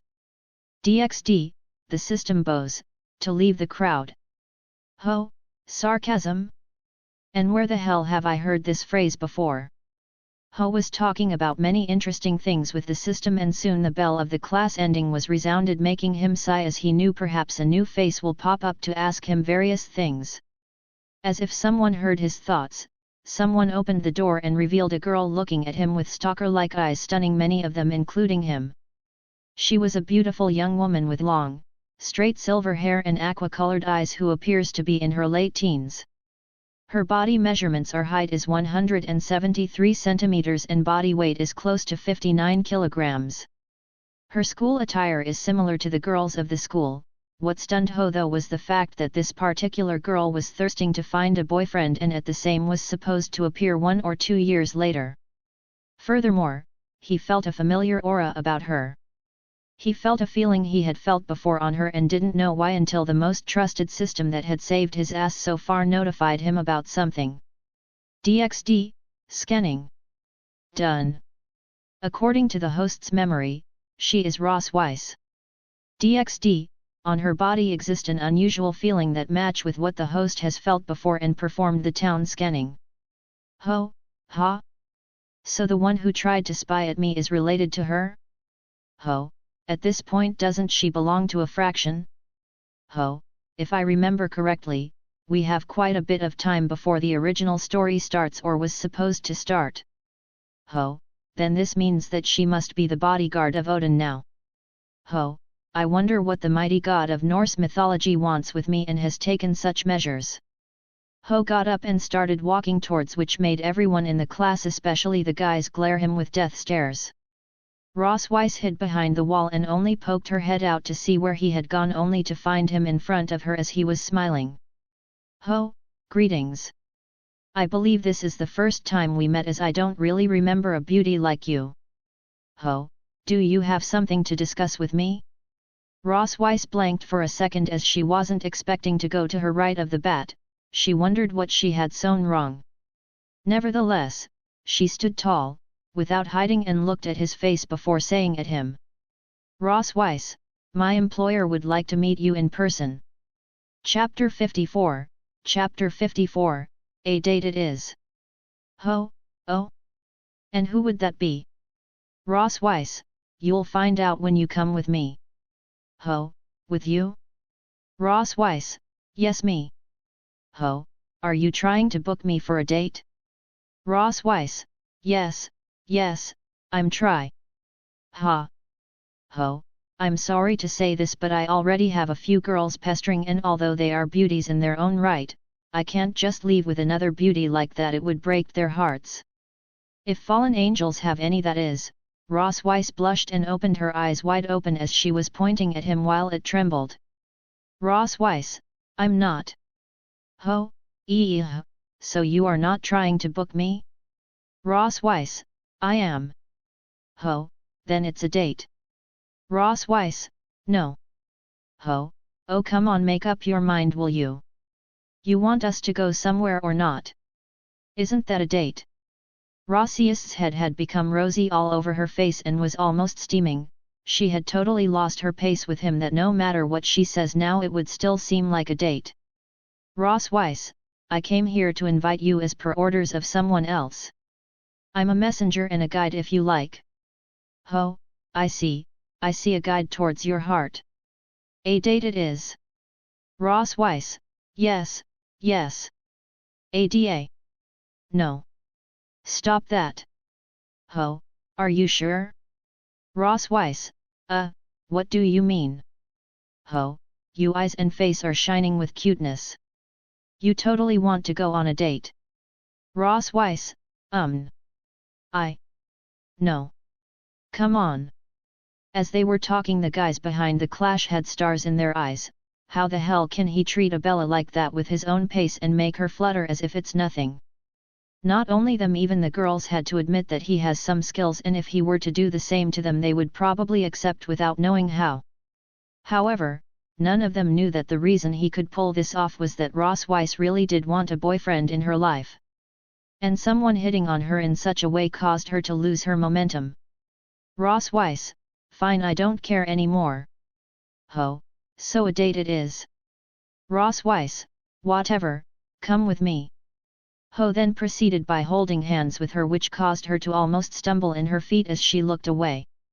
When they got out of the school with many eyes eyeing them, including Sana and Rias, they were shocked to see her here and thought of the worse. As they were walking, Ross Weiss acted really shy with everything that was going on, but turned into a serious one when she heard Ho speak casually to her. Ho, and? What does your boss? What was his name? Alright, Odin wants from me? Her hand tensed up before it was gripped by Ho, as he looked at her with no anger but lightly smiled at her. Ho, hey, don't be so serious, we are on a date after all. Well, at least until we reached our destination. Ross Weiss, you still go on about that? Ho, oh, come on, seriously? You are a Bella, and holding hand by walking next to me it kinda counts. Ho, and I can tell you want to enjoy a proper one. Ross Weiss, sigh. I'm not in a position I have to enjoy these kinds of stuff. Ross Weiss, he did say though that you were monitored with girls. Ho, that old man. He needs to learn to relax a bit. And so do you. Jokes aside, you are already a bloomed flower, have more confidence in your looks. Ho, but this doesn't tell me what the fuck he wants. Ross Weiss, like I said, I'm a messenger and a guide. How should I know? P.S. The polls are out. From both Patreon and through the comments. Dan Maki, 79, STB, 76, DxD, 64, Naruto, 52, One Piece, 36, Todug, 13, Bleach, 8, Fairy, 7. Dan Maki 1. Although I had said that Danmachi will have either way a mass release to hit 100ch. Turns out you guys want more, therefore till the end of the month Danmachi will reach 110. At the same time, I forgot Bleach is nearing 400, so at the end of the month, I will try to mass write and mass release a few of them. Chapter 55, a date it is. 2. Ho, this is getting boring. Ross Weiss, be patient. And follow me along. Ho, that's not what I meant. Ross Weiss, then what did you mean apart from reaching our destination? Ho, it's against my soul to have a Bella next to me and not go on a date. Ho, that old white hair freak one, I can wait. Ho, let's go. Ross Weiss, wah. Wait. Stop pulling my hand. Ho, just for today you are getting first-class treatment of a girlfriend. Ross Weiss blackout in her mind, her small brain got fried instantly as she was kept pulling by him.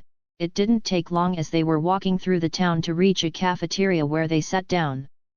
Ho happily sat down with her as she was still in a daze, unable to realize what just happened.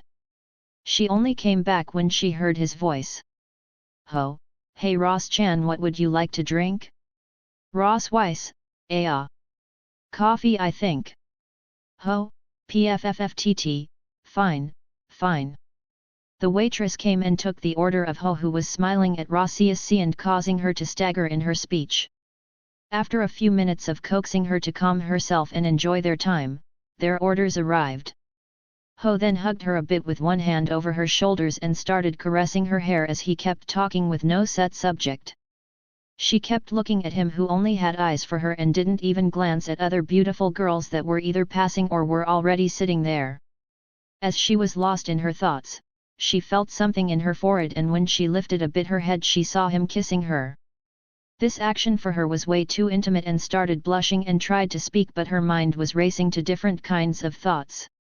Ho, you know, if you keep staying silent like that, how are you going to enjoy your first date with me? Ho, since I dragged you here, then I'll see it to the end of it. Ross Weiss, but, the way you are treating me is... Ho, Can it be you think you are not ready to be this close? Or that you think you are not pretty enough? Ross Weiss, ugh. Bo, th. She murmured in a low voice, but as he had the system that picked it up for him, he learned what she said and gave her another kiss on her hair as he hugged her from her waist, this time that almost made her jump. Ho, pfftttt. You are way too cute. Look around you, many guys are looking at you with lovely eyes, I think. Because of how shy you are in these situations. Ho, and are glaring at me with killing intent for having such a cute girl company. Ho, have more confidence in yourself. If you put it in another way, date is like a battle. When she heard battle, Ross Weiss' eyes light up and waited for him to finish what he wanted to say. Ho, if you are unable to have the confidence to keep me with you, others girls will take me away. At the same time, if I can't keep you cheerful and make you smile, others guys will take you from me. Ross Weiss thought hard about his words as she looked around and perceived killing intent and many others in the mix, but based on the situation she could tell what they were: hate, envy, excitement. But then something hit her in her mind which made her clicked and started giggling, which finally caused Ho to smile at her with shining eyes. When she saw his eyes she blushed, and Ho though finally, I made her smile. Chapter 56, Chapter 56, A Date It Is. 3. Ho, there you finally smiled. Ross Weiss, but what you said is so funny. How can they steal you from the moment you have 2 officially fiancés and 4 lovers? Ho, pfffftt. Ha ha ha ha, now that you mention it you are right. Ho, but right now I'm here with you. For this moment you are my girlfriend and no one else is worth more.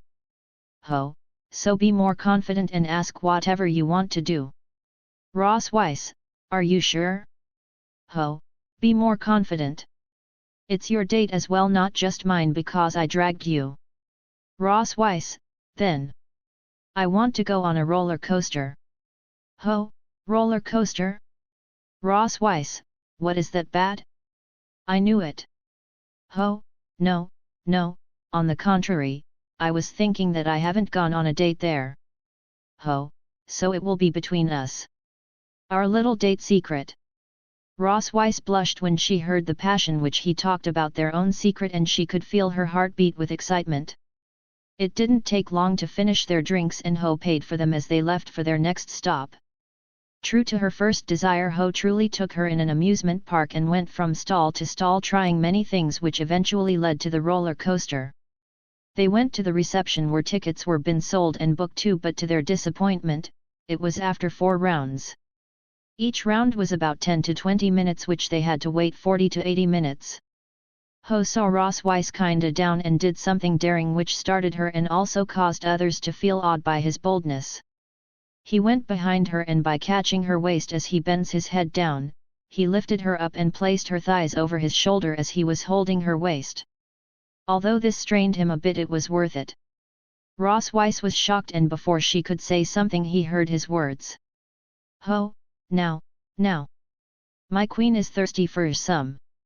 throwing couples off balance. Who is brave enough to face her? His shout was so loud that caused many to look at them and were amused. The guards had started to move towards them but then heard a message from the walkie-talkie. Let them have some fun. Just like this amusement park, they are offering amusing sight for the gallery. Oh. Wait. One of you go as the referee and charge the pairs additionally fee of 1.000 cash for each participant. Set it as the winner gains 25% back from the total amount. Guard, yes sir.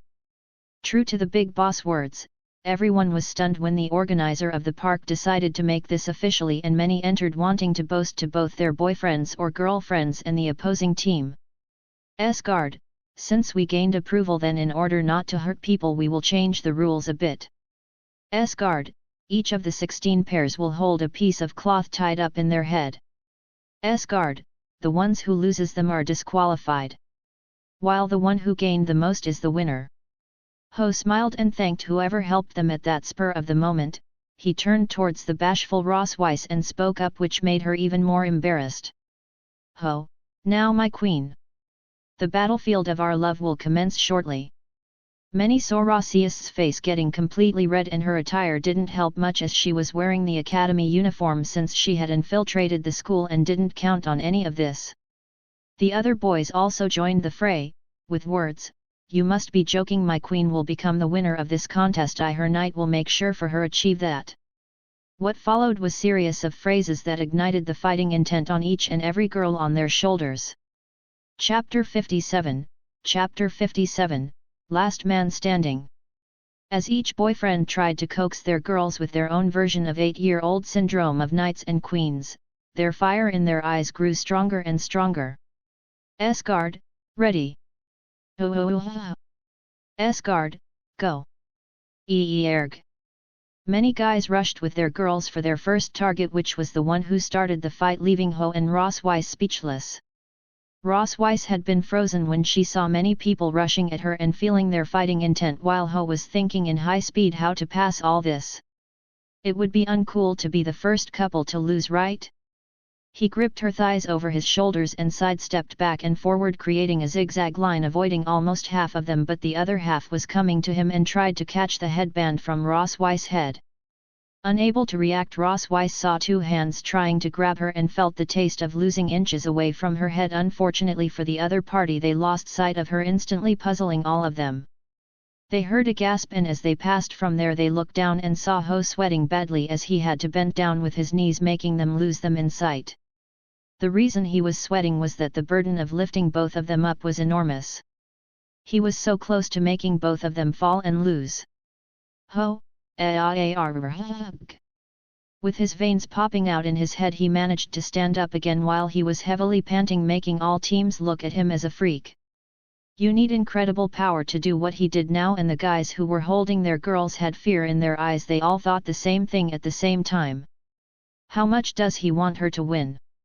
Ross Weiss, who saw and felt all that perfectly, felt a few strings inside her being tugged and turned towards the couples who were ready for a fight and smiled lightly at them. They saw her glint in her eyes and knew that she finally got serious. But they were gobsmacked when they heard what she said to her boyfriend.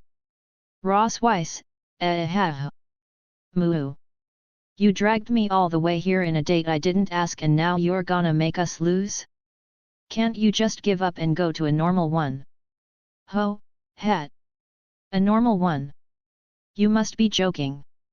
With a beauty like you here, it's only proper to have a crown. Ho, furthermore I would be an insult towards the other potential queens to drop out now. Ross Weiss, but you dragged us into this mess. Ho, you are misunderstanding something here, Ross Weiss.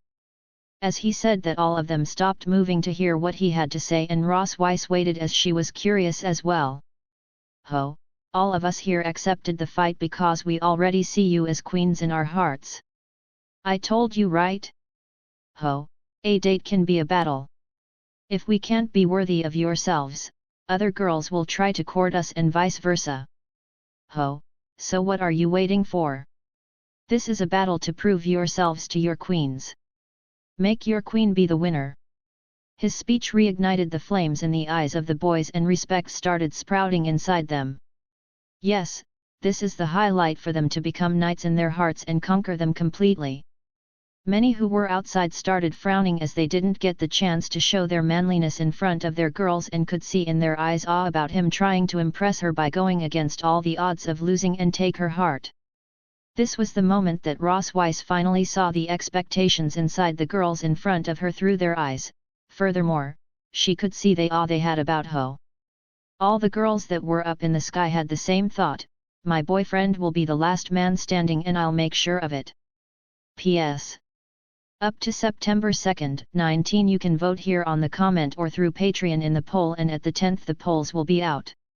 Please take note that Fairy Tale at 10 or 15 of the month will get a mass release of 6 or 8 chapters for hitting 300. So, in reality, you will get 3 mass release. Thank you all. Chapter 58, Winner. Ho, that's right, GER fired up. Ho, listen well to these words. Ho, go beyond. Just as he finished speaking he twisted his body as a couple had managed to get behind him and almost touched Ross Weiss' headband. Ho, not so easy. Ross Weiss, you. Ross Weiss screamed from the sudden turn and lost. She almost suffered but was saved once again by Ho, who was both smiling and sweating at the same time. She looked as he kept dodging the others and she could see them smiling and determined to win. For what? For them? She remembered his words that they are already unique queens in their hearts and losing is not an option to their knights. At that moment she felt her height shift as 2 couples appeared and flanked Ho, and while he tried to avoid it he missteps his leg on the floor, causing him to slip slightly. She saw him with fire in his eyes and that fire managed to tug her strings in her heart before, without realizing it, she raised her hands and spew. Couple 1, hey? How? Couple 2, what the hell? The S-guard and the rest were shocked beyond their words to describe what they saw. It was like a sleeping warrior that had bathed in the blood of countless battles awakened. They only saw her eyes open lightly and then her hands moved so slowly yet so fast that naturally made their 2 headbands leave their heads only to be seen in her hands. Ho, god damn it, we lost. Ho, sorry Ross Weiss. Everyone turned at his face and saw frustration in his eyes and sadness as he didn't realize what her queen had done above his head. Ho was expecting a few mocking words as he was the one who started it, however, he heard nothing. He lifted his head up and saw them all with shocked faces and everyone was looking a bit upwards than his face. When he lifted slightly his head up he saw a demon. Or an angel smiling at him. At least that's how it seemed until they heard her talking. Ross Weiss, how long are you going to stand there? Ross Weiss, aren't you supposed to treat me like a queen? Ho, but in the end, we lost. Ross Weiss, we lost. How? Ross Weiss, weren't the rules of the fight saying that we need the other's couple headband? Ross Weiss, look, I have mine and I got 2. Does this count as our lose? All of them thought she is an idiot. She was at the start, she is now as well. Ho was shocked to see that she managed to counter at that moment and pulled us through. Ho, ha, you can do it after all. Ho, Yosh, time to win this. Ho gripped her thighs and started running after one couple after another, with Ross Weiss managing to get more headbands as she smiled doing so. Up to some point, many gave up going up against her and started fighting between them as a mean to get the so-called second place. 30 minutes later the S-guard who was watching announced the final fight: Ho and Ross Weiss versus a couple that had managed to retain 5 headbands from the 2 demons in front of them. Ho had long stopped feeling his shoulders and so did the other guy, but they refused to scream the taboo words "God damn you're heavy." As if brother fought a war together, they realized each other predicament and with their eyes, they discussed that this will be the final charge. Gripping the thighs of their queens they yelled and charged at each other, and so did the girls. Everyone sucked a deep breath seeing the final clash. 2 knights, 2 queens clashed as they passed by each other and stopped a few meters away from each other. They could see that the headband on Ross Weiss was slightly moved, while the other queen had been removed. Chapter 59, meeting Odin. They finally saw who the winner was, and the other couple collapsed as they were exhausted. However, the second queen, who looking at her knight who tried so hard with fevery eyes. Seeing her gaze, he smiled with the brightest one he could, make her blush a bit, and poked his shoulder. Many from the gallery who saw that started going boo-hoo, as they realized that he may have lost the battle, but he won her heart, and he will eat tonight a very nice sweet fruit. The S-Guard went close to Ho and Ross Weiss and announced that they were the winners of this fight before crowning them the money, 25% of what they had gathered as a fee. As they got the money, Ross Weiss got down from his shoulders and Ho hugged her from her waist and left from there towards a place where almost none could see them. Ho, that was so tiring. Ross Weiss, you were the one who started it. Ho, yeah, but look at you all smiles now. Totally worth it. When Ross Weiss heard that, she puffed her cheeks and pouted as she looked away. She kept feeling a few strings tugging inside her and didn't know what that meant. Ho, whoa. It's almost dark. Ross Weiss, Odin will kill me. Ho, Nat.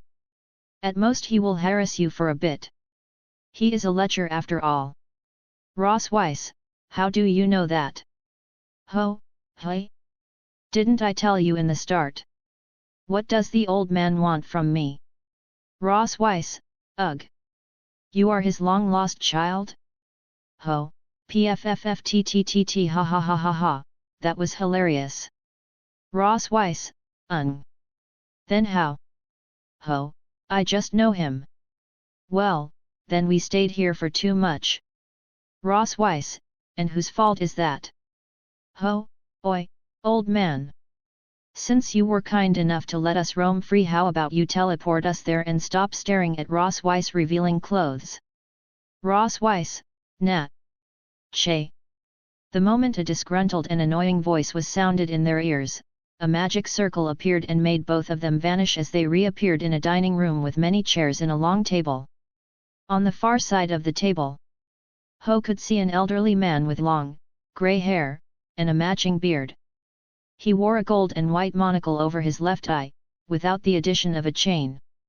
He knew immediately that it was Odin, who wore a robe, which was short with blue with a gold lining on the top and bottom of the collar, the sleeves of the robe, and at the front of his robes all the way down to the bottom of the robe. The rest of his robe is white with matching shoes. Odin also wore a golden and black hat, which is sectioned off into 5 mini sections that sport either the color black or gold. The top, middle, and the bottom is golden, and the sections in black are below and above the middle one. The black section features blue orbs at the ordinal points, north, east, west, south, and between the blue orbs are red dots. Ho, and here you are pretending to eat. Wait, are those freaking bags of cliffhanger? Odin, ha ha ha ha, you can beg now boy, there won't be any for you. Odin, there is only enough for my beautiful Ross Weiss. Ho, damn you geezer. This is pure torture. Odin, who had the brightest idea of going to date while I had ordered and was kept waiting here. Ho, and who was the one that placed illusions on the guards and the owner just so you can keep watching Ross Weiss' thighs and legs along with her jiggling breasts when she was in my shoulders. Odin, grr, fucking brat. You got to feel every part of her body with your hands. I can at least feast on her. Ho, no you can't, you one-eye freak. She is my girlfriend.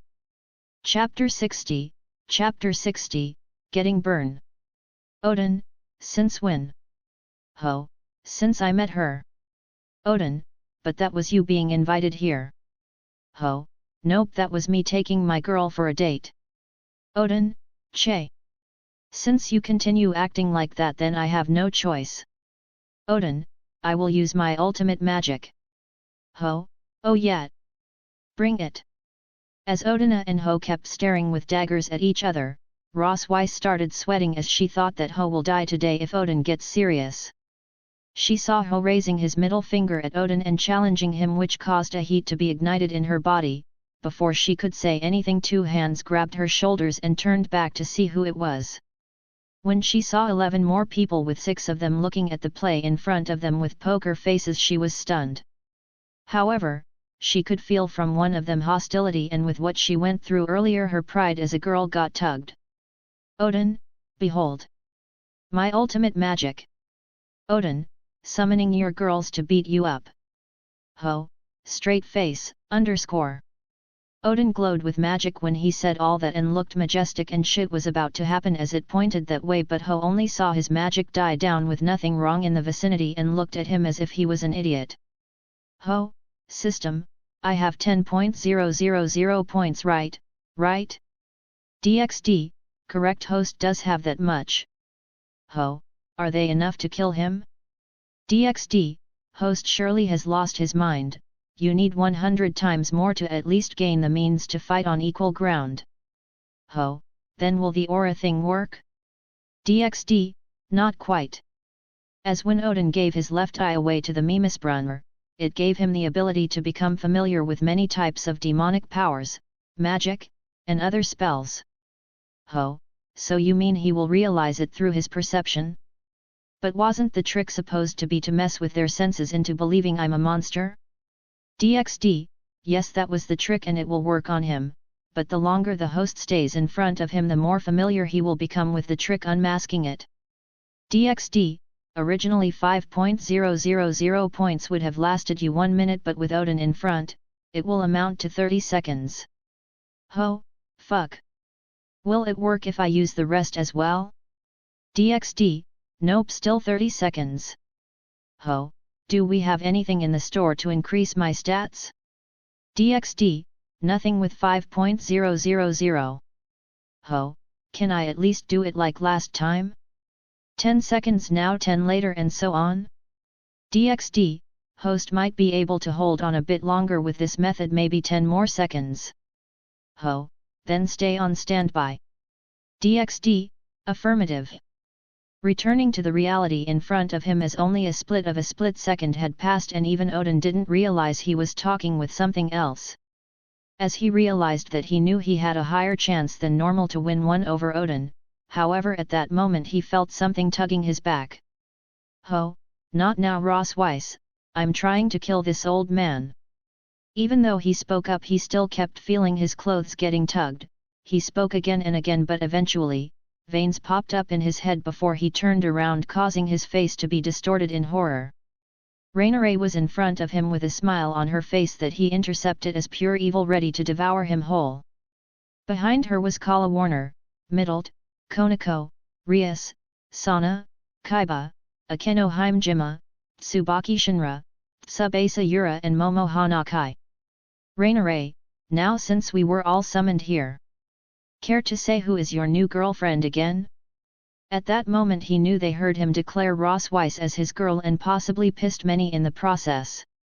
Chapter 61, True Objective.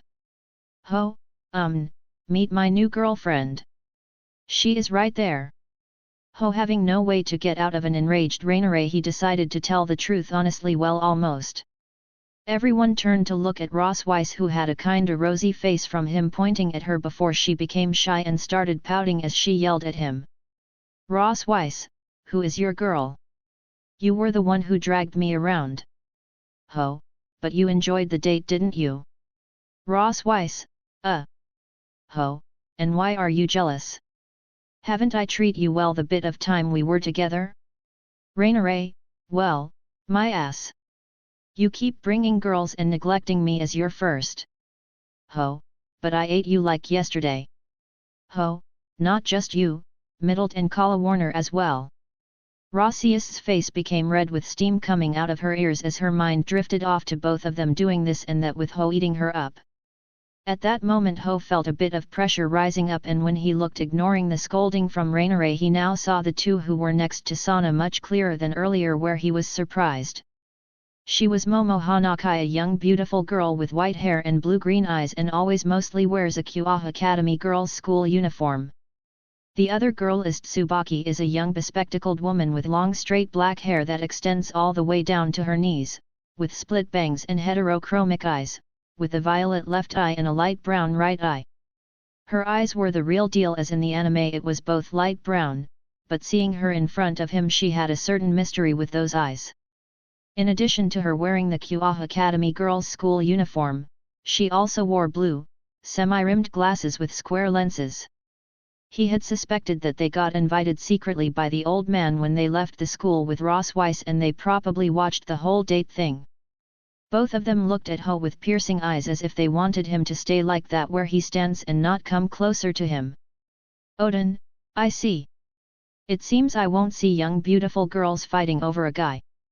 Ho, old man, I'm actually tired. The only thing today I enjoyed was my time with Ross Weiss. Ho, so could you move on?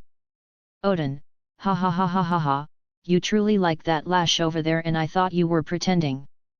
Ho, why I wouldn't? She is pretty and cute. Odin, anyway you are right, let's move on. As he said that, everyone made serious faces except Ho, who didn't care at all for this meeting. Before Odin spoke up again. Odin, I gathered you here for a single reason alone. Odin, you. Ho, me? Not you? Odin, why me? Of course it's you. Ho, fine, why did you gathered us here for me? Am I supposed to marry someone today? Odin, that would be fun in its own way, but no. Odin, you awakened your gear and then evolved it, granting you unimaginable useless powers. Ho, hey? Ho, oi old man, are you blind? Odin, well, partially, but still your powers are useless. Ho, whether they are or not, that's up to me to decide. And I'm starting to lose my patience here. Odin, ha ha ha ha ha, a mere mortal that has barely any power, awakened the great gear able to bend time and space and travel beyond the known realms into the unknown, has converted that power to bind girls. Ho, what of it? Every girl who heard this became stunned as they looked at disbelief about the original powers of the gear hidden within him and thought that maybe the Norse god Odin will try and take it from him. Unfortunately, reality is a bitch, and Ross Weiss sighed as she knew where this was going. And her thoughts were confirmed when Odin yelled his lungs out of his body. Odin, I'm so freaking jealous. Chapter 62, Chapter 62, Mocking. All of them watched as Odin threw a tantrum while Ho was looking with a poker face, since he knew where this will lead to. All the other girls except Ross Weiss had their mouths wide open from the ethics Odin was doing. Many thought if he could cry rivers of blood for the injustice he was yelling that happened to him, they would have seen it already. Ho, old man. You brought me here to hear your rattling. Odin, what rattling? You freaking lucky bastard. Ho, don't you know that gears evolve with their host's desires? Ho, it sucks you didn't have the requirements to do the same. Hey. Odin, what requirements? Ho, you think it was easy to change it towards binding girls? Obviously not, there are tons of requirements. Ho, now stop acting like you can't fuck a pussy yourself and start talking on why you brought me here. Odin, you shitty brat. Good. I hope your dick never gets up again. Ho, don't compare mine to yours, old man. What can you do with that withered small seed full of cringes inside your pants? Ho, at best you can read a few magazines or look at Ross Weiss' ass and boobs. But not anymore, she is mine. All the girls saw was a miserable horny old man, and a calm Ho who, no matter what they said, he always had a comeback, pissing of Odin even more. They looked at Ross Weiss, who had a bitter face as she eventually looked around as if this has nothing to do with her. They kept throwing jabs at each other until they both got tired and kept staring at each other while murmuring. This pervert is a strong one. Odin, ha, we will continue this later. Ho, finally you lost. Odin, I won't comment on this and continue on with my purpose in calling you here. Odin, do you know that the news of you taking Rias and Sana traveled to all dimensions? Ho, what about it? Odin, the Satrai and Gremory clans are preparing to invade the real world for investigation. Ho, I know that, and? Odin, do you know about their previous engagement? Ho, old man, get to the point, I know all these things. Odin, fine. The Phoenix clan and the Snake clan is deadly pissed about the whole situation. Odin, from what I know they are preparing forces to hunt you down. Ho, one of the so-called Undying Chicken, and the other the so-called crawling insects. Odin, they are snakes. Ho, insects in my eyes. Ho, just let them come. I will make sure they will learn my powers. Odin, but aren't you human? Ho, that's what you think, that's what they think. And that's what I want them to think. All the girls behind him started sweating, especially those that were already bounded to him, as they knew that he was really human. And they knew that with what he said, it would be their magic as a way for him to be healed constantly. They all looked at each other with bitter faces, as they knew that if in the chance he dies while they are not within his domain, he will drain their magic while they are fighting to make them lose. Odin, I have the ability to familiarize myself with auras within seconds. Odin, and you, no matter what you say, even if you had used an artifact to hide your powers, I would have seen through it. Odin, unless some bullshit useless imaginary master of yours appears. Odin was talking with a mocking tone as he was waving his hand, but as he was looking through his eye and abilities in Ho position, each word seemed like a mountain crashing on him. Chapter 63, Chapter 63, The Worst Nightmare of a Pervert. When Odin finished his half-ass phrase, he could no longer speak from what he was seeing and feeling through the eyes of Ho. Everyone saw Odin, the almighty god that has lived for countless years, trying to speak, but nothing came out of his mouth. It was worse for him as he started sweating. As all this was happening, Ho heard his system notification. DxD, initiating protocol. DxD, taking control of host's soul and body. DxD, individual tiny speck dust self-proclaimed god, has insulted the DxD system. DxD, initiating face slapping. Although Ho was hearing this at the same time, he appeared in a dark space with a screen in front, watching at the face of Odin. Ho, hey! Where is the popcorn? DxD. Ho, fine, I'll just watch from here. The eyes of Ho changed as he kept looking at Odin, as it was the system taking over for the greatest face slap in history. Ho, DxD, what's wrong? Did with your dick you lost your tongue as well? Odin desperately tried to speak, but in front of those eyes and the sudden change in tone of his voice was enough to convince him that Ho truly tricked everyone. But the most irrefutable evidence he had was that looking in his eyes, he couldn't use any magic ability or whatever he had in his arsenal. The entity he sweared and insulted now came and proved by slapping his face that he was not imaginary or useless. Odin, wait. My dick? Odin finally looked down and saw the plump thing in his pants being sacked, and the worst premonition came to his mind. He placed his hand there slowly and squeezed. That was when his face finally changed colors, as his little wee-wee was gone. Ho, who was watching from inside, he placed his hands in his dick and clenched them as if he was protecting a treasure, screaming, "My precious is still here." He lifted his head up as he had become deathly white with lifeless eyes and noticed that the girls were having a normal expression. It was then he realized that either this was an illusion or space froze up. Odin, Sir. My king. Or my queen. My wee-wee. Ho, DxD, what should I do? Ho, DxD, how about you turn Ross Weiss over by terminating any contract you might have? Odin, done. Ho felt his body returning to normal and saw the deadly face of Odin as he wanted to laugh, but as he remembered that he lost his dick, he got shivers thinking that it might happen to him. DxD system has helped host get another girl for his perverted dick. Using 5.000 points, remaining ones 5.000. When Ho heard this, he wasn't sure if he was glad or sad. But the one across him had a happy face, as if he had become a father, feeling his dick again, and looked at Ho in awe and fear. Odin, do those idiots know? At this point, the space returned to normal, and as they remembered that Odin shitted bricks for some reason, they heard him asking a simple question which greatly puzzled them. Ho, I believe I already told you what I want them to think. Although I would be in kinda a better position if I don't have to. You know. Ho, I do have a few tricks that might work, but still. Odin looked at his eyes and saw that he was the one he was arguing about, and many thoughts flashed in his mind, including about what happened, which will stay buried in his heart. Having reached a conclusion, both of them, as if they were talking only with their eyes, started laughing, and each one kept raising the volume higher and higher. Odin, that would be interesting to see their reactions. Also, can I take a few spoils? You know my hips are rusty. Ho, sure, I'll give you a heads up on who I'm aftering so that you don't cross me. Chapter 64, Chapter 64, Collaboration.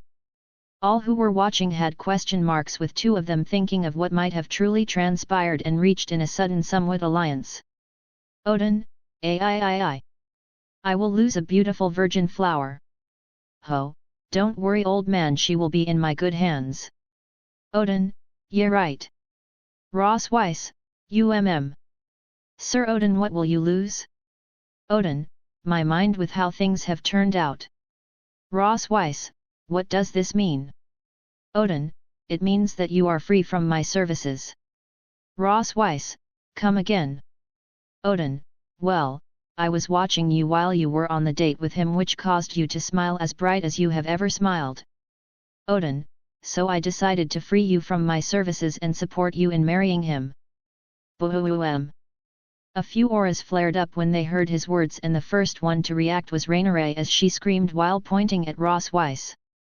Rainierae, he is mine.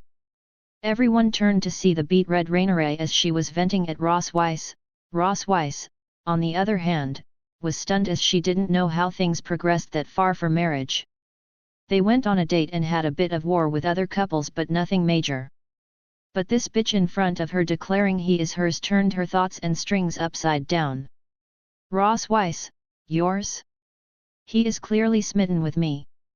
Rainierae, since when? Ross Weiss, haven't you heard him calling me his? Veins popped in Rainierae's head, but she could beat Ross Weiss as she was way stronger. At that moment Sana and Rias entered the fray and changed the subject before everything goes down the drain. Rias, so Sir Odin, why did you brought up here as well? Sana, yes, if nothing more we have to prepare for the coming of our clan. Odin, oh, about that don't worry, I'll lend you a hand. Odin looked with a split gaze that only a pervert would have been able to catch, and scanned Akeno, Tsubaki, Subasa, and Momo as if he is lusting for them, and looked back at Ho. All this happened at a split second, and Ho, getting his meaning, he lightly averted his eyes, almost instantly indicating that they will become his in the future, leaving Odin with nothing to play. Well, almost nothing. He still had his dick, which was thankful now that he was thinking about it. Rias, do you mean to tell us that you have called us here in order to warn us? Sana, or that to tell us that you will stand by our side? Odin, original speaking, I called everyone here so that we can discuss the four clans and also get to know each other. Odin, however, seeing how the boys' gear works with my eyes, I decided to help you. Rias, why? Odin, I would be more fun to see their old faces shiver. Odin didn't say anything more, but Akeno and Sana managed to get the underlying meaning of his words and were perplexed about this. Especially Sana, as she knew Ho. She didn't know what tricks he will use to make them shiver. Ho, anyway old man, teleport everyone back, as since my fiancés here are tired they should go and rest while I take care of everything. Rias, are you trying to throw us out? Ho, someone had said they will accept me once I throw back all problems that are troubling them. Ho, so this is my job. As for you two, you should lean in the bed waiting for me. Ho, while Rainierae and the rest will show Ross Weiss around the house. Sana, ha, I would love to see what trickery you will use. As Sana said her interesting words, she and her pawns vanished in blindly light that later cover Rias as well and the rest. Chapter 65, Chapter 65, A Plan. Ho was watching them being engulfed in a blinding light as they vanished from there before he turned with a stern face towards Odin. Ho, so any plan to make all clans back off? Odin, you didn't really had any plan, right? Ho, unless they wish to insult my master and lose their dicks forever. Then no, I don't. Odin, so your magic is way below average for a human mage, that is. Ho, I haven't really asked anyone, but how you can tell? Odin, how is your master defining your magic? Ho, with numbers. Last time I checked in a special artifact the number of 6750 came out. Odin, What was the original number? Ho, 500. Odin, gee. That low? Ho, care to tell me? Odin, since he is using numbers then I guess he or she loves games. A normal human as a level 1 has around 2000 dormant points of magic. Odin, after it becomes something akin to mage class with training. It's close to 20.000 points which should be close to level 10. Ho, wait, with this logic I'm a level 3? Odin, technically you have 1/3 of a newly average human mage. Ho, so I'm worse than someone who just started training after becoming a mage? Ho smiled bitterly. Then is a non-human that is living his life like a simple civilian has 2000 points of magic, then he had 1/4 of that? Was it because he had changed his gift pack? It needed magic power? Odin, also usually speaking, your other traits like speed, strength, endurance should amount as a balance to similar numbers. Ho, fuck. Odin, ugh. No? Then how are you even alive? Ho, anyway I have a basic outline on where I stand now. Back to our topic. What about the clans? Odin, we can either try to bluff them by raising somehow your aura to match at least theirs or... Ho, I can actually do that now, but I can only keep this trick of mine for almost a minute. It won't be enough. Odin, or you can directly ditch the girls. Ho, hey? Perhaps losing your dick for a few seconds wasn't enough. Odin, I was joking, it was a little whiny joke. Odin, but your magic and probably other traits are something undesirable here. Ho, I know, it's like trying to look at both sides and in front of you. Oh? Wait. That's it. Odin, what? Ho, ha ha ha ha ha. Old man, your first idea with my trick will really make us look at all directions. Odin, what do you? Oh? Ha ha ha ha ha ha, now that you pointed out you are right. As they were laughing, Ho was talking to his system and see if it was feasible. Ho, if I have an artifact to raise my aura to match theirs, will I be able to mess easier with their senses and extend the time limit from 1 minute? DxD, it is possible to do so. However, I would advise host not to match theirs but find a middle line. Ho, what do you mean?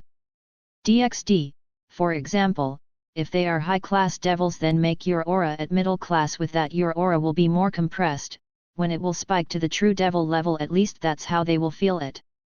Ho, how so? DxD, let's just say they will feel it more refined and rampage at the same time. Ho, old man, do you have a surefire way to make my appearance reach middle-class devil in terms of aura? Odin, that's easy. I can give you a pill that can only be used once per month to increase your aura. Ho, old man, are you sure you are talking for the right pill? Odin, yeah, I have it here, look. Straight face, ho, that's just a plain safe pill for girls. Chapter 66, Arrival. After insulting Odin with whatever was coming in his mind for pulling out such a pill, he finally waited for a bit and saw the pill, which was scanned by the system this time. DxD, this pill hold the powers of stars, enabling anyone who consumes it to be masked by their aura and show powers similar to them. Ho, it's really vague. But if I get it right, stars are far away yet they can be seen and be felt sometimes.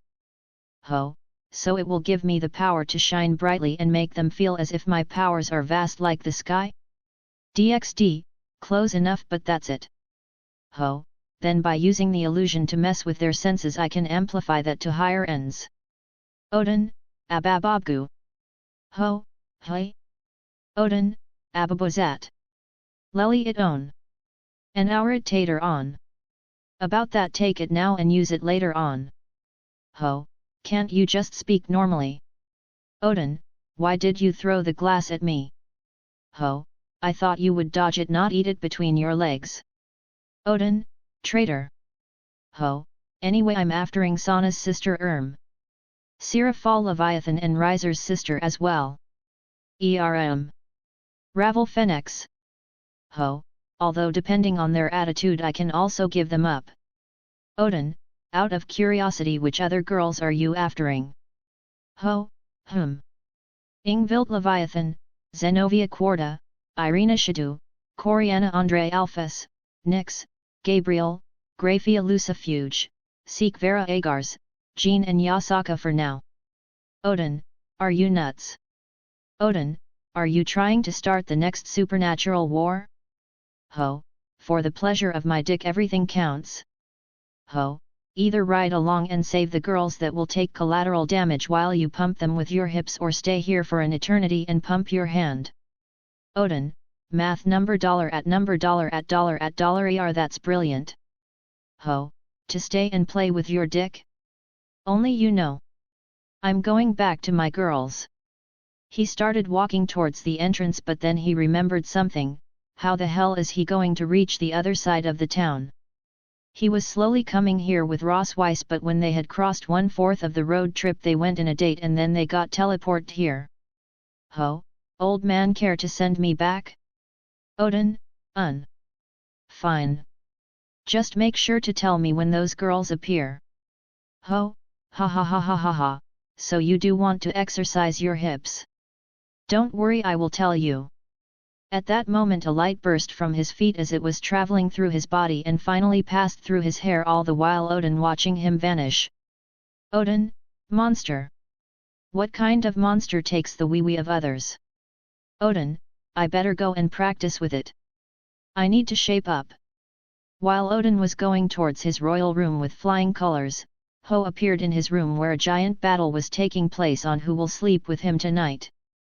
Being in no mood to actually argue with them and because he really wanted to vent a bit he took Kala Warner and middled inside as the other two were fighting each other only to realize Ho and the other two had started moaning. Above the Kua Academy 4 portals opened up and many figures came out as they landed on the rooftop of the school building. Oh? Did we all arrived at the same time from different tunnels Surtsks? Surtsks, Lord Satrai. It seems so that's the case. Lord Satrai, in the end you couldn't resist not to come here. Riser Phoenix. Riser, I came to take back my wife. Both of them frowned and more so did the last person. It would be best for you to shut up Riser. Riser, what did you say you freaking crawling lizard? A hand appeared out of nowhere and smacked Riser away as he crashed in a few walls away from them. More portals had opened up revealing many more individuals. If anyone were to see the line-up they would think they were trying to wage war. Chapter 67, Chapter 67, Powerhouses. After 30 or so minutes, many people arrived on their respective sides. A laugher was heard through the area above the Kua Academy where they had gathered. Lord Satrai, haha, now I've seen everything the old man is here. Surtsks, Sir Odin what are you doing here? Odin, what you said. Suddenly 4 portals appeared and you guys came out and then 4 more and these guys came out. Odin, I kinda love the girls of this human world and wanted to see if a war will be raged on. Riser, there will be one if that shit doesn't give me back my fiancé. You are truly an idiot. Odin, and you must be from the Snake Clan right? How should I call you? Viper will do. Odin, I see. Viper out of everyone here you are the calmest why is that? Viper, Sana had made it clear to me that she would marry someone smarter than her. Viper, I don't hold a candle to her intelligence so I want to see who had managed to rope her in. Lord Satrai, oh? So you won't take action at all? Viper, only if she was forced. Ha ha ha ha, good young man, I already like you. Everyone watched as a new magic circle flared up next to them and from there a tall man appeared. Everyone was shocked to see someone be in his 20s with an average build, black hair, golden bangs and black goatee. He also possessed 12 jet black feathered wings that grew out from his back. He wore a v-neck maroon long coat with a wide, open high collar that opens up at the hem. The long coat also featured 2 black belts around the waist and 4 black bands on each arm, 2 of the bands at the wrist and the other 2 near the elbow. He wore grey slacks and brown shoes. Odin, Azazel, and not only he. Oh, I was found out. Not that I wanted to hide. Odin, Michael. A second circle opened and a handsome-looking man with long blonde hair and green eyes appeared. Like Azazel, he has 12 wings growing from his back, and unlike other angels whose wings are white, his wings are colored gold. He wore a red robe with a gold cross on the front of his white alb. He has golden shoulder plates with a white sash and a golden halo set above his head. Odin, ha ha ha ha, how is Gabriel? Michael, resting I guess. Odin, how I would love to go with her. Michael, I would leave it up to her. Odin, I see. But I don't have a death wish. So why the both of you came here? Azazel, well, I lost connection with 3 fallen angels and I wanted to investigate a bit. Michael, I'm concerned about all of them going off. Odin, Zaxa now it won't be so bad. Azazel, you are speaking as if you have met him. All of them stared at the old man who had a huge grin in his mouth indicating he truly did. Azazel, ha ha ha ha ha. I didn't expect anything different from you.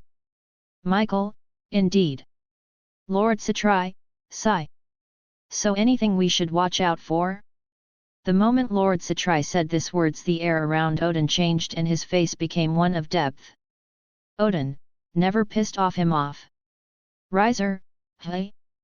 The hell with him. He stole my fiancée, his fiancée, and you are telling us not to piss him off? Azazel, AI, it seems you are truly an idiot. Michael, indeed it appears so. Odin, ha ha ha ha. Kid, as far as I know none of them wanted the whole engagement thing. Odin, if he has forced them then go ahead, piss him off. However, if he didn't, many are going to lose their little wee-wee. P.S. This was written from the phone, so excuse any grammar mistakes. Chapter 68, Chapter 68, Getting Received. Azazel, ha ha ha ha ha, our little wee-wee. Michael, you have no manners. Odin, what? I said it with everyone in consideration in my mind. I could just say your dicks. Lord Satrai, we get it, we get it. Sertsks, well then where would our little friend be? Viper, we stayed here for too long. Riser, Che. He is just hiding. I wouldn't be so sure of that. Everyone turned to see 4 girls having just arrived to hear what Riser had said, and Riser, seeing who had arrived, was excited. Riser, Rias. My beautiful Rias. Lord Satrai, Sana.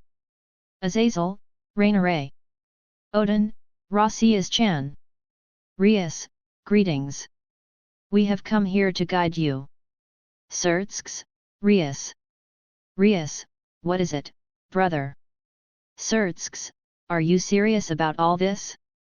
Rias, I see the spies never mentioned to any of you how we engaged to him. Sana, that's to be expected since they run with their tails in their backs. Rainaray, ha ha ha ha, that was so fun. Ross Weiss, sigh. Can we finish everything we came here for? Sertsks, can you girls explain a bit about the whole situation? Rias, it's nothing major.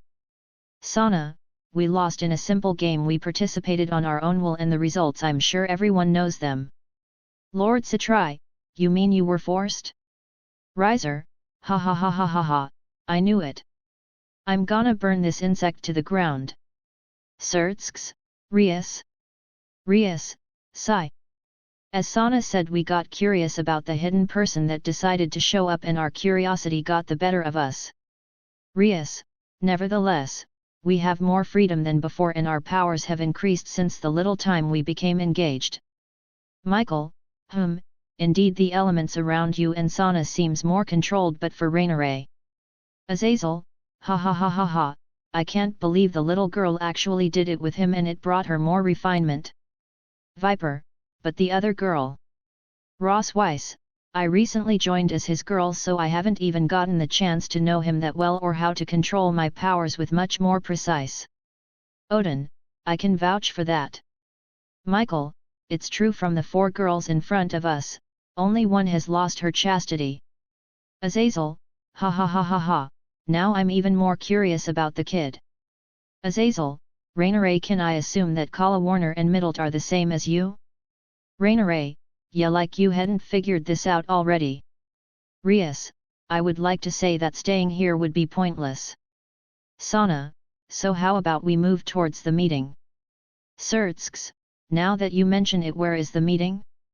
Rias, it's in a pocket dimension used for the games existed within the school.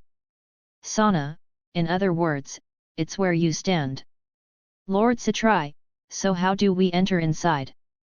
Viper, did he calculate where we would appear and arrange this place? Sertsks, wait, this means he simply guessed we would appear here and have sent you back first to arrange everything? Rias, not quite. He had a few things on his mind, and as we had club activities needed to be finished, he had sent us back earlier. Sana, then Lord Sertsks. You guys appeared a few minutes after we returned to our school. Rainaray, I was the one who notifies him of your arrival, and then he told us to make this a suitable meeting place. Sana, we tried our best to do so within the next 40 minutes to do just that. Michael, then lead the way. Rosswise, before that, I would like to make something clear. He is incredibly pissed off at the moment. Azazel and Odin caught on about the hint she gave them, and Odin started sweating while he was trying to think what he did when he sent everyone back in their places or rooms. If they take into notice that it's nighttime right now and having a few beautiful girls in his room, Azazel wanted to laugh, but seeing Odin's sweat beads in his forehead, he held back. Chapter 69, Chapter 69, Meeting with Ho. Rainaray, well, since you had guessed when we returned into our home. Rainaray, we were fighting to decide who will sleep with him tonight, but end up eventually all of us sneaking in the bed. Odin, Holy Mother. A guy with 6 beauties? Rainaray, actually it is 7. But only 4 of us were fighting to sleep with him, as Rias, Sana, and Konako had to do a few things in their club rooms, so they returned earlier. Rainaray, then you guys came and made his mood go highway. He sent me to investigate, and as I knew it was you, people, then I notified him as I said earlier.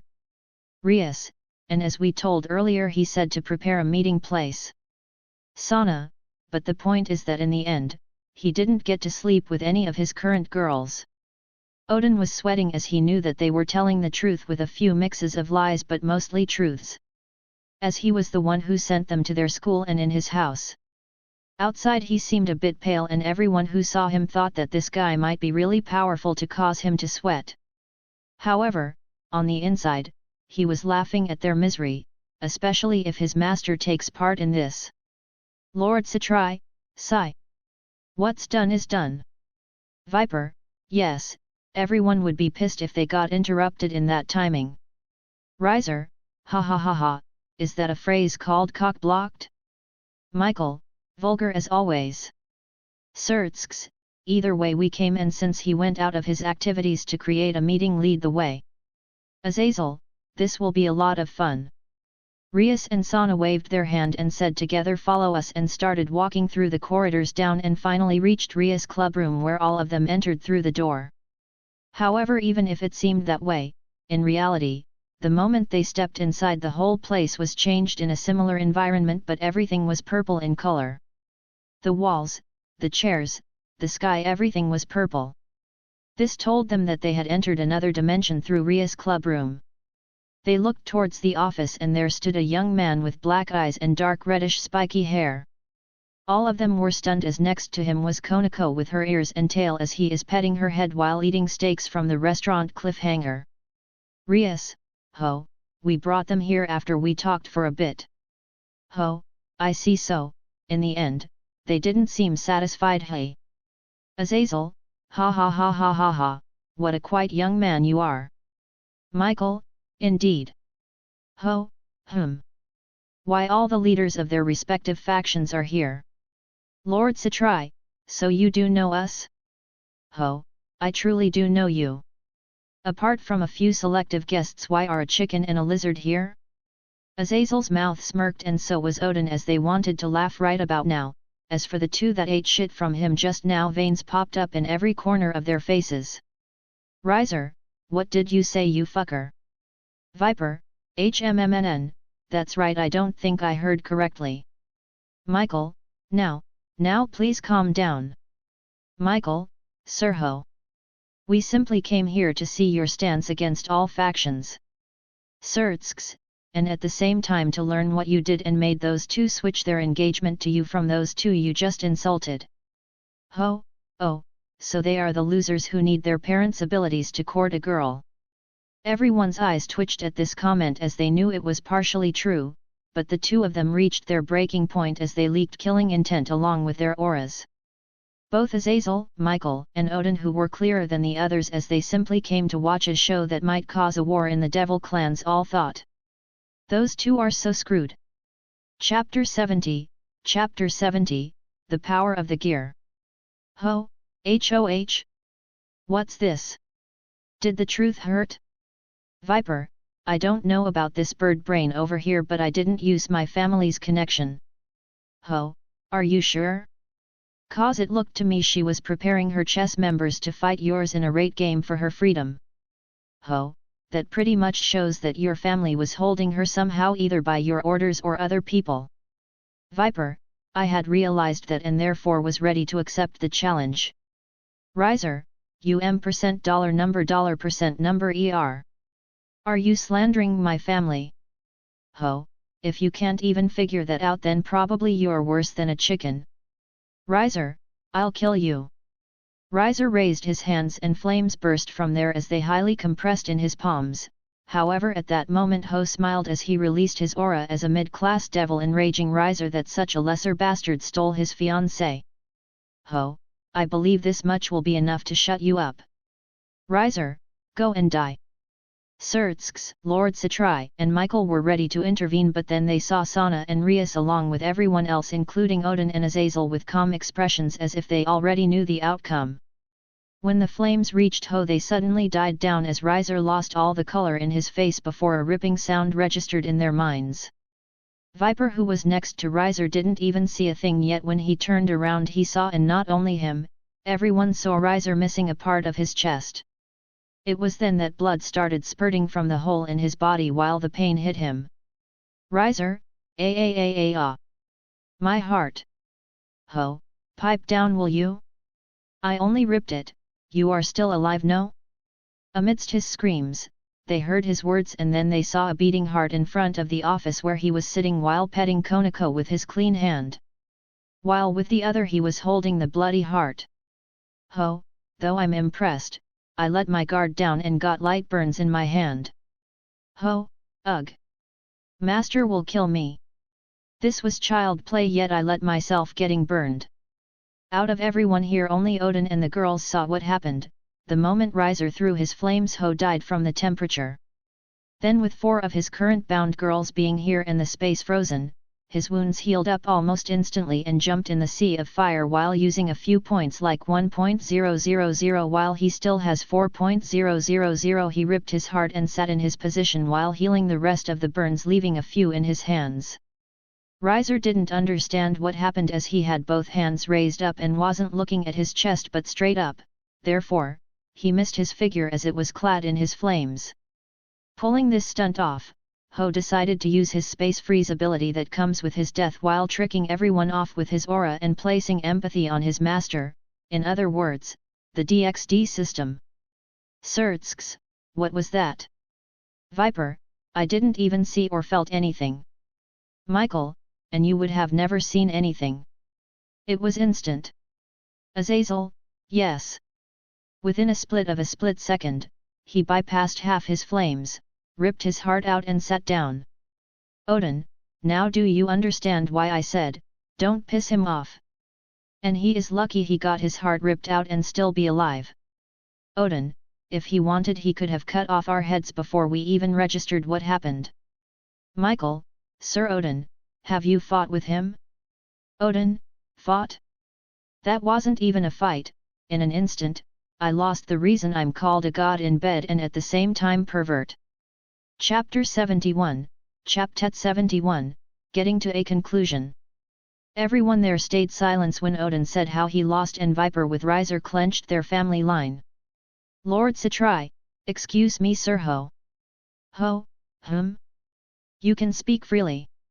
Lord Satrai, all of us have gathered here mostly for two reasons. Sirtsks, the first to make sure our family members weren't forced in this situation. Azazel, and for the last part if you belong to any terrorist organization that wished to plunge this world in chaos. Ho, I see. You can rest assured that I'm a one-man army, same for my master as well. Ho, he does have a few things to do here and there but because he is busy he will always be sending me in his place. Michael, could we have the privilege of learning anything about him? Ho, let's just say he was the one who taught the first god and devil or Satan. Everyone paled at his words as in the whole history of devils and angels, no one knew who had taught the two of them even before the war had happened. Viper now looked at Ho as he was a freak of nature and so was Riser along with hatred in his eyes. Ho, moving on. Raineray and the other two fallen angels tried to kill me, I got pissed at them and placed a curse mark on them bounding their souls to me. Azazel, that's why I lost contact through their souls? Ho, as if a lousy trick like that could block my curse. Lord Satrai, what about Sana and Rias? Ho, since they willingly followed me I gave them a blessing mark that still bounds them to me.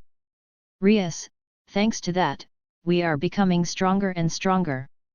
Sana, furthermore after a few other perks as gains we decided to devote ourselves to him. Azazel, a curse mark and a blessing mark? Can I study them? Ho, sure someone like you, who have messed and created countless counterfeits sacred gears will want to gain knowledge. Ho, Raineray, show him your mark. Raineray, why me? Ho, just do it, the faster we finish here the better. Raineray, Muhu, fine, here. Raineray brushed her hair with her hands sideways revealing her neck as she showed a dark triangle with a circle in the center.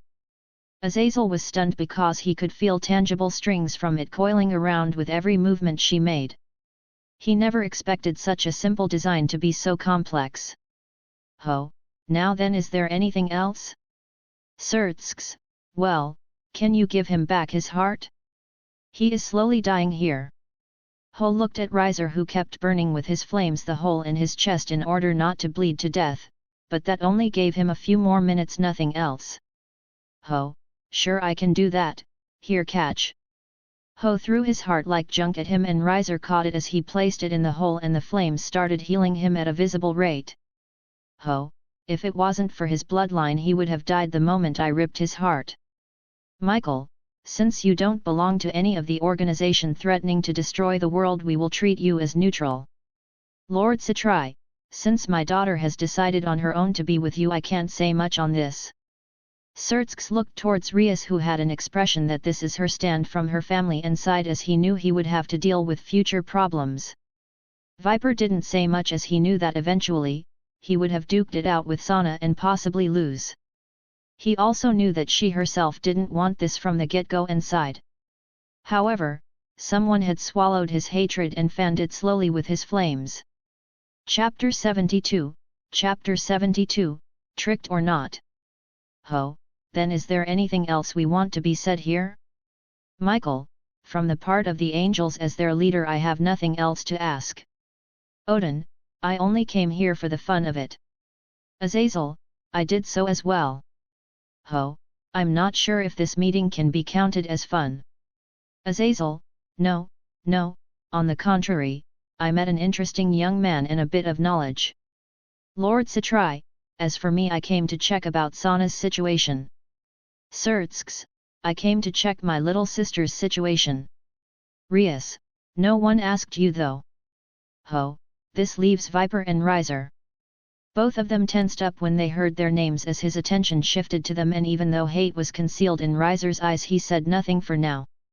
Ho, Viper, as far as I had seen and learned about your clan, you people are the most overbearing yet when the situation arises you are the most understanding.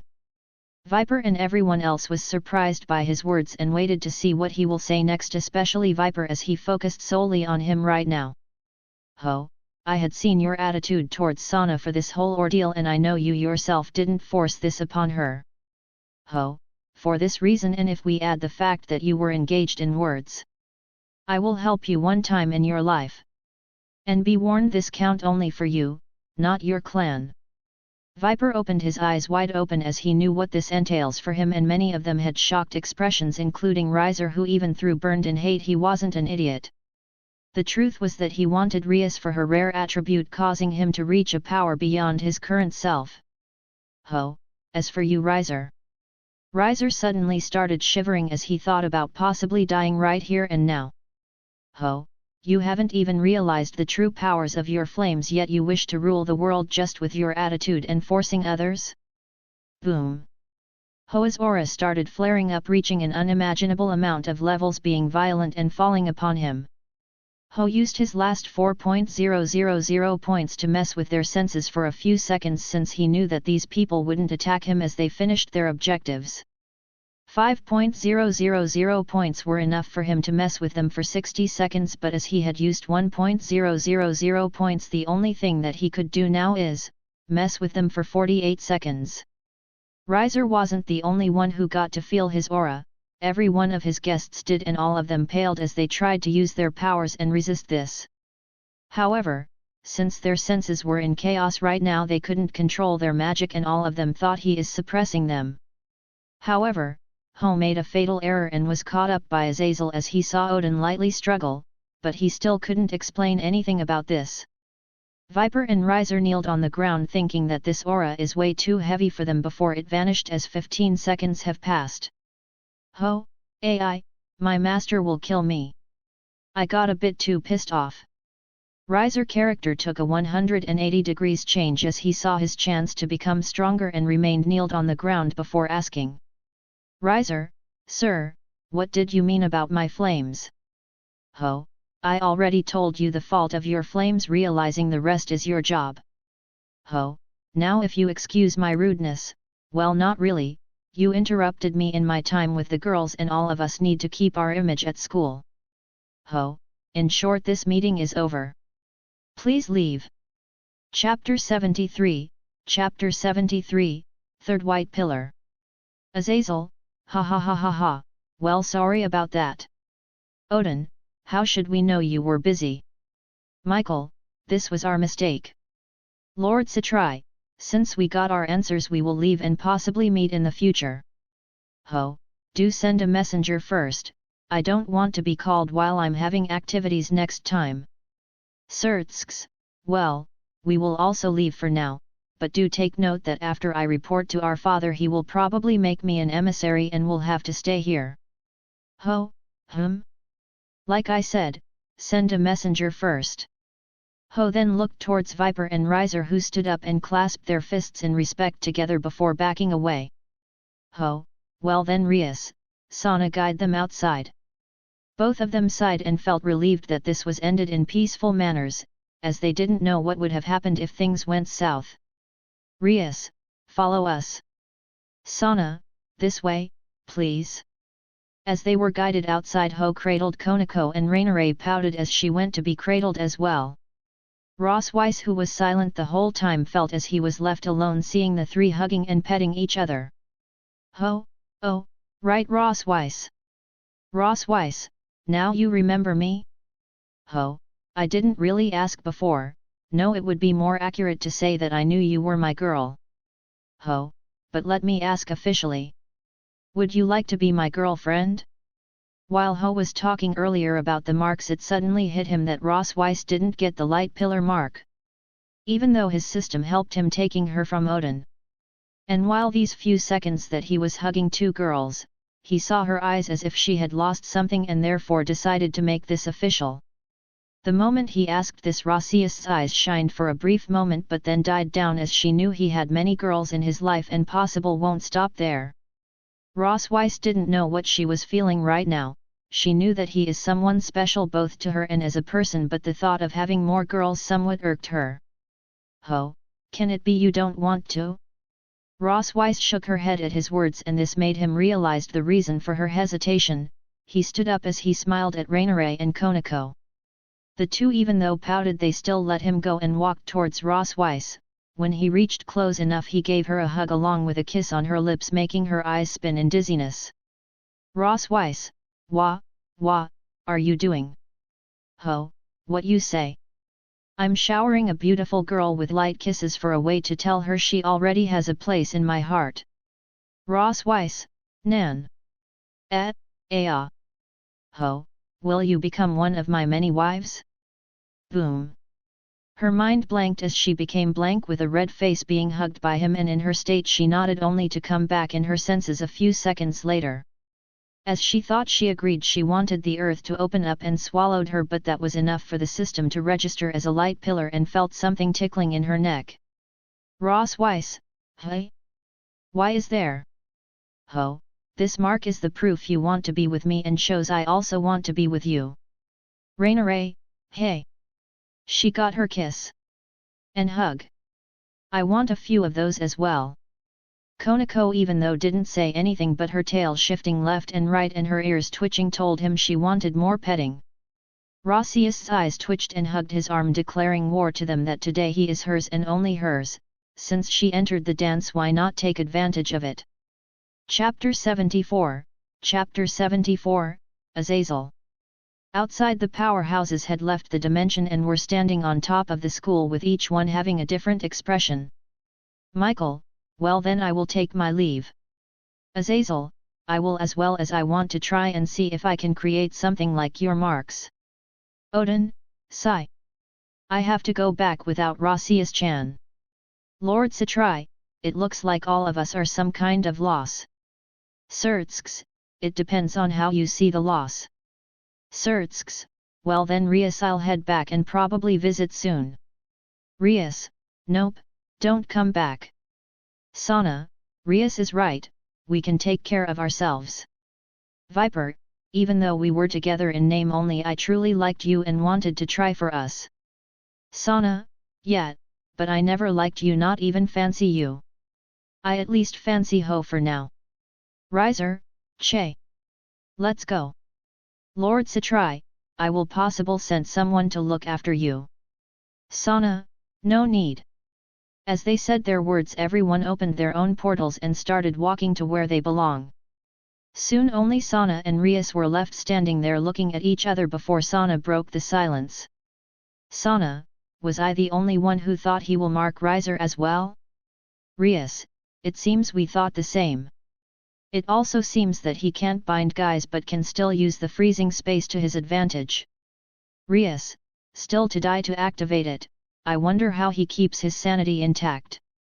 Sana, perhaps it's due to this that he gathers girls to vent up? Rias, who knows? Sana, he never said to return back, right? So we can ditch him, right? Rias, yes, we could, but who is going to let him out of the dimension? Sana, ugh. Sana, fine, let's go back. As Sana said these words, she went back along with Rias, failing to notice someone in the sky watching with an amused expression in his face. What are you still doing here? Azazel? Azazel, ha ha ha ha, Odin, hey? What's the matter? Odin, I asked a question. Azazel, now after making sure those foolish people left, I simply walked inside my portal, then close it and then reopening and reappeared here. Odin, both of us knows that it wasn't such an amateur mistake as mislocation. Azazel, ha ha ha ha ha, fine. I give your face is scary and you are actually using a barrier to conceal both of us. Azazel, I was simply interested in the kid. Although I have no idea what kind of skill he used to burst with that kind of aura. But I am certain of something else. Odin, and what would that be? Azazel, everything was fake. If he truly had that kind of aura, the dimension would have burst apart. Odin, sigh. How did you figure it out? Azazel, apart from what I already said, your acting needs a bit of work. Odin, fuck. Now he is going to kill me. Azazel, oi. Why is your face so pale? Azazel was shocked by Odin's face becoming pale while lightly clenching his thighs, and was shocked even more when he removed his eye patch. Azazel knew about his eye, and he also knew that when Odin removes it someone will die or at least will have nightmares for fucking it up. Odin, out of respect towards your credits I will drop this here, however, let me give you a warning. Azazel's face became serious instead of the easygoing one he had up till now, and he realized that perhaps not everything was lies. Odin, never insult his master in front of him. Seeing the deadly pale and serious Odin, Azazel was now curious about the master this kid said. However, as he also knew the credits of Odin, he promised himself not to say anything in front of him and slowly uncover everything. Chapter 75, Chapter 75, Plans. As the two giants talked with each other inside the dimension, Ho was being crushed by three girls from every possible side. Rainaray, back off, he is mine. Konako, no, mine. Naya. Ross Weiss, I'm his future wife. Ho, girls, all of you will marry me eventually, don't fight. All three, shut up. Naya. Ho shrugged his shoulders, but nevertheless, he moved his hands around their bodies, making them flinch as he passed from sensitive spots. Ho, instead of playing here, why don't we go back to our house? Rainaray, but if we go there, Middle and Kala Warner will kick in and we will have to fight one against all to see who will be the winner. Konako, I have work with the president. Naya. Ho, which by the way, where are they? If you are looking for us, then we just arrived. Ho, oh. Rias, Sana, where have you two been? Ho, come on, join us. Sana, as if. Ho, hey. What do you mean by that? Didn't you two said that I have to fend them off so that you can officially become mine? Rias, did you forget that you have to solve the problem of the red dragon? Ho, nope, I didn't. In fact, I already formed a plan of action which in the end I will need to cash one of your favors. You do owe me 2 and Sana 1. Sana, damn you. Rias, what do you want me to do? Ho, I'm gonna take his sacred gear, but for that to happen he needs to die. Rias, then you want me to resurrect him as my devil pawn? Why? Ho, because, oh, if I tell you it will ruin the fun now, wouldn't it? Ho, just resurrect him as a devil and you will see the rest later on. Rias, sigh. Fine. Sana, by the way, how long are you going to grope Rainaray's boobs and Ross Weiss' thighs while rubbing your face with Konako's hair? Ho, jealous? Sana, no way. Rias, we just came back to let you four outside. Ho, how thoughtful of you. After a few seconds, Ho managed to get up, and so did the girls as they lightly fixed their clothes before looking at Rias and Sana. Ho, sorry for the wait, no, can we leave? Sana, sure, and never come back. Ho, that's cruel. I guess you don't want to enter the space. Sana flinched when she heard that, as her body lightly trembled with the idea of going there, as it acts as an aphrodisiac for her body. Ho, well, technically speaking, you two whenever wish to train, you can directly come to me and you can enter there. Ho, we are going to become a big family after all. And do take note that I will take liberties, after all, you both are my fiancés. Sana, Che. Rias, follow us and you will leave this place. Ho, no fun in teasing at all. Rainaray, they both are virgins, so what did you expect to say? Ho, you were as well a few days ago. Rainaray, damn.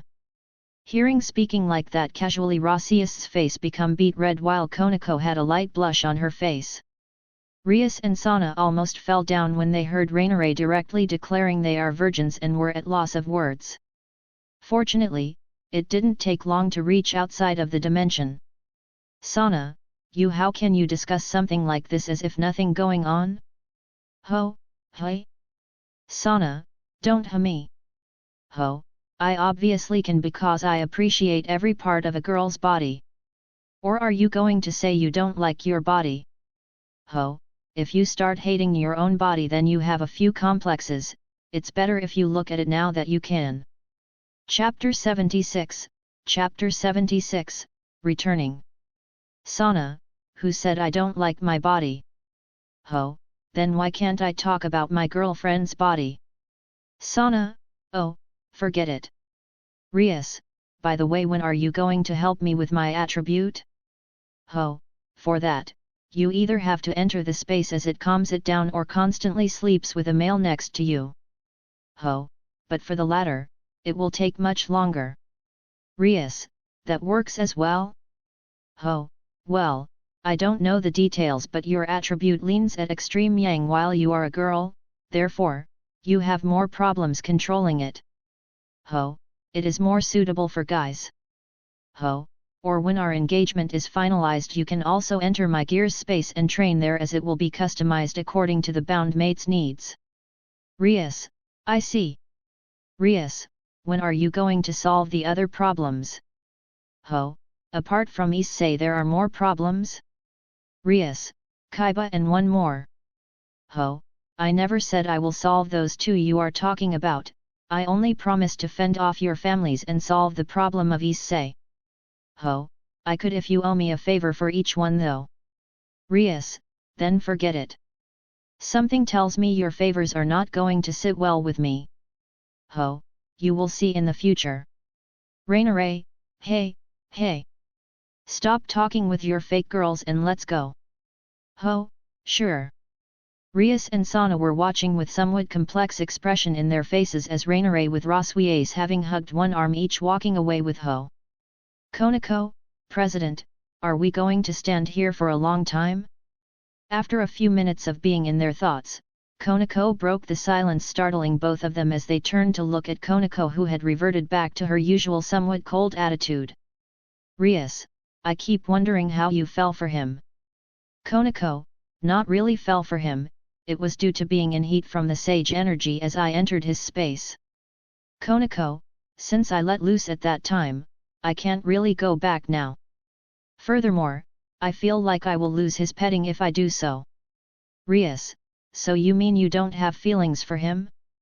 Konako, I do have one. Not to lose to other girls as I ended up being his second mate. Rias and Sana were watched looking at the fighting spirit of Konako bursting from her eyes, and they were also somewhat affected them. Sana, wait, doesn't that mean that if we go by Konako's words we have won over the others but at the same time lost to them? Rias, I'm starting to have a headache thinking about all this. Konako, yet. I won over President in something. Rias almost stumbled when she heard this, and Sana started laughing at her as Konako was lightly smiling. Rias. Rias, Akeno. Akeno, what happened here? Even though you told me not to worry, I was actually worrying. With Akeno appearance Kaiba followed, and so the peerage of Sana came asking if they are all right. It took them around 10 minutes to explain almost everything to them. Akeno, so now you are engaged to him? Rias, not yet, as we have to see how my father and mother will react to all this, but with Big Brother there I don't think there will be any drawbacks. Sana, as for me, my father personally came and even Viper did as well. From what I managed to read through their expressions I'm pretty much guaranteed his. Akeno, so a random guy with a sacred gear has rounded up 2 of the 3 beauties and most popular girls in the Kua Academy. Rias, only the future will tell, if he gets the 3rd one as well. Akeno, foo. That would be interesting in its own right. Chapter 77, Chapter 77, Under the Starry Night. As they were talking about possible future temptations, Ho was in his way towards home, where he was walking with 2 beauties as they kept arguing about who will sleep in his bed. Ho, while you decide all that, I have a question. Rainare, about what? Ho, it's 2 in the midnight and I'm kinda hungry. Will the restaurant be open? Ho, furthermore, why either of you teleports us there? Rainare, it's night, under the starry sky with a full moon along with 2 girls in your arms. Ho, well, we have time for dates, so no complaining, and especially you Rainare, last time we went on one you almost killed me. Rainare, that was how it went? Ho, yeah, and then I forcefully took you and made you mine. Rainare, don't you know that girls like the man to be a badass? Ho, yeah sure. What they want is someone with deep pockets. Ross Weiss, you two get along really well. Both? Nah, you are imagining it. Ross Wise, no, you are on the same sync. Both, fuck. Raina, by the way, ho. As of now, you have 4 dark pillars and 3 light pillars, meaning you can bind 25 more girls, right?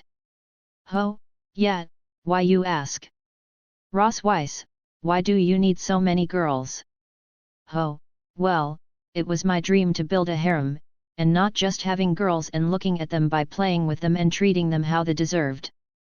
Ho, but after I awakened my gear this become reality, and at the same time you could say a curse.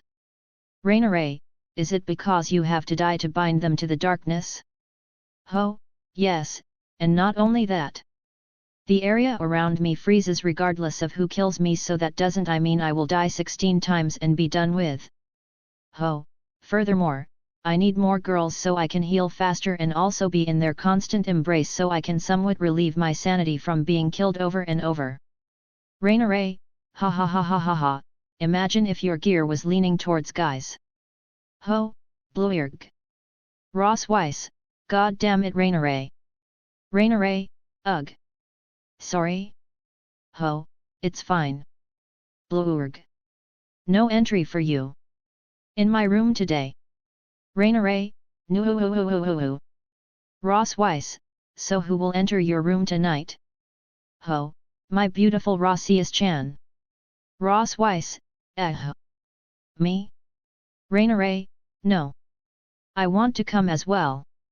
Who will lick my pussy?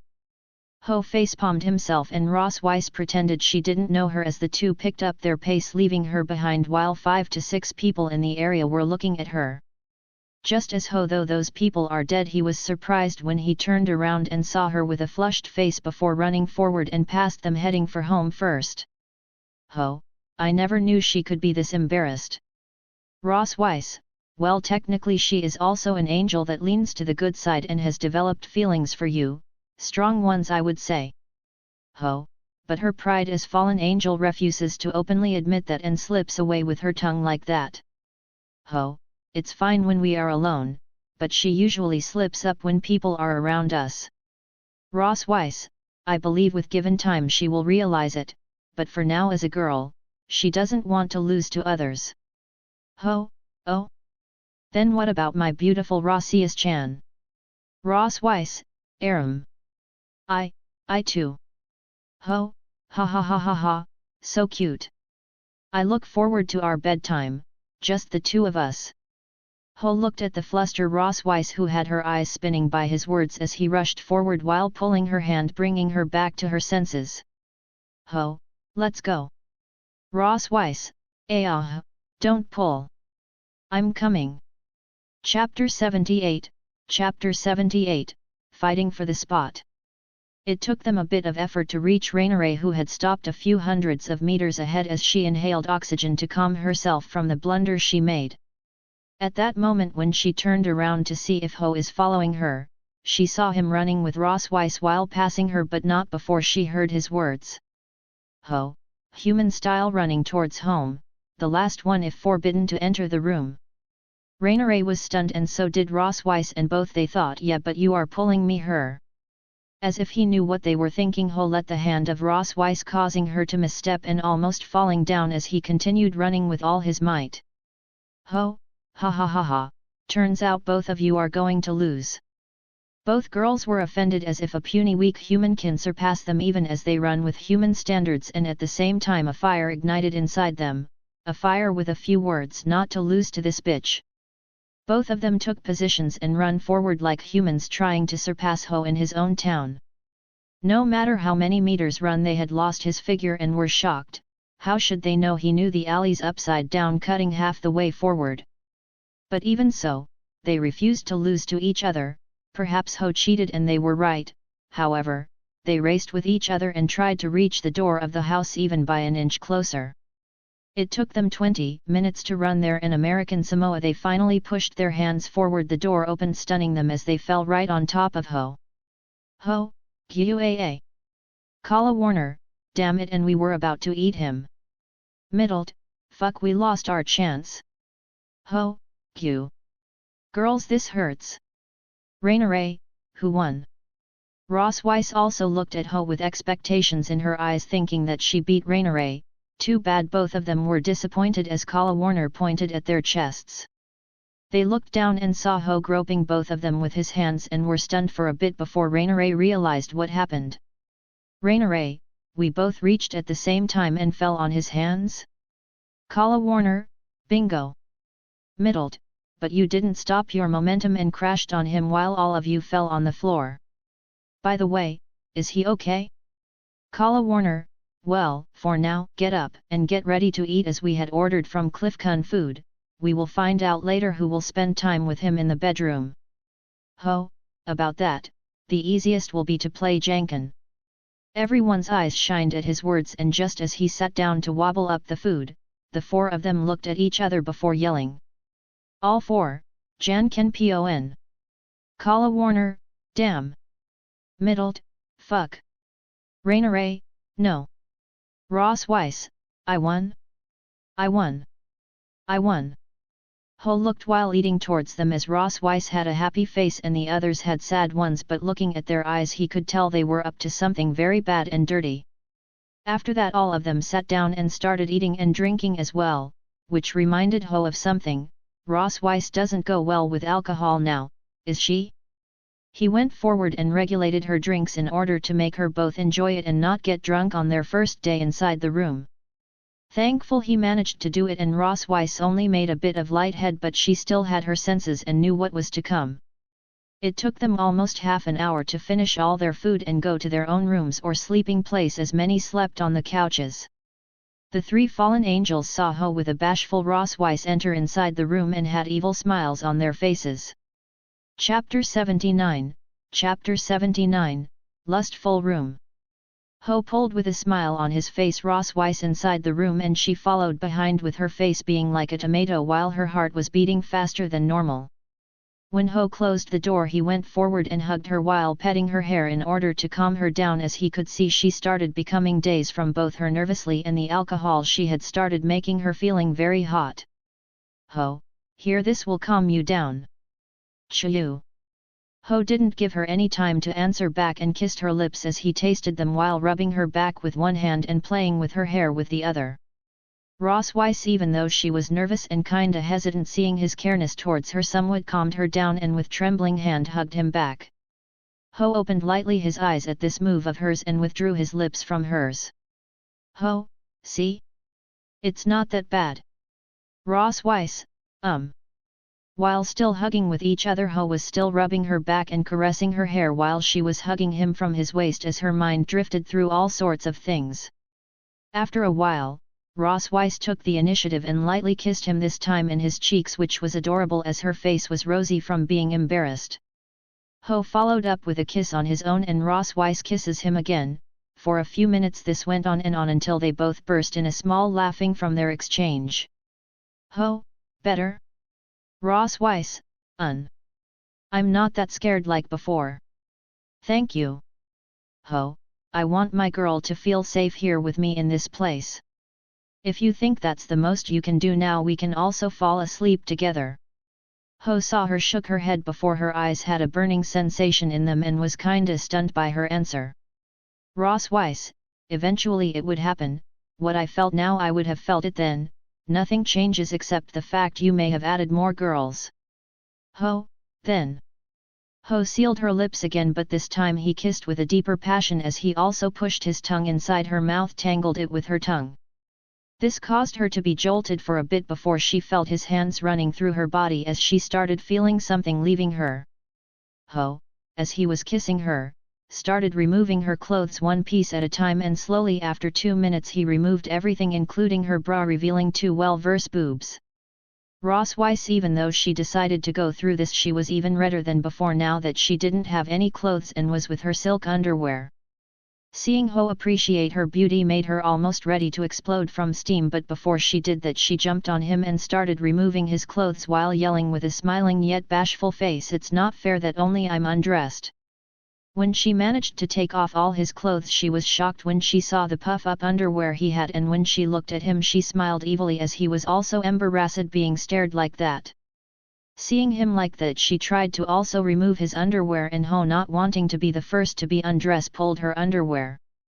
As both of them refused to wild, the end result was ripped. Kaie. Aig. Bam. Both of them ripped each other underwear while falling from the bed and landed in each other upside down. When they both realized the position they were, Ho exclaimed, seeing her tiny pink pussy, while Ross Weiss had her eyes spinning by his dick poking in her cheek. Chapter 80, Lustful Room 2. Ross Weiss' eyes started spinning around and her breath became ragged from the smell of his dick poking in her cheeks. At the same time, Ho caught her waist and brought her closer to his face as he started licking her pussy with his tongue and sucking it with his lips. Ross Weiss, aha! What are you doing? It's dirty down there. Slurp slurp. MMMNNN. Ho didn't answer her and put more force into his actions, causing Ross Weiss to moan as she clenched her fists. At that moment she felt something poking in her mouth, and when she came back to her senses she saw his dick twitching while he was eating her down there. Although she was a virgin, through Odin's teasing and many times expeditions he had with other girls in his room, she knew a few things, but she was always afraid to move towards a relationship. Not to mention everyone looked at her like hungry wolves. As she thought about her time she spent with Ho and how he treated her so far, she decided to move forward. She lightly touched his dick with her fingers, causing Ho's waist to lightly jolted as he was immersed himself eating her juices. Seeing his reaction she went further ahead and licked it with her tongue, causing Ho to be jolted again, albeit a bit more violent. It was then she decided to put it slowly all in her mouth and started from the tip and slowly moved her mouth up and down, sucking his dick. Soon sounds of licking and moan from both parties were what was heard inside the room until both of them started shivering, and the one who got it worse was Ross Weiss, as it was her first time climaxing like that. She started violently shaking as juices overflowed from her pussy towards Ho's mouth, while she could feel hot liquid coming out of his dick, almost causing her to choke if she didn't swallow it. Ho, ha, ha, half. That was intense.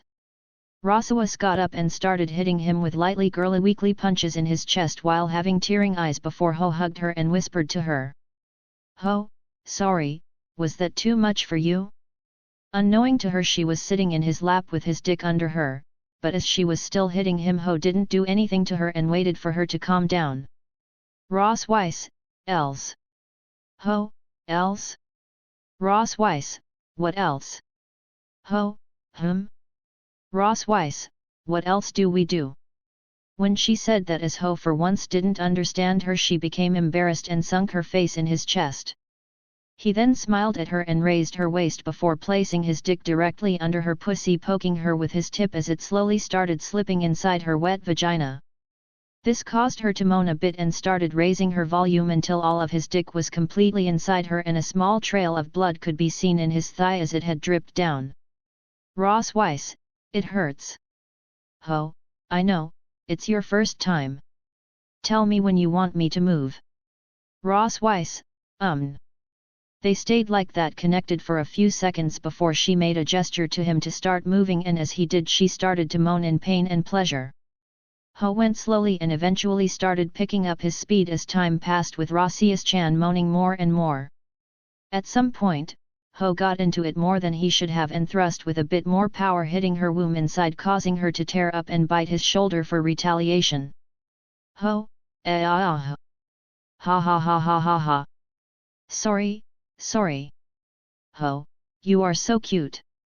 He started showering her with kisses and praises, frying her brain in the process as both of them started shivering, but as lost they were in their little deed they ignored it, and eventually both of them screamed as they came into each other's embrace. Ho, Ross Weiss, Chapter 81, Pillow. Both of them came while they were connected in each other's embrace. Ross Weiss had a fevery look and a lead smile as she could feel her inside getting filled with his semen. They stayed like that for a few minutes with no signs of his dick getting down before the door burst open and three figures rushed in, bringing back to their senses. Raina Ray, now, it's my turn. Ho saw the three in their human forms stark naked standing there with Rainier getting closer to Ross Weiss as she slowly removed her from his dick. Ross Weiss, what are you doing? Rainier, you got your dose. It's our turn now. Ho was speechless seeing them fight like cats, and without warning, he went behind Rainier and thrust his dick in her pussy, which wasn't that wet. The pain of inserting without proper warm-up jolted her as she jumped forward and fell on Ross Weiss' boobs. Rainier, aerg. Not so rough. Guern. Ho didn't stop there. Since they came inside and wanted him to eat their pussies, he was more than welcome to do so. He grabbed her thighs, and with each thrust he also put power in pulling her, resulting in his dick going deeper and deeper. Soon her eyes dazed while saliva dripped from her mouth, making Ross Weiss wet in her boobs. He started feeling her insides tighten, and he was also at his limit before he lifts her waist up with one hand and pulled her with the other while thrusting inside her one last time. Rainier, Jikranayon. As she let out a loud groan, she squirted while making Ross Weiss under her full of her love juice. Ho then turned towards Kala Warner and middled, and what followed was for the next few hours countless moans from inside the room until an alarm went off. Ho tried to reach his phone and shut it down until he noticed it was time to go for school and thought about what he should do. On one side he had the freaking school life, and on the other, he had 4 naked girls sleeping soundlessly from the rematch all of them had after he did Middlet and Kala Warner. At that moment, with every aroma that was released in their bodies, Rossi Iwas acted like she was drunk and charged at him, taking the lead. This pissed off the others and entered a second round as well.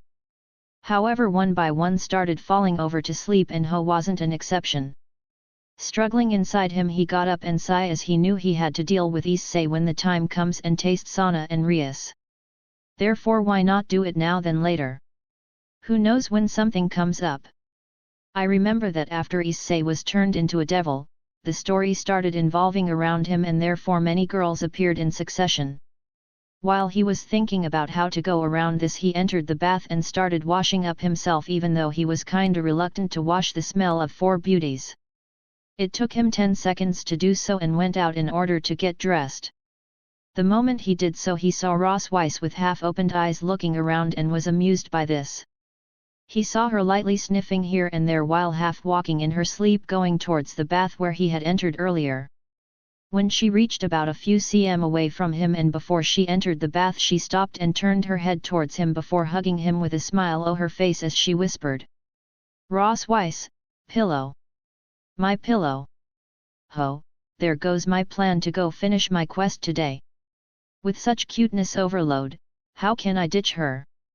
Chapter 82, Fiancés.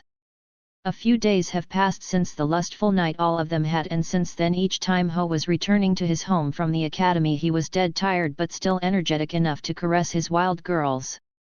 At some point, Rias and Sana went to find him, but he rejected them as he was tired, earning scornful looks from the two. Konako also went at some point to find him as she wanted to enter the space inside his gear. When Ho heard her request, he thought of something and called everyone together on the 10th day in his house. Now on his living room, sitting in, you could say, round table, except it was square, all of his pillars. Rias, you refused us a few days ago and then you called us to meet today? Sana, was there a reason for both occasions? Ho, well, last time I was tired because of these girls' hunger. Rainier, hey. You were also hungry. Ho, okay, guilty. Ross Weiss, we now pass the verdict on you. Konako, 20 bags of cliffhanger food. Middlet, 30. Kala Warner, 35. Sana, can we also vote? If so, 45. Rias, 50. Rainier, 60. Ho, fuck. Ho, Rainier, your call. Rainier, yet. Rias, enough with the food, but do take more steaks. Ho, well, I called everyone here because Konako asked me to send her in her training space. Sana, you mean inside your gear? Ho, yes. Since she did, I thought I should tell you that the magic there, as you may have noticed, it's 1000 times denser. Ho, by my calculations, if you train there for 10 to 20 days all of you will advance to the next level. Rias, next level? Sana, you mean Rainare will get another pair of wings? Rias, wait, that's possible? Ho, would I have called here for jokes? Ho, my gear has customized spaces exclusively for all of you in order to reach ultimate class and above. All, above? Ross Weiss, wait, what stands above the ultimate classes? Ho, that is for me to know and you people to find out. Ho, the only problem is that you guys will vanish for that amount of time. Rias, so what you wanted to say is that even if the magic there is 1000 denser the time is not. Ho, unfortunately times flows normally so whoever vanishes first, I will miss her dearly. Rainare, so after we eat the food I ordered we can decide who will enter? Ho, obviously one will be Konako as she had asked me first. Rainare, I need you here to bait Issei and the same can be said for Rias as I need you to reincarnate him into a devil. Sana, this means. Ho, Sai. That everyone else can enter as well including you Sana.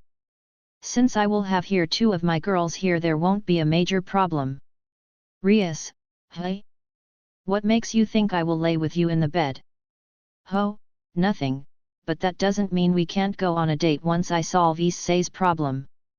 Rias, you can wait for our families to send an answer first. Ho, ha. Life sucks. However, as if their families heard their talk 2 magic circles appeared out of nowhere and a tall figure appeared with another from behind her that impressed Ho as it was a girl and dressed in a maid outfit. From the other circle, only a figure passed through which pleased Ho as they were delivering more girls to his pillars. Rias, brother. Grafia-san. Sana, ugh. Sirafal, what are you doing here? All 3, we came to see our new in-law. Sirafal, and Sana, haven't I told you to call me big sis? Grafia, isn't the same for me Rias? Both, Ho. Ha ha ha ha ha, that's what you get for opening your mouth Rias. Ding dong. Rainare, a. The food. Ho, and since we were getting hungry and we do have guests let's all eat together as a family. Chapter 83, Casual Talk. As they were sitting on the table Ho was stealing glances at Sirafal and Grafia with no care about Sora and Rias giving him the death penalty if he moves on them. On the other side, his girls had focused solely on the food that their favor delivery man Cian had brought which was actually shocked to see that Ho expanded his harem and raised his thumb up as he left. Sirtsks, as I had told Rias, when I reported back to our father he was more than happy to renew her engagement with you since it was with her will. Ho, glad to know it. By the way, what happened in the other clans? Sirafal, if you are talking about the Citri since Dad had come personally after talking it with Mom they both agreed. Ho, I was talking about the Snake Clan and the Phoenix Clan. Ho, and actually I'm curious why the both of you are dressed like a maid and a magic girl? Sirtsks, to answer the first question, there was a bit of scuffle in the Snake Clan but as the young master personal ended the whispers I don't think there would be a problem. Sirtsks, and god damn it this steak is superb, how the hell, do they make these? Ho, I don't know if it's truly the end of them. And yes I can't get enough of them. Rias, big brother please be careful with your words especially on the table. Sirtsks and Ho looked at her and all the other girls who had sauce in their mouths while licking their lips and both of them started laughing. Grafia, on the other hand, was sitting politely down and with a handkerchief, as she was wiping her lips away not minding the stares Ho was giving her. Sirafal, I wear magical clothes because I like magical girl Milky Spiral 7 especially Miltan. So call me Satan girl. Grafia, I dress up as a maid because it's my purpose to serve my husband. Sirtsks, Grafia heard the light note of Sirtsks and turned to look at Ho who now had a cold look on his face which sent shivers down her spine. Sirtsks, I'm sorry for her lies, but you can't expect her to say something so sensitive in the open even if you know why. Ho, I do know why she is serving you. What I want to know is why a maid outfit. Graphia, I'm sorry for my wording back then. But isn't it common for those to serve to wear maid outfit? Ho, fair enough. Sirtsks, if you would be so kind as to answer my question. Ho, yeah, I am human. Boom. 3 spoons fell down on the floor while the rest had grins in their faces. Sana though had a huge one as she had also being tricked nicely by him. Ho, Ho, isn't that what you wanted to ask? Sirtsks, how? A human with nil traces of magic. Ho, apparently according to Odin, since my master places values on numbers, meaning he could everything as numbers, a normal human has a dormant power of 2000 magic, which is like you said non-existence. Ho, I had started at 500 and now I'm around 6.750. Sirtsks, in other words, you are close enough to mage trainees when they start their training but still weaker? Ho, after they become low-class mages they have around 20.000 points, so you can say I have 1/3. Sirtsks, with no training? Ho, only in bed. Sirtsks, no offense but to be so weak and trick us, that's some serious achievement there. Sirtsks, as for the bed part. Isn't that obvious as you have so many girls? Rias, big brother, you took this surprisingly easy. Sirtsks, well, after we left something struck us. If he were to truly release that amount of energy the dimension would have breaked apart. Sirtsks, so everyone had their doubts, but the fact that you ripped Riser's heart without us realizing it, that can't be faked. Chapter 84, Chapter 84, More Girls. Ho, you are right, that can't be faked, but this doesn't mean I can keep pulling this off. Sirtsks, should you really say something like that to me? Ho, sure, you will be my brother-in-law. Sirtsks, sigh. So carefree I see. Ho, well, before I move on with Rias, I need to take care of something else first, and I think I let it unattended for quite a bit of time. Sirtsks, since it's Rias' problem, do you need any help? Ho, not really. Rainare, delicious.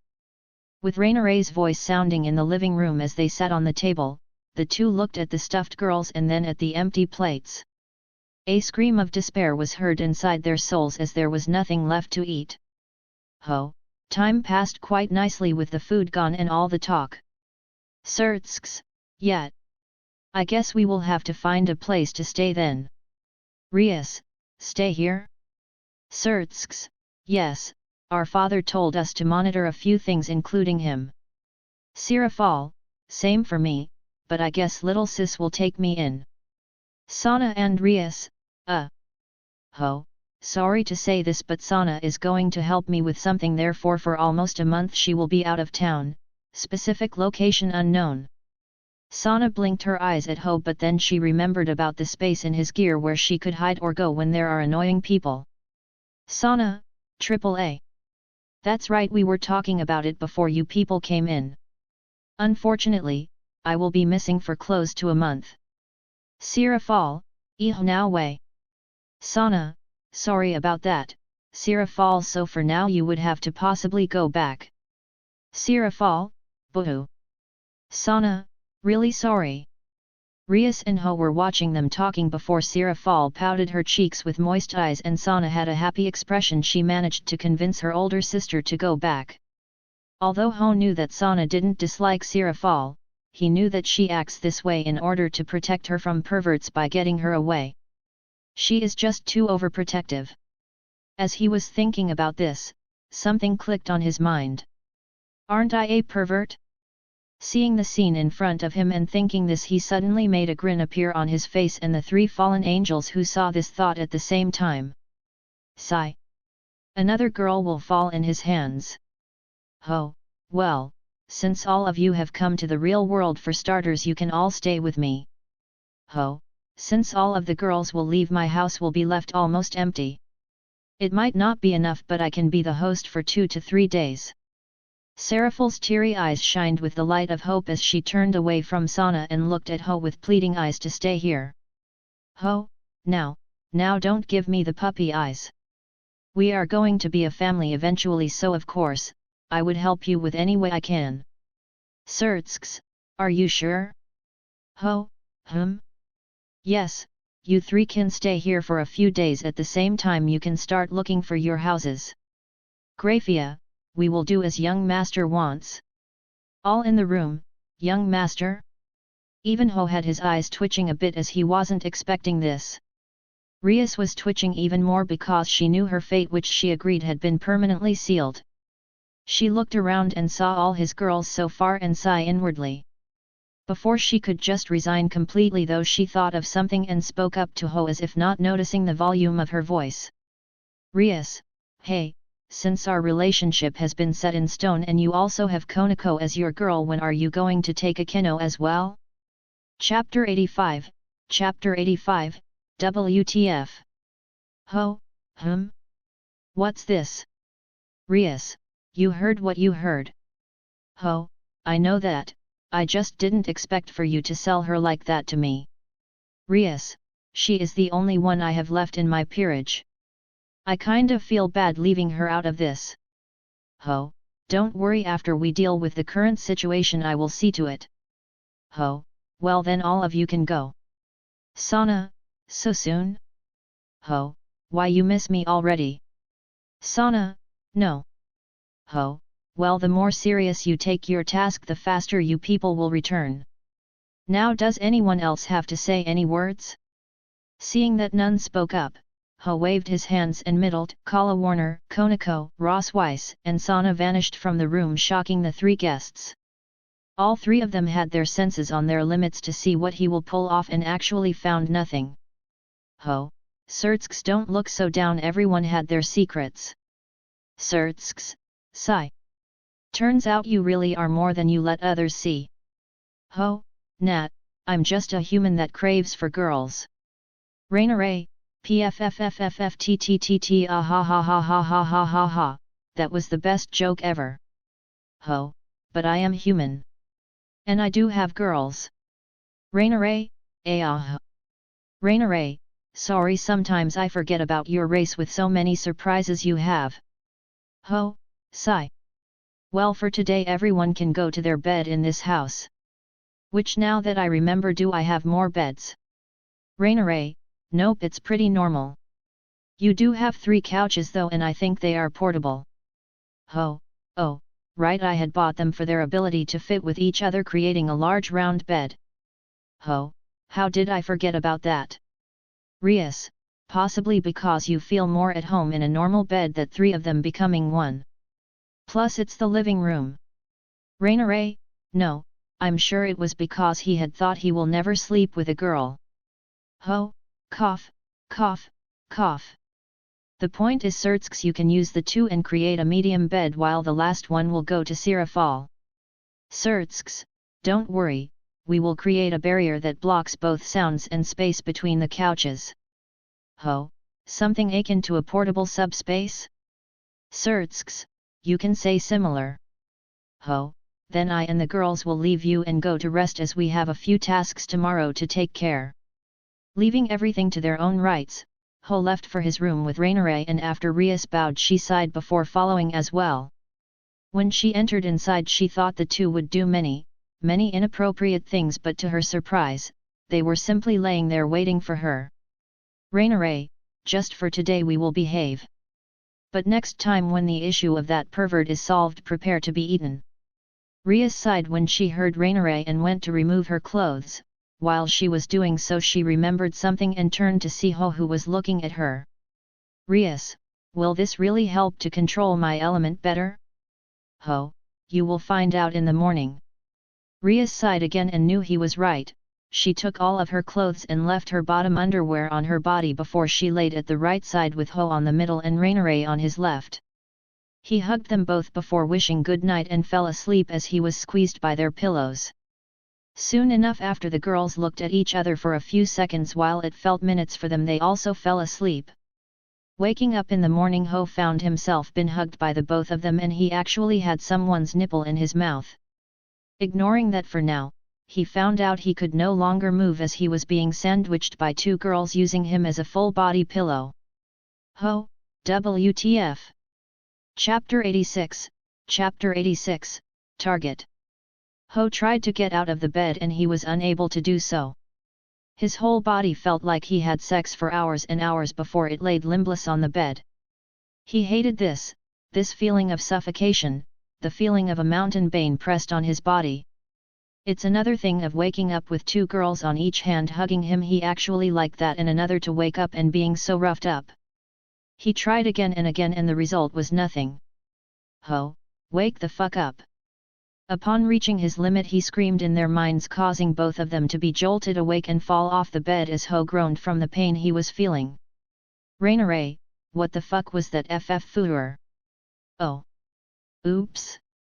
Ho, I swear I'm gonna kill you. Rainiray, Why? You woke up with two beauties with you under them. You should be happy. Ho, I would be if you two were sleeping normally and actually teased me by giving a few kissed in my lips to wake me up. One from each side. Ho, oh my body hurts like hell. Ho, and how comes you were also on top of Rainiray trying to suffocate me? Ho turned his gaze to Rias, who have been watching him getting up while his body made crack sounds and had a complicated expression on her face. Rias, I don't know, it felt good having a pillow to sleep. Ho, and you freaking used me. Rias, what I'm surprised though is you keeping your hands off. Snap. Rainiray tried to gesture to Rias with her fingers in her mouth, doing shhhh sounds that indicated to stop talking to him. However, contrary to Rainiray's fear, Ho quickly calmed down his broken nerves and finally could feel his whole body again as he stood up and started getting dressed. Ho, I will keep that comment of yours for a later date. Ho, now get dressed, we have a job to do. Rainiray, sigh. Yes. Both of them saw Ho leaving from the room and Rainiray looked at Rias as if she was an idiot and her doubts came to be true when she heard her. Rias, what comment? Rainiray, do you actually have any common sense? Rainiray, ponder deeply on this and find the answer on your own. Rainiray snapped her fingers and she reverted back to being Yuuma while clothes appeared and got dressed to a simply lovable schoolgirl. She left the room and waited for Rias to get dressed as she waited in the leaving room with Ho, Grafia, Sirafal, and Surtsks. They kept talking with each other as well as having some coffee. Turns out Grafia woke up earlier and used his kitchen.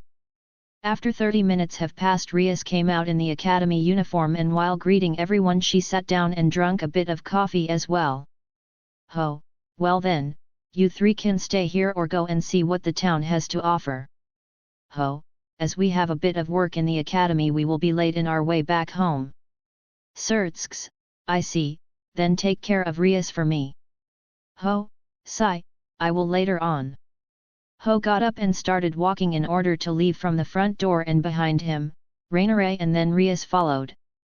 For the next hour or so as they walked sightseeing every corner of the streets, they finally arrived in the academy gates, causing many to look at them. The heard whispers as they lusted the girls and many others being jealous of Ho for being handsome in their eyes and an enemy for taking 2 flowers. Whoa! Senpai! You went above yourself and added one more. Ho curled his lips and then formed a smile on his face as he turned and saw his target a few meters away from the gate. Chapter 87, Chapter 87, Wielders of Power. As Issei was getting closer, Ho smiled as he checked his log about the quest he currently had. DxD, main quest triggered.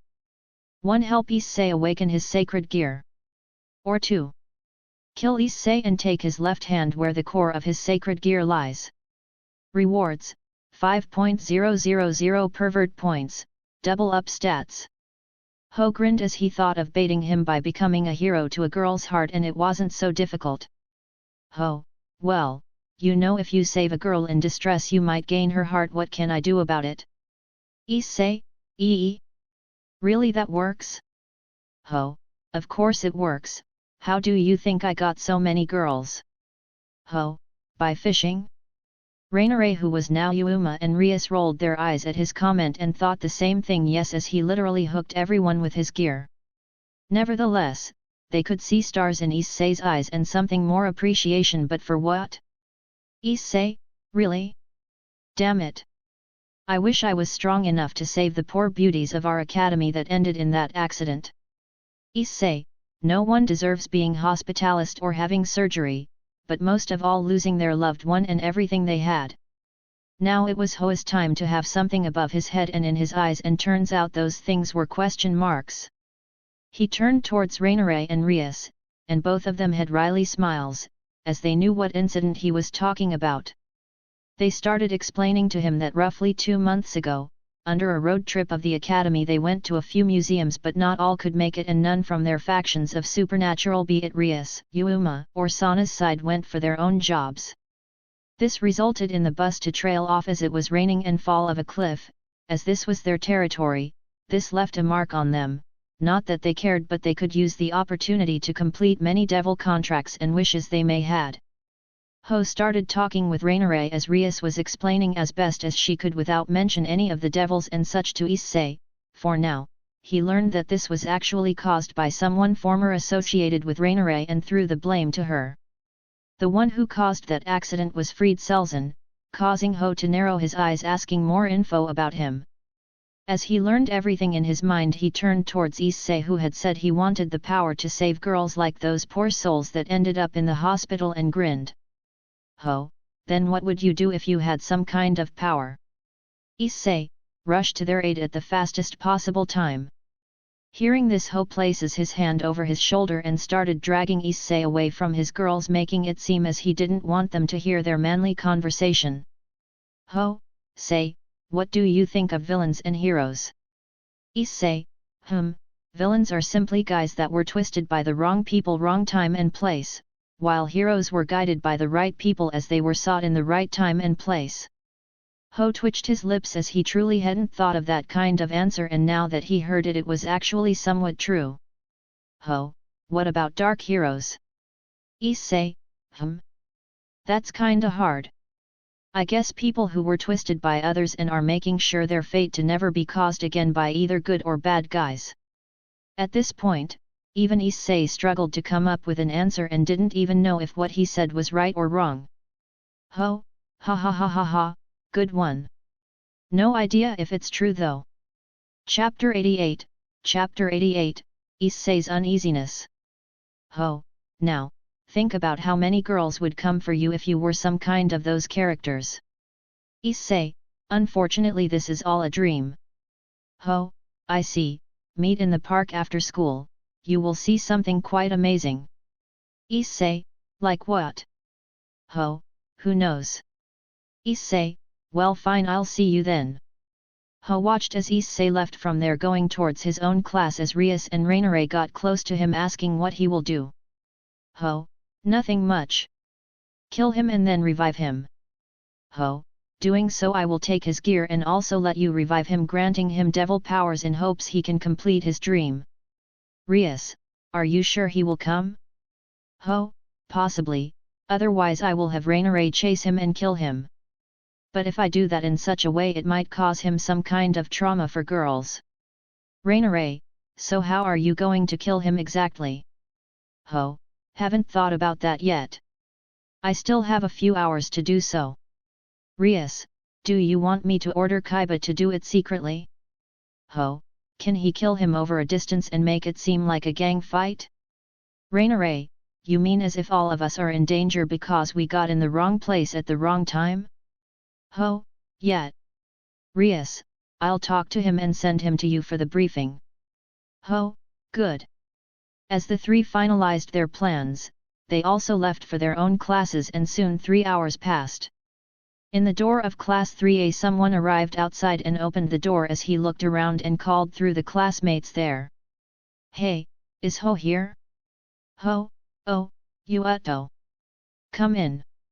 Yuuto, I came because Rias filled me in. Ho, and? Can you make it seem that way? Yuuto, I will try and contact a few people, at most 4 to 5 I know from our work, and get them on the show. Ho, sure, just make sure to hide the fact why we are doing this. Yuuto, I know. Ho, good. In about 3 to 4 hours we will gather at the park a few km away from here.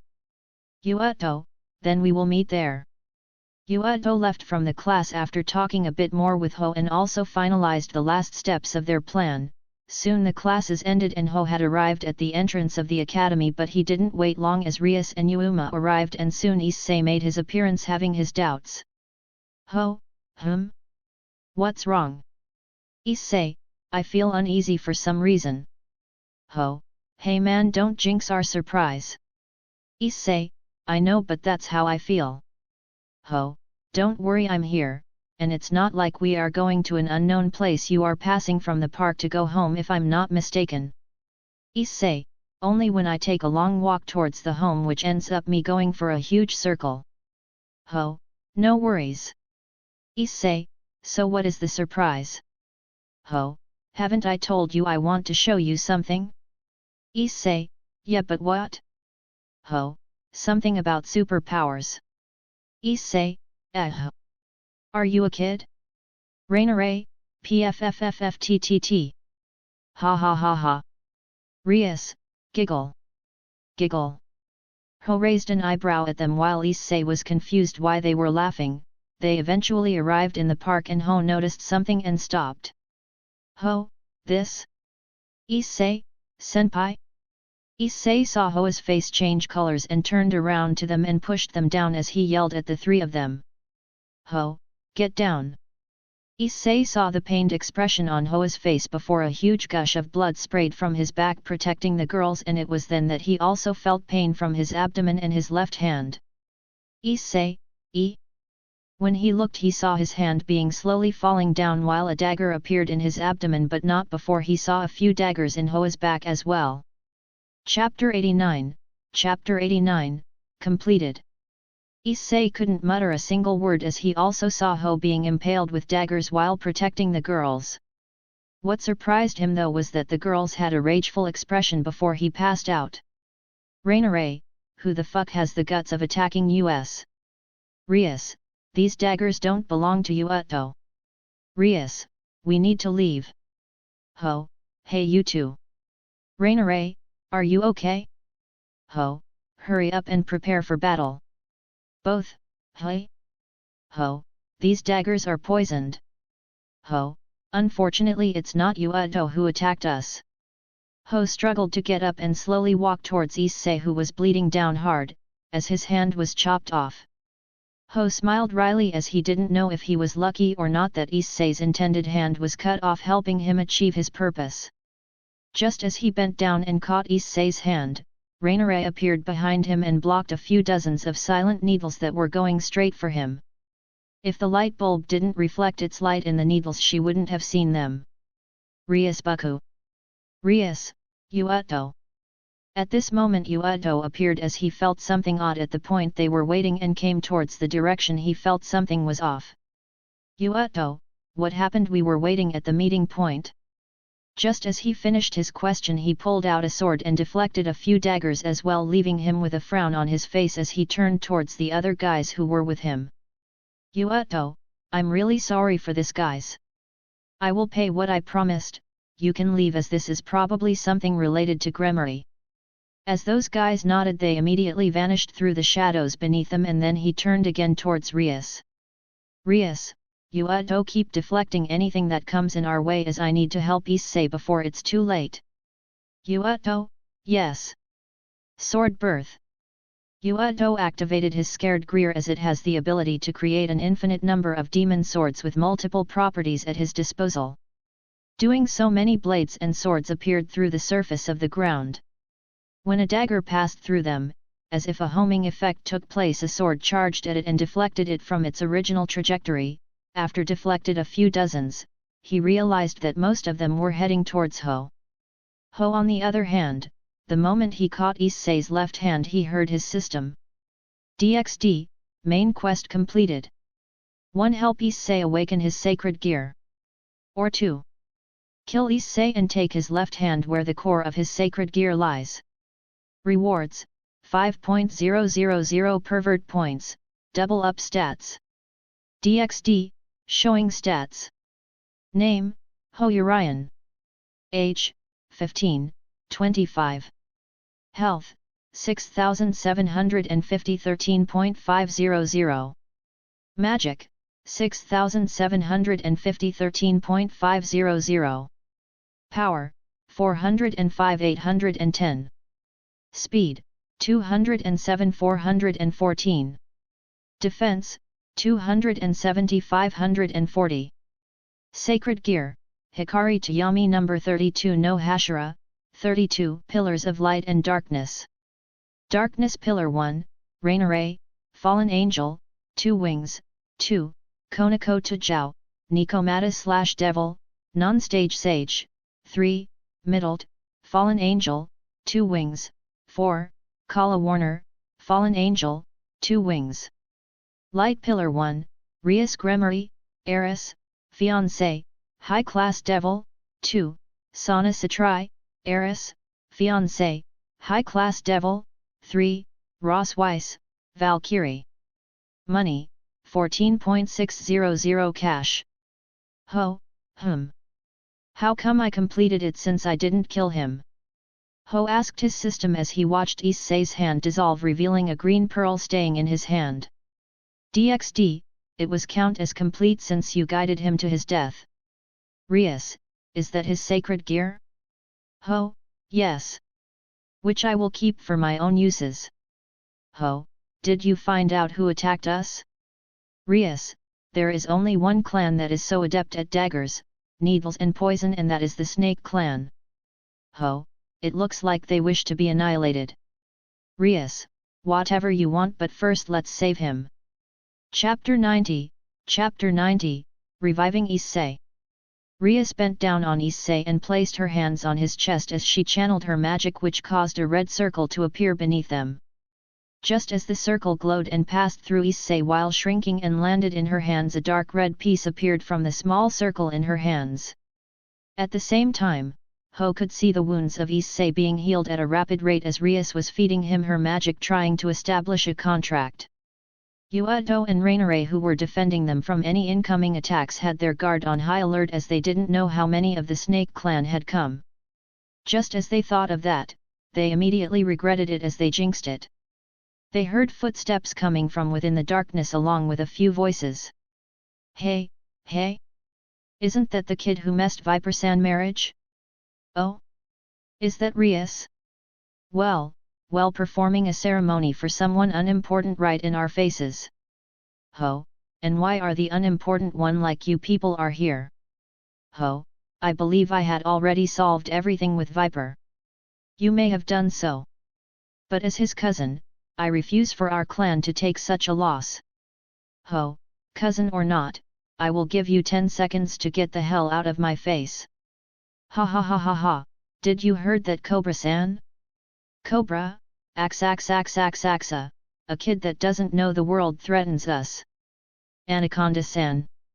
Anaconda, just like Mamba-san had said, he will not give us any face and null his engagement with Sana. Cobra, what do you think, Python? Python, I feel nothing from him at the moment. Either he is not serious or he is incredibly weak. Ho, say weak your first, bitch. Rain-Array, wait, in the same logic you had stated just now, are you saying I'm weak? Ho, I said bitch, not first girl. Rain-Array, but I was quite the bitch before. Ho, that was before you became my first girl.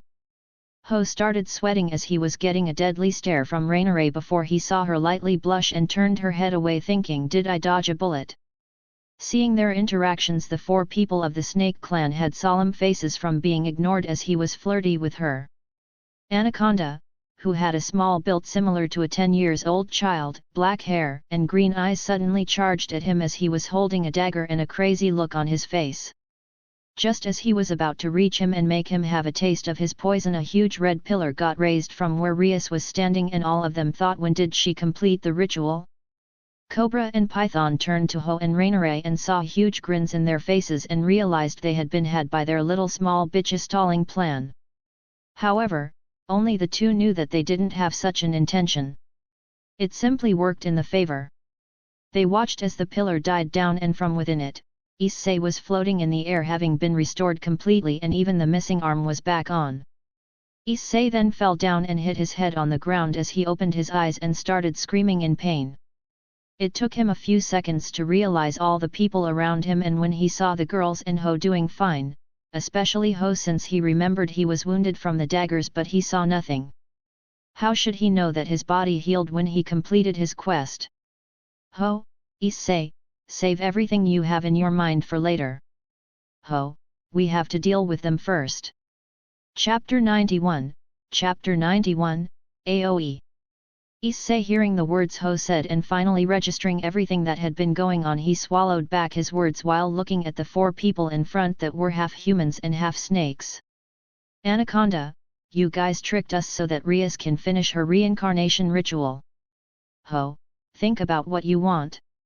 Ho, the fact remains that if you don't get your snakes' asses out of here, I don't mind making you snakes kebabs.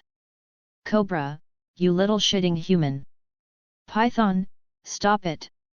Cobra, but. Python, no buts.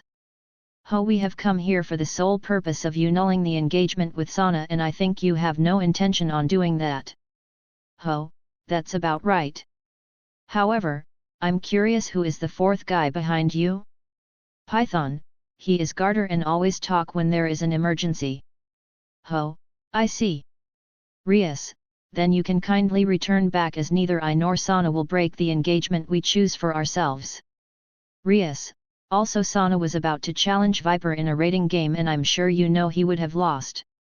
Python, yes, I'm sure of that.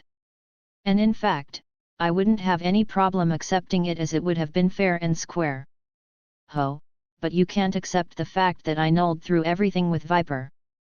I'm pretty sure he was also fed up with dorks like you controlling his life. Ho, now, the talks are over. The engagement that been cancelled, and I'm sure Viper kept his promise. Ho, you four have two choices.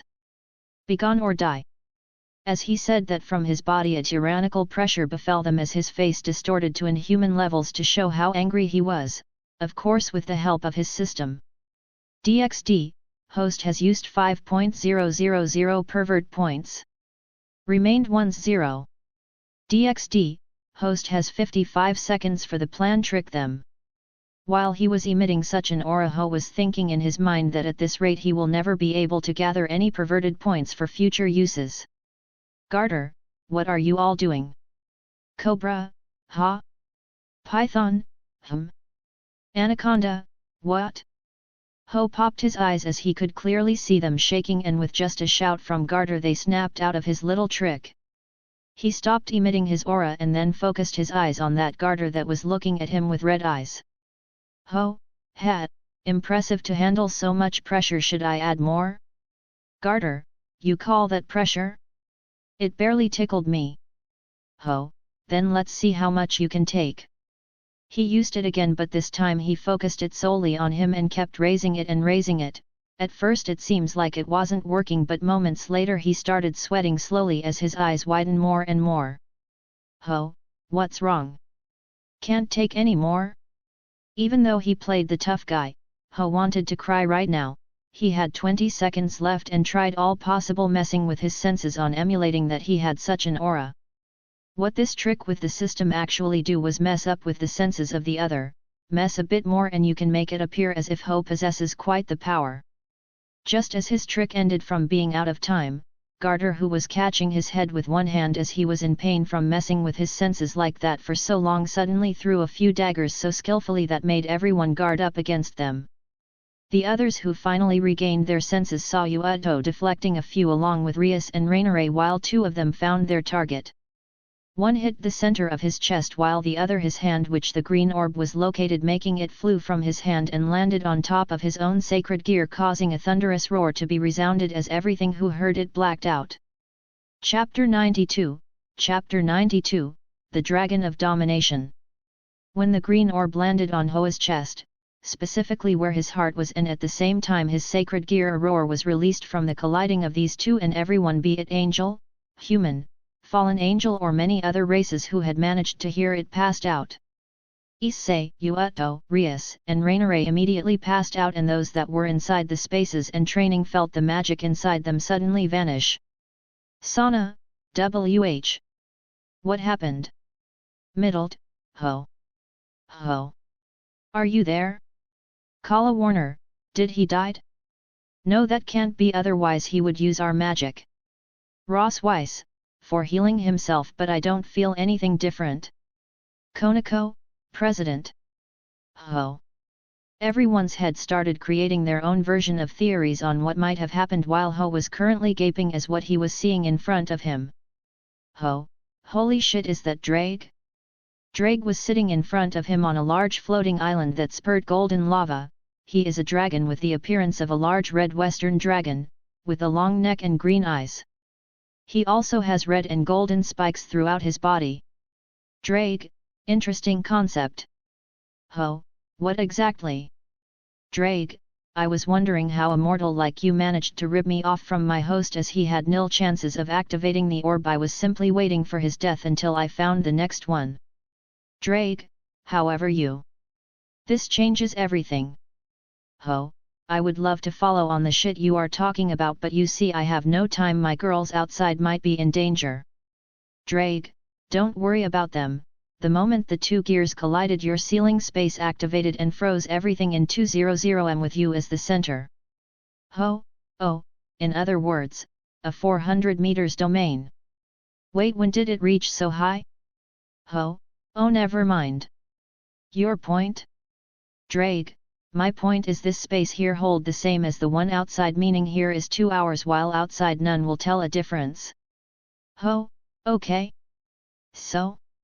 You finally got the chance to be freed from the gear, from what I have been able to make out, since you are speaking in riddles. Ho, and something about my position changes, that correct? Drake, yes, I intended to use the collision as a way to free my soul from the gear, but before I could do that, my soul scanned yours and learned everything. Ho, oh, great. And? Faster, old man. Drake, old man. How dare you? I'm a bona fide 100% girl. Ho, pipe down, you little bitch. My ears hurt. Get to the freaking point. Drake, che. Since I know this realm is simply a joke to where you are destined to go, I will bond with your sacred gear. Ho, oya.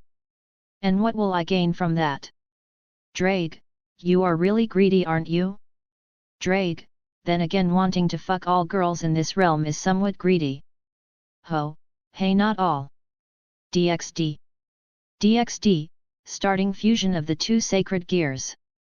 Drake, underscore. Ho, system. That was trolling, right? Why did you click dots only? Oi. Oi. Drake, I guess the so-called god of this world will tell you the perks of the fusion brr. For now, let me formally introduce myself. Ho saw Drake shining with a red color as he or she, as it claimed, started shrinking down from there, making his eyes pop out. Slowly but surely, a girl in her late teens of average height, with fair skin, green eyes, and dark red burgundy hair appeared before him. Her hair stopped growing at shoulder length, with the addition of elbow-length bangs that frame both sides of her face. A part of the front hair is rolled up to her horns on top of her head, while a bit hangs down on each side.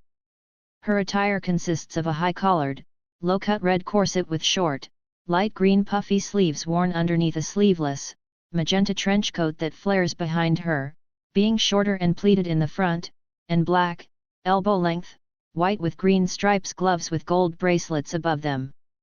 Below that, she wears red high-heeled pumps and black thigh-high stockings connected to a skirt by suspenders. In addition to this, she wears a red neck choker and an emerald-crested, golden cross-shaped medallion hanging in her boobs. Greetings again. My name is... Chapter 93, Chapter 93, The New Powers. Greetings again. My name is... Akari Dominion. Ho, okay. Akari, what okay? Is that all? Ho, that's your name. What you expect me to say? Or more like, do you expect me to suck up to you?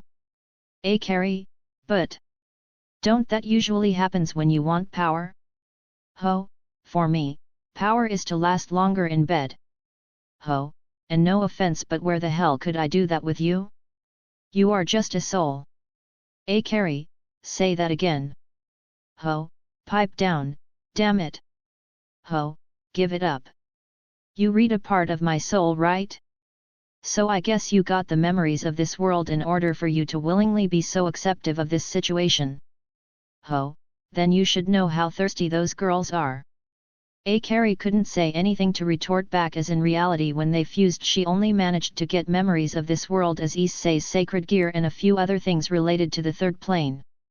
It also made sense to her how easy was it for her and Albion to claim what others might call divinities from the so-called god of this world. The answer came naturally to her when she saw the memories of Ho. There was never a god in this world, it was simply an avatar made by those on higher planes to set the fucking background. What domination? She never dominated anything. When she stole the principles of domination, her body was destroyed and was forced to live as a soul inside a gauntlet. And this continued over and over for freaking idiots to train themselves. Carrie, you might say that, but I'm sure you will find a way to recreate my body. Ho, oh? Why you think so?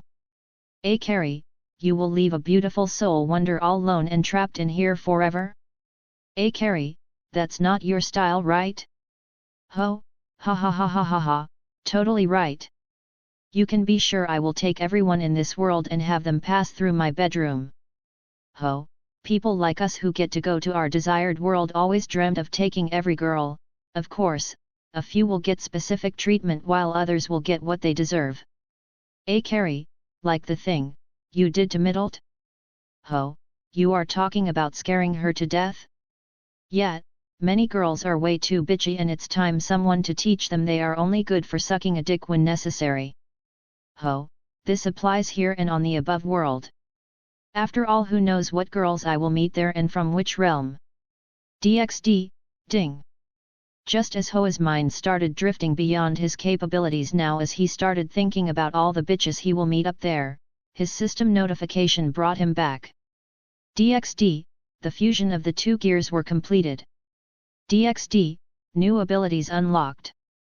DxD, tattoo of the host around his heart gained a green magic engraving circle with black and white runes. DxD, host gained additionals commands boosted gear pillar white number pillar darkness number transfer attribute. DxD, when host activated his sacred gear. His new tattoo will glow similar to how the orb on Issei's hand glowed. It will also glow when talking with Carrie. DxD, when host activates the pillar commands, host's eyes will change to white and black. From there, depending on the number, the symbols of I, 2, 3, 4, V, 6, 7, 8, 14, 15, 16, 17, 18, 19, XX, XXI, will appear. DxD, on the eye that represents the white pillar the symbols will be black and vice versa. DxD, the command transfer attribute enables host to use a single attack from the skill set of the said attribute. Ho, holy shit! Carrie, isn't your sacred gear way too overpower? Chapter 94, Chapter 94, First Taste. Ho, wait. Ho, what about Balance Breaker? Ho, what about Juggernaut Drive? Ho, what about my sex scene of chanting the incantation of it? Carrie, _. DxD, _. Carrie, are you for real? A weakling like you wants to tap on balance breakers so soon? DxD, host's balance breaker of the first sacred gear remains the same. DxD, host's balance breaker of boosted gear is a bit different than normal. DxD, as for host's juggernaut drive, host needs to achieve both balances breakers. Ho, no. Carrie, well, it's not that bad. Furthermore, shouldn't you go out and save your girls? Carrie, plus test what you got? Ho, sigh. Then bye. Ho's figure vanished from where he was standing, Akari then felt the space she was being filled with magic and transformed to match her tastes. Akari, why didn't you tell him that we are currently in the center space of his gear? Akari, where you know me and his girls will meet when he achieves balance breaker. DxD, host is not a total idiot, he will figure it out. Akari, I hope you are right. The memories I got when I scanned him were filtered by you, right? Akari, in order for me to learn what would have gone down if I had stayed with Issei and also the truth about the above plane. DxD, in every realm, every will or system that governs that place, are extremely picky on who they let out info. Akari, I should be honored then? DxD, nah, technically this realm starts forward with Issei and you're awakening with little info of the back.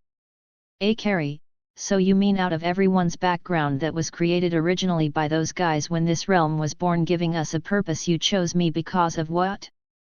DxD, sexiness for my host's tastes. Akari, _ DxD. Coming back to reality after a heated talking section, Ho found himself awakening, and the moment he did so did Rias, Rainare, and everyone else. It wasn't just them, their enemies also woke up. They all though the same thing, why did we blacked out and fell on the ground? They didn't know how much time passed, but they knew their target was alive and kicking, having a grin on his face. Ho, hat, what's up with those stupid faces of yours? Haven't you had a taste of my power yet? Ho, if so here are some more from me. Ho, boosted gear. As he yelled the name of his gear, shocking Yuato, Rias, and Rainare as they knew the truth on who it originally belongs to, they watched shirt was shredded in pieces, revealing his black tattoo along with a new one around it with a green ancient circle along with white and black symbols. They were shocked even more when his eyes changed colors, with the left one being white while the right one becoming black. Ho, ha ha ha ha ha ha ha ha, tremble before me, trashes. Anaconda, you fucking degenerate. Cobra, since you wish to act brave, then die. Python, stop. Before Python could shout at them, as he was still in a daze from the earlier blankness, he felt every fiber of his being screaming at him to run away. Ho, pillar white N. I. Boost. Rias, hey. Rias, who was about to intercept them from getting what they want, suddenly felt a power surge running through her veins, causing her to rush at them at double her speed before kicking them with double the force out of their trajectory. Both of them crashed backwards a few meters away as they were bleeding, since they didn't calculate the force behind her kick to be so strong. As she landed, she checked herself up and saw on her hand a white mark with the letter I on it. She looked back at Ho and noticed that on the eye that was completely white he had a similar mark but black in color. Chapter 95, Chapter 95, OP as my fucking ass. Ho, how do you like that, motherfuckers? Ho, this is my power. Tremble before it. Anaconda got up along with Cobra, and both of them spat a mouthful of blood while glaring at Ho, who was mocking them. Anaconda, all you fucker did was make her a tad bit stronger. Cobra, you fucker will die. Python, both of you stop. Ho, why stop when we can continue? Rainare. Ho, pillar darkness N. I. Boost. Rainare, I feel it. I feel the power inside me. Rainare created countless purple spears of light and sent them towards them. Everyone was shocked to see the originally 10 centimeters and 2 meters long spear become 20 centimeters, but nothing for becoming longer. Garter, don't stand there, move. The moment Garter spoke to them, they snapped back to reality and barely avoided the incoming threats. Garter, is she for real? Unlike most fallen angels who wield only one light spear, she is skilled enough to create several light spears in her arsenal. Boom! Boom! Boom! Boom! Boom! Boom! Anaconda, what the hell is up with that kind of power? Rainare, yay. Ho! More, give me more. Everyone looked at her weirdly, both allies and enemies, which caused her to ponder why. After she managed to think what she had said and link the dots, she blushed and averted her eyes. Ho, no worries later in bed. Rainare, die. Ho, sometime eventually. Ho, for now, however. Are you ready for my ultimate ability?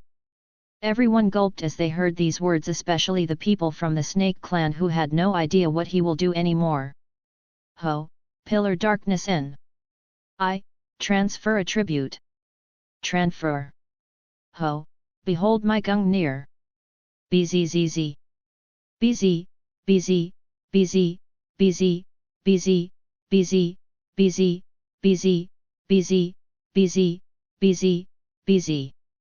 Silence fell on the park where they were currently in, and Rainare was holding back her laughter while everyone thought he is a fucking idiot. When she took Rainare's attribute, it enabled him to use an attack of the said target skill set. However, Rainare only has one attack. Veins popped up in his head as what came out in his hands, and his whole body was not spears, but small coiling needles crackling from being around 3 centimeters each. Anaconda, ha ha ha ha ha. Python, is that your idea of Gungnir? Garter, what a joke. Ho was still in a dazed state as he was getting more and more pissed by this farce he just did, and it increases when Rainare couldn't hold it in anymore and burst in tears while laughing as well. But the peak of it was when he heard A Carrie's voice for the green ancient circle in his chest, as she had also been laughing inside him. A Carrie, ha ha ha ha ha, the Gungnir. Ha ha ha ha ha ha. Ho finally exploded, and with killing intent in his eyes, he threw the needles forward as something they will never forget in their lives happened. Boost. Transfer. Boost. Transfer. With 4 mechanical voices resounding from Ho's spot, everyone saw the needles becoming bigger in length from 3 to 6 and finally 12 centimeters with 1 centimeter height. Not only that, but they suddenly accelerated, and before they knew it, Anaconda and Cobra, who kept laughing, were pierced by 3 each while the others never found their targets. Anaconda, Pua. Cobra, ugh. Python, what the hell happened? Ho used this chance and raised his fingers before clenching them into a fist and raised his middle finger at them. Ho, ha ha ha ha ha. Eat that shit to your anus. Although he himself didn't know what had happened, he could take a bit of guess but decided to mock them back first. Rias looked at her left hand, and the white mark with the letter I on it had long vanished. She looked at Rainare, and in her right hand there existed a black mark of the letter I. She turned and looked at them before she spoke out. Rias, with 2 of your core members injured, how about you leave this place? Chapter 96, Chapter 96, an unknown variant. Python, Che. Garter, retreat. It seems we didn't gather enough info. Anaconda, wait. Cobra, we can still fuck him up. Garter, no. Retreat. His abilities are way too weird. Python, do as he says. Cobra, fuck. Anaconda, you won't escape the next time. Ho, at that time protect you asses before I screw you over and have snake steaks. As irking as his words were feeling the gaze of Garter, everyone had to back off before he lashes out on them. A few greens like portals opened up and they passed inside, but not before Anaconda raised his middle finger at Ho, pissing him off. After making sure everyone left, Ho finally fell on his ass on the ground as he was deadly tired. Rias and Rainare went closer to him to ask about what had happened, and Yuato got close to Issei, who was still trying to understand what the fuck had happened. After pestering Ho for a bit, he told them to leave this place and go back to the club room and also get the others. Issei followed behind because he was curious about all this, as he saw at some point Rainare and Rias with amazing powers showing off. A few minutes earlier, somewhere far away from there in endless darkness, surrounded by nothing more than different types of rocks illuminating the place, a figure was training there as white and silver light flashed by from his body. Suddenly the light died down, as a shadow landed down as he stared at the infinite and beyond. Why did you dispel the training? Vali. My rival has awakened. Vali, the Red Dragon Emperor of Domination? Yes, however, something is odd. Vali, what do you mean? I sensed the boosted gear leaving its host and then it vanished. I couldn't feel it anymore until a few seconds later a similar but different feeling came to me. Volley, what feeling? Albion. Albion, it is as if Drake degraded the boosted gear to match the host, or actually the host managed to evolve it further. Volley, is that possible? Albion, no, it's suicide for the host and the chances are so nil, that they are practical zero. Albion, for example, it would be like 0.000000001%. Albion, however, what I don't understand is how it removed itself from the host. Volley, when did this happen? Albion, around a minute ago. Volley, from what we know, the only way to remove a sacred gear from the host, is for that person to die. Albion, that's true. However. Ugh, this is so confusing. Volley, can it be, someone went after the host before he awakened the gear, taking it for himself and then activated on his body? Volley, we both know that this is happening a lot. Then since it wasn't through reincarnation that the gear manifested in someone it degraded? Albion, or possibly because of the said person was stronger than the previous one the gear evolved. Volley, interesting. If it's the former, the moment we will meet I will kill him and wait for a rival to appear. Volley, if it's the latter, things will not be boring anymore. Volley, let's return back to our headquarters and inform everyone of this. Volley, I believe even Off-Eyes will be interested. Volley activated his gear divine dividing that took the form of a pair of wings on Vala's back that enabled him to float upwards before reaching light speed, vanishing from his spot. Back to the club room, Issei had stars in his eyes listening to everything Rias and Ho was explaining and at the same time seeing so many beautiful girls around him. Ho, however, had it a bit worse since he could feel a certain someone looking at him with enmity, jealousy and many more emotions. Chapter 97, Chapter 97, Sleep or Not. As they were explaining things to Issei, someone started walking towards Ho who had no idea about what will come in his way. So you managed to fool everyone and take Rias, Konako, and Sana to your side. Ho, Oh, Akeno. Ho, why jealous? A sadist as yourself wants to take a ride? Akeno, phew, since you think you know my character, am I supposed to come and punish you? Akeno, by rights, if I'm a sadist as you are claiming, then does that making you a masochist? Ho, Nat. I'm a fellow sadist watching others getting trashed around, tricked and inflicting pain by my actions. Rainare, who heard that, decided to tease him about it and joined the fray with a smile on her face. Rainare, are you sure you are not a masochist? How many times you have died since you met me? Ho, well, you know. That is because of my gear, nothing more, nothing less. Rainare, really? Akeno, even your girl doesn't believe you. Ho, Rainare, ha. You are so cute when someone teases you. Ho, I would like to see your face when I tease you in the bed. Rainare blushed at his words, causing Akeno, who watched the little words fight, have a little but chilling smile on her face.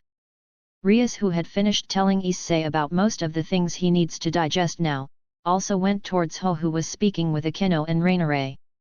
Rias, right, Ho, what was that earlier? You know the boost in our powers?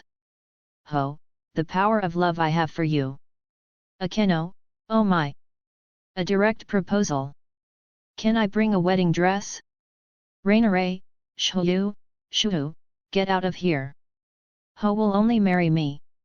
Ho, why only you? What about the others? Rainare, don't care, I'm your first. Rias, back to outpoint. What was that? Ho, you are no fun, you know that. Anyway, it was the booster gear, it fused with my original gear and gave me the ability to boost your overall strength. Ho, usually speaking every 10 seconds I can use a boost on one of the girls I have bound to me as a pillar. Ho, from the earlier situation it seems I can wait for 20 or more seconds and use 2 of them at the same time. Rainare, what about the Gungnir part you messed up? Ha.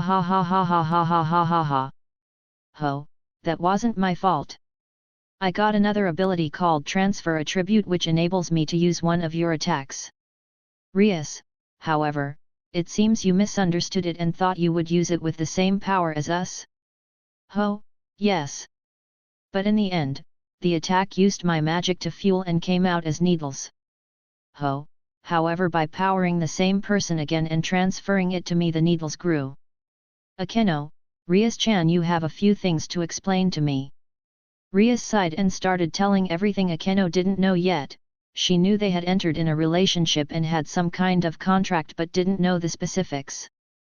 When she learned about the training ground inside his gear being customized for her use, she was shocked, especially about the part being 1000 times denser in magic.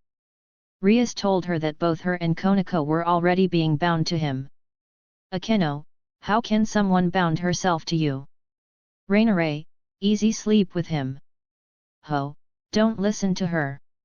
Rainare, like I'm wrong. Ho, ugh. Although it's true that I wish to treat the ones I'm binding as my girlfriends and potential wives, it hasn't come to the point where I need her to spiel with me so I can bind her. Ho, and I have no idea why it sounded so illogical. Rainare, ha ha ha ha ha ha ha ha. Rainare, what he means is there are two ways for two to enter, either by becoming a darkness pillar or light pillar. Both have their up and downs. As if you wish to sleep with him, that can happen at a later date.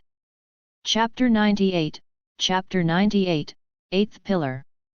Ho, for the light pillar, you have to willingly wish to be bound to my gear. Ho, as for the darkness pillar, you have to actually kill me to enter in its rank. Akeno, kill you? Ho, it's a long story. Just know those are the requirements. Ho, furthermore, as it was said before about the sleeping part, I prefer binding girls I like and treat them as my girlfriends. Ho, in more simpler words, build a harem. Akeno, so by me entering that would mean I will also enter your harem. Ho, it's not set in stone, but so far, with the exception of Rias and Sana, I have done the deed with the others, so they are officially in my harem. Akeno, Rias, how come you didn't jump on him? Rias, ugh. I wanted for my family to accept the changes that long happened first. Akeno looked at Rias and smiled as she thought that she will eventually fall in his harem category. Thinking far and wide in the future, Akeno, who had learned a few things, decided it wasn't bad to enter his bound girls in his gear. Furthermore, she had a feeling that her sadist side will conquer Ho and have her all on her own. Unaware to her, Ho pretty much knew what she was thinking and smiled inwardly while Akari inside him was speechless. Although she had seen how they treated Issei in his memories, she had seen that these girls seriously need a dildo. From what she had seen, Rias didn't have qualms of even giving her virginity to someone she didn't know just to avoid a marriage her clan arranged. Akeno always had a smile on her face, thinking she has everything in her control.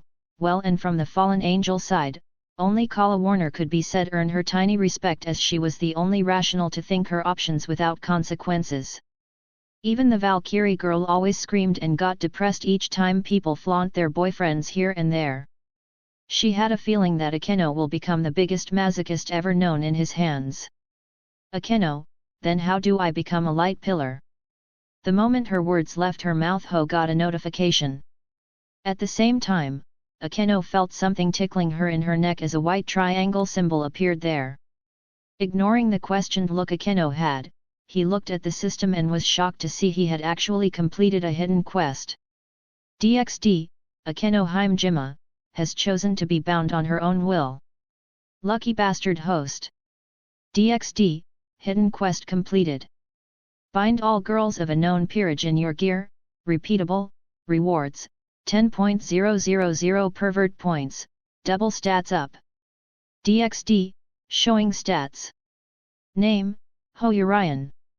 Age, 15, 25. Health, 13.500 27.000. Magic, 13.500 27.000. Power, 810 1.620. Speed, 414 818. Defense, 541.080. Sacred Gear, Hikari to Yami number 32 no Hashira, 32 Pillars of Light and Darkness. Darkness Pillar 1, Rainare, Fallen Angel, 2 Wings, 2, Konako to Jiao, Nikomata / Devil, Non-Stage Sage, 3, Middled, Fallen Angel, 2 Wings, 4, Kala Warner, Fallen Angel, 2 Wings. Light Pillar 1, Rias Gremory, Eris, Fiancé, High Class Devil, 2, Sana Satrai, Eris, Fiancé, High Class Devil, 3, Ross Weiss, Valkyrie, 4, Akeno Heimjima, Devil / Fallen Angel, Low Ranked. Money, 14.600 cash. Everyone suddenly felt a small burst coming from Ho and looked at him with pensive looks. Ho looked at them and brushed the matter aside. Ho, turns out that balancing my pillars raised my powers by double the amount. Ho, if I were to use the earlier scale of when we fought, the spears of Rainare would now be on the size of 6 centimeters without boosting again. Ho, this means that if I boost and transfer twice like before, the spears will become 24 centimeters long.